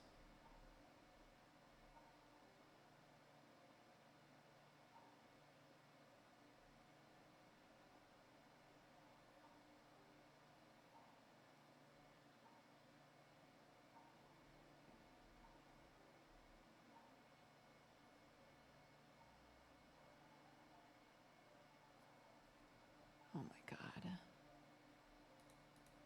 Let's read a good review. The first good review just says, I laughed.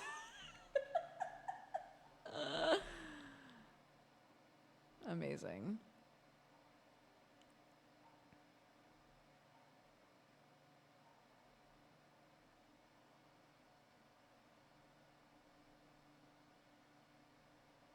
I had a good time.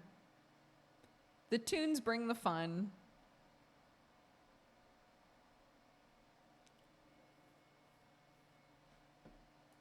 Okay. And then all of the critics are like, I had to fight to stay awake. What a terrible movie.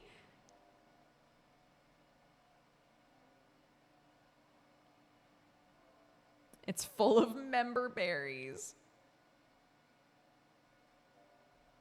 It ended up being a WB cash grab. Oh, interesting. It showed up lots of other properties. It felt like, look, remember these shows? We all have them on our streaming app. Oh, no.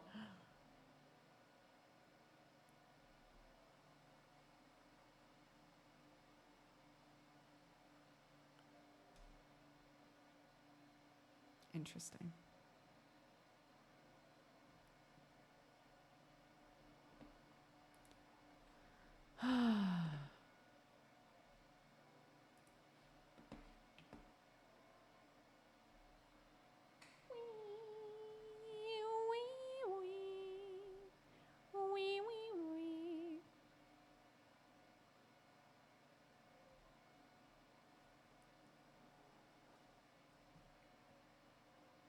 I brought the original movie to class to watch when I was in kindergarten. I'll never forget. I don't know why this is such a like core memory for me, but I remember my mom reading a newspaper. My mom reading a newspaper, and she was reading the movie reviews because we were talking about going to the cinema. And she was like, Space Jam has really good reviews. That's really surprising because it's not like a Disney cartoon and it looks kind of goofy. And I was like, well, if it's got such good reviews, maybe we could go see it. And she was like, okay. So we went to see it. I didn't think anybody was going to take me to that movie. I thought there was no way. But because the reviews were like, it's good, we went. And all of us walked out of that movie like, that was awesome. Such a good movie.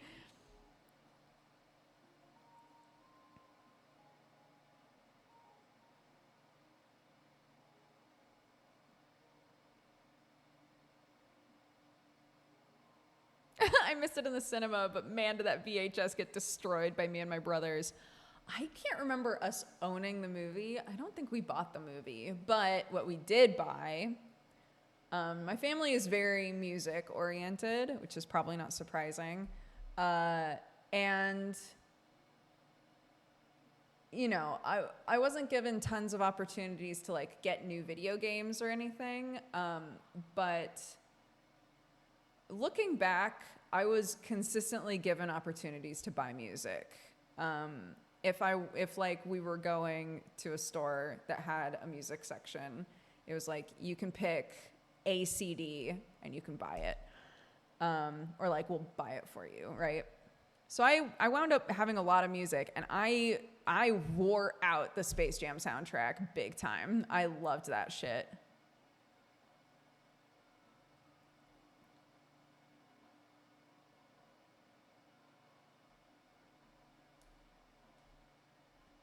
That was my childhood, but with books. Yeah, I think it's funny because you really do. You wind up sort of thinking to yourself, like, what things. We're kind of at that place with Lego for Clark, right? If we see a Lego set that's on sale, we'll probably just get it because to Sam and I, it's like Lego's such a good activity for a kid. You know, there's so much positive that you can take away from just like sitting and doing Lego for a while. And I think like most parents probably have a thing to them where it's like, my kid can have as many of this thing as they want, right? Like, and I feel like music was mine. I remember so many moments in my life where it would be like, pick out a CD, you know?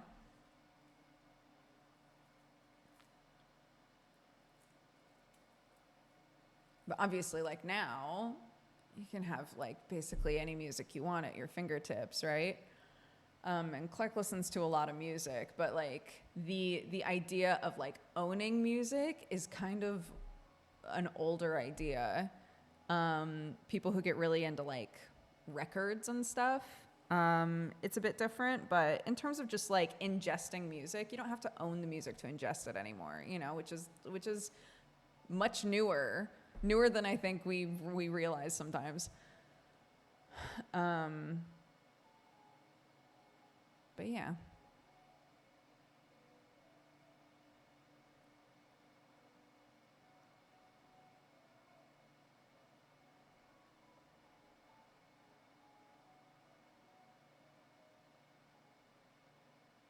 The radio existed for a long time. Yeah, but that's different, right? That's not like I want to listen to this one song over and over and over and over again.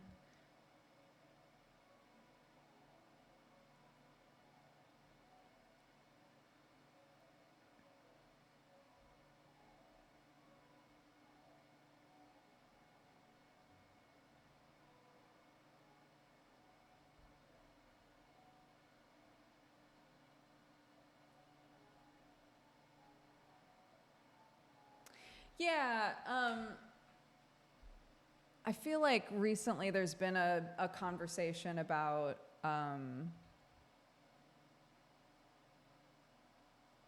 you know, we have all of these streaming services for music, but specifically for shows and movies, right? And most people don't bother owning like DVDs anymore, or you know, definitely not VHS. There are a few things that I've kept, but I don't own most of the DVDs that I used to anymore because I just didn't see a reason. I wasn't watching them, you know. But the conversation has been coming up more recently because now we're in this like different phase of streamed content where the thing was there and now it's not, and you can't find it anywhere. And so talking about like,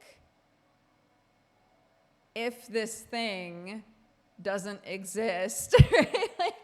like if this thing wasn't big enough that they put it on a DVD, and if this thing is now no longer available on a streaming service, what do they expect us to do other than pirate it, right? Like, it's an interesting conversation. And recently somebody was like, did you know, because any of you who are old VHS kids, if you used to like record things off of the TV onto VHS, a guy was showing that you can totally do that if there's a show that's on your streaming service, you can show it, you can like play it and then record it onto VHS if it's like going away.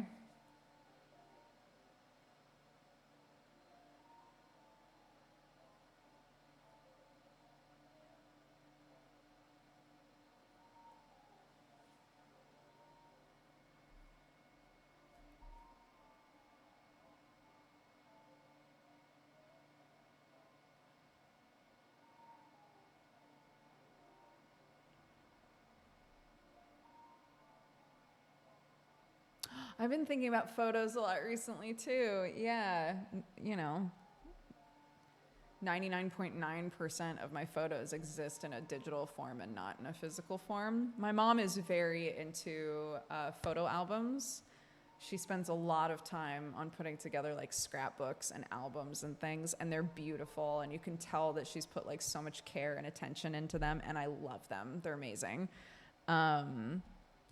I don't think that I have the interest or the patience to do that myself.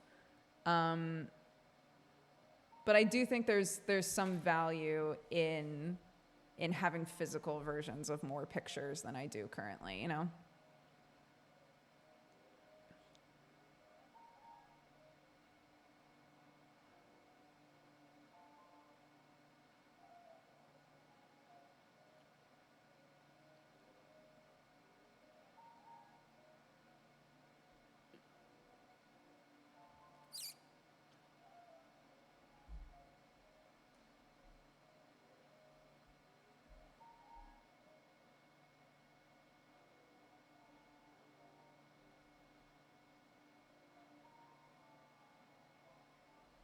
Give me 1 second.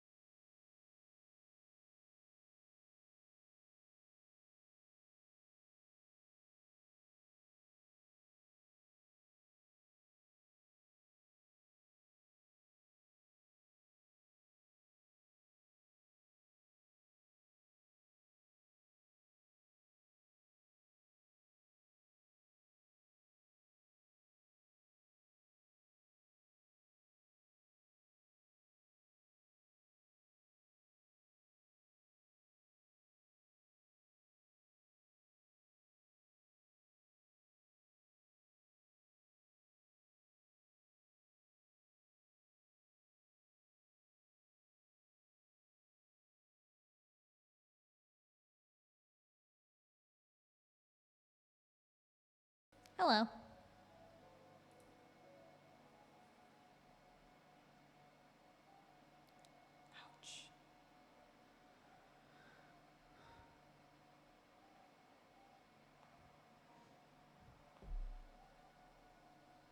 I recently visited a friend I've only been seeing more lately.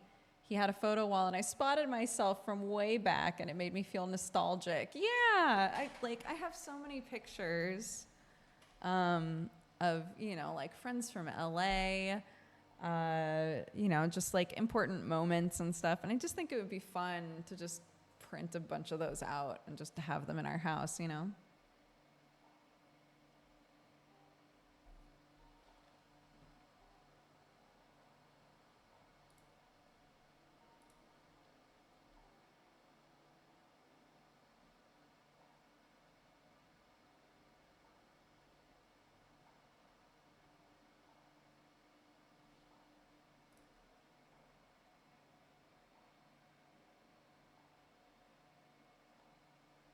Yeah, I remember when I was little, my mom made, again, because she loves scrapbooking and shit.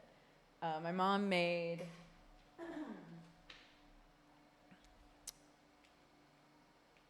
scrapbooks of my sister, like baby photos of my sister, one of my brother, and I think one was made for me, but I don't remember. They were like huge undertakings because they had so many pictures of each of us, and there were enough years in between each one of us, you know?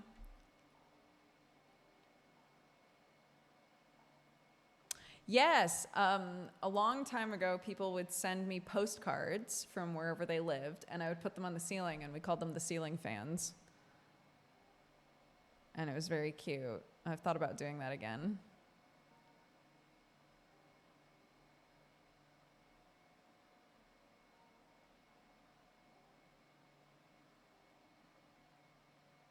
It's cute, yeah.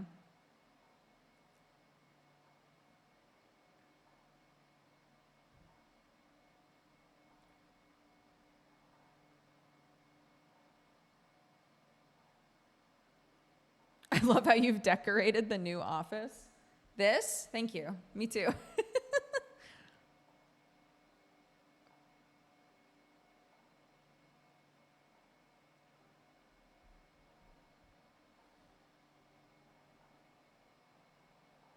Yeah. It's very modern, very modern.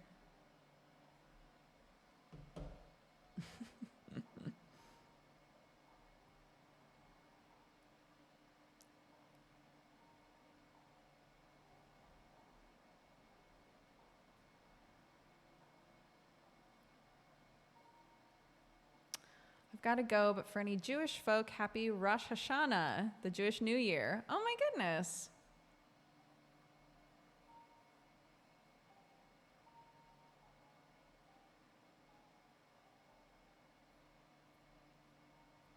I'm not doing stripes. This wall is going to be covered up by so much shit. I'm not doing anything elaborate with this wall other than painting it one color.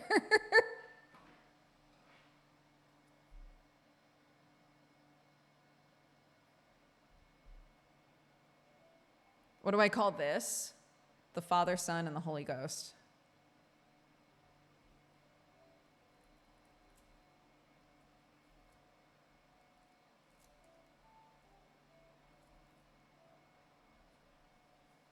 Which is which? That's up to you, the viewer.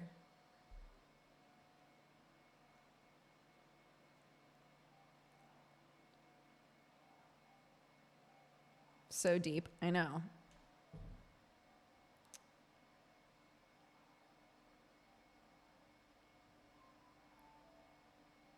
I think the Holy Ghost is the middle. Tell me more.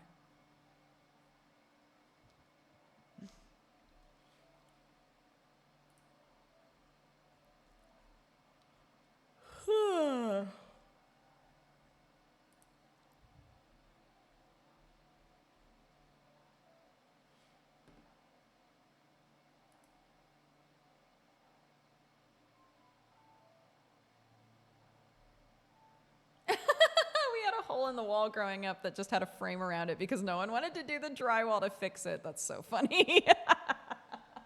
That's very good. I love that.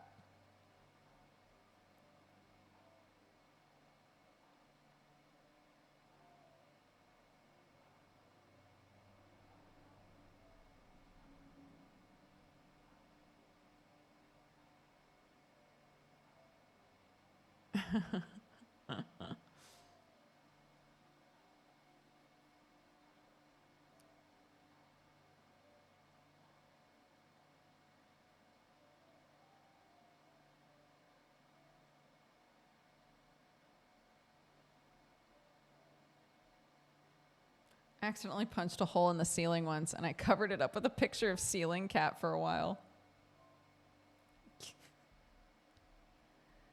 That's good. It could be a little hidey hole.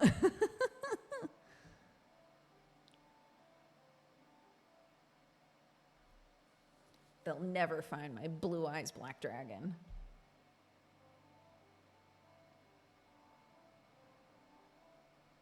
I accidentally put a hole in my wall as a teen and covered it with a poster. My parents didn't know until we moved. I love that.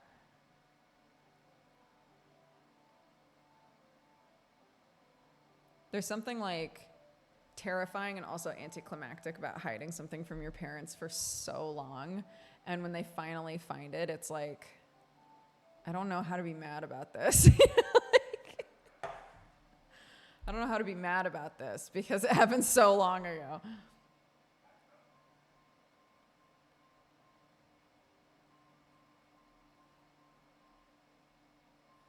Yeah, it did. I hid report cards for years under a bookshelf in my room, and I forgot about them. And then my dad and I went to move the bookshelf, and out from underneath came like 10 report cards that my dad had never seen. And he was like, I'm mad about this. It's not relevant anymore because these are old, but I'm like, like, I'm angry that you hid these from me, but you hid them years ago. It was like a really weird sort of situation. We had to get report cards signed.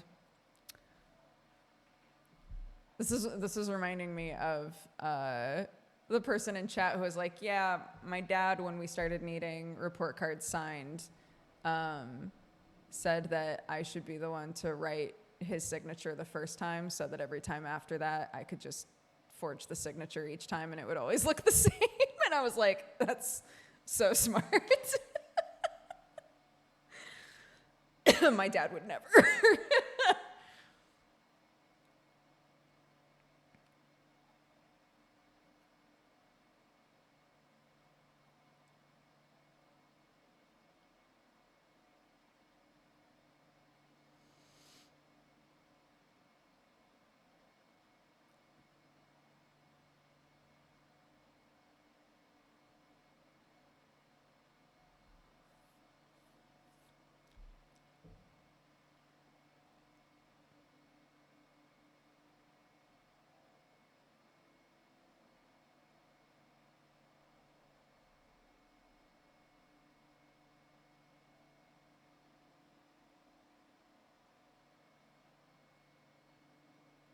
Reading the name Fievel Mouskowitz, number one, unlocks that whole movie for me. I haven't seen that movie since I was a baboo. But also, if you, like me, have Brooklyn Nine-Nine as a comfort show,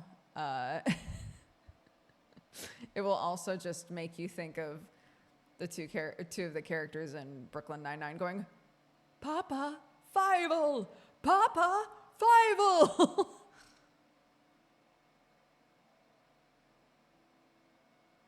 We used to have to get our school planner signed every week. At the beginning of each term, my mom would just sign every single one in advance. And they wouldn't notice? That's so funny.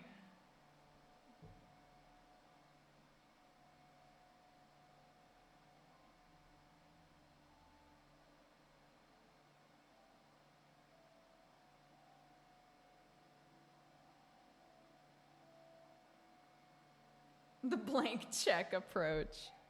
I think they would notice, but what could they do? Yeah, I guess that's fair.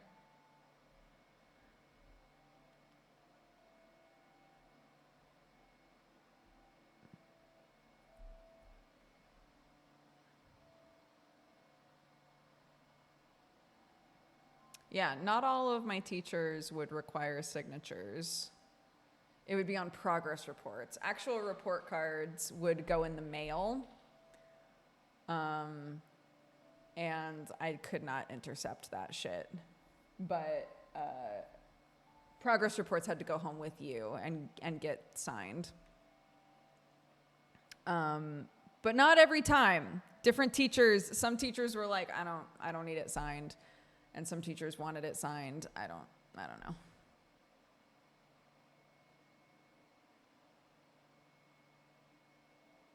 I tried to sign one myself, and I had so much anxiety about it that I never did it again.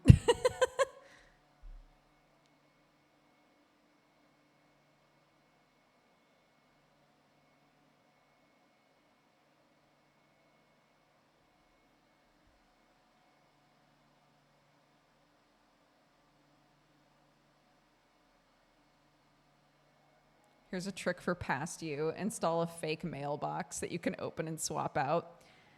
You know, I don't think that would work. I don't think that would work. Also, our mailbox was over half a mile away from our actual house. So it was not happening, dude.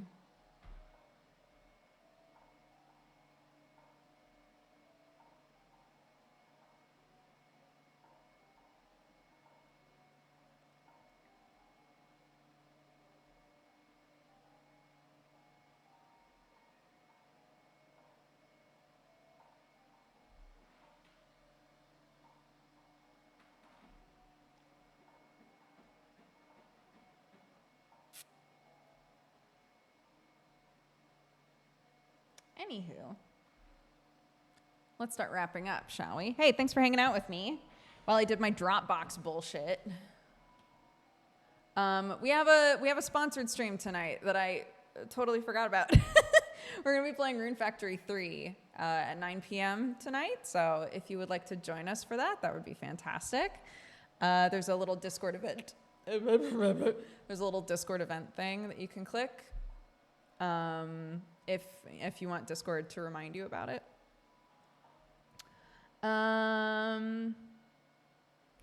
But yeah, I think that is the main thing. Let's see. I'm opening up Raid Leader if anybody would like to grab it. And Thundergrub, thank you for the 37 months. Dinodax for the 52. Barebones for the 20. Will Cubed for the 84. Happy 7 years. Again, thank you very much. Happy anniversary. Bro Manatee, thank you for the 69. Tatters, thank you for the 45. Ekarusi for the 86. Crabat for the 48. Happy 4 years. Happy anniversary. Mwah. Thank you very much.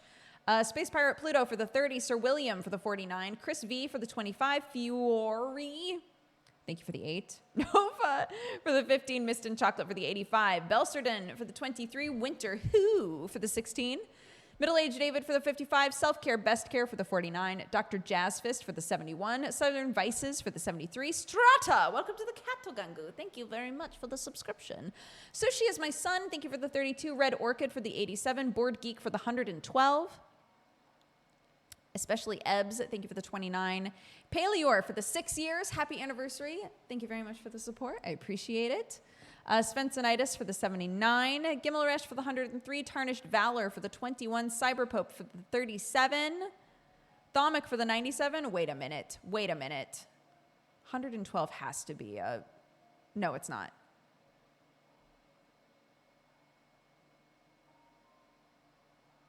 $84. 96. 108. 108 is the 9-year mark, right? I need a cheat sheet. I need a cheat sheet. Okay, especially Ebbs, thank you for the 29. Paleor for the 6 years. Svensonitis for the 79. Gimmelresh for the 103. Tarnished Valor for the 21. Cyberpope for the 37. Thomic for the 97. Citro for the 94. Peyote wait, am I trying to put an L in there? Boa. Thank you for the 14. Krummeler for the 90. Vigil Umbra for the 27. Lost Gamer for the 14. And Sromi for the 65. Thank you all very much. Beep, beep, boop, boop. Beep, beep, beep, boop, boop, boop. Beepity beep, boopity boop. Beepity beep, beep, boop, boop, boop.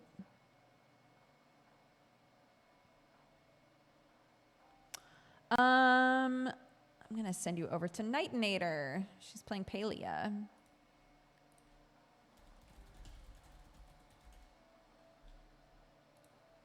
Which I have not played. since I went to Oregon. Cool. Go say hi. Spread love, spread joy. I'll see you guys tonight for a sponsored stream.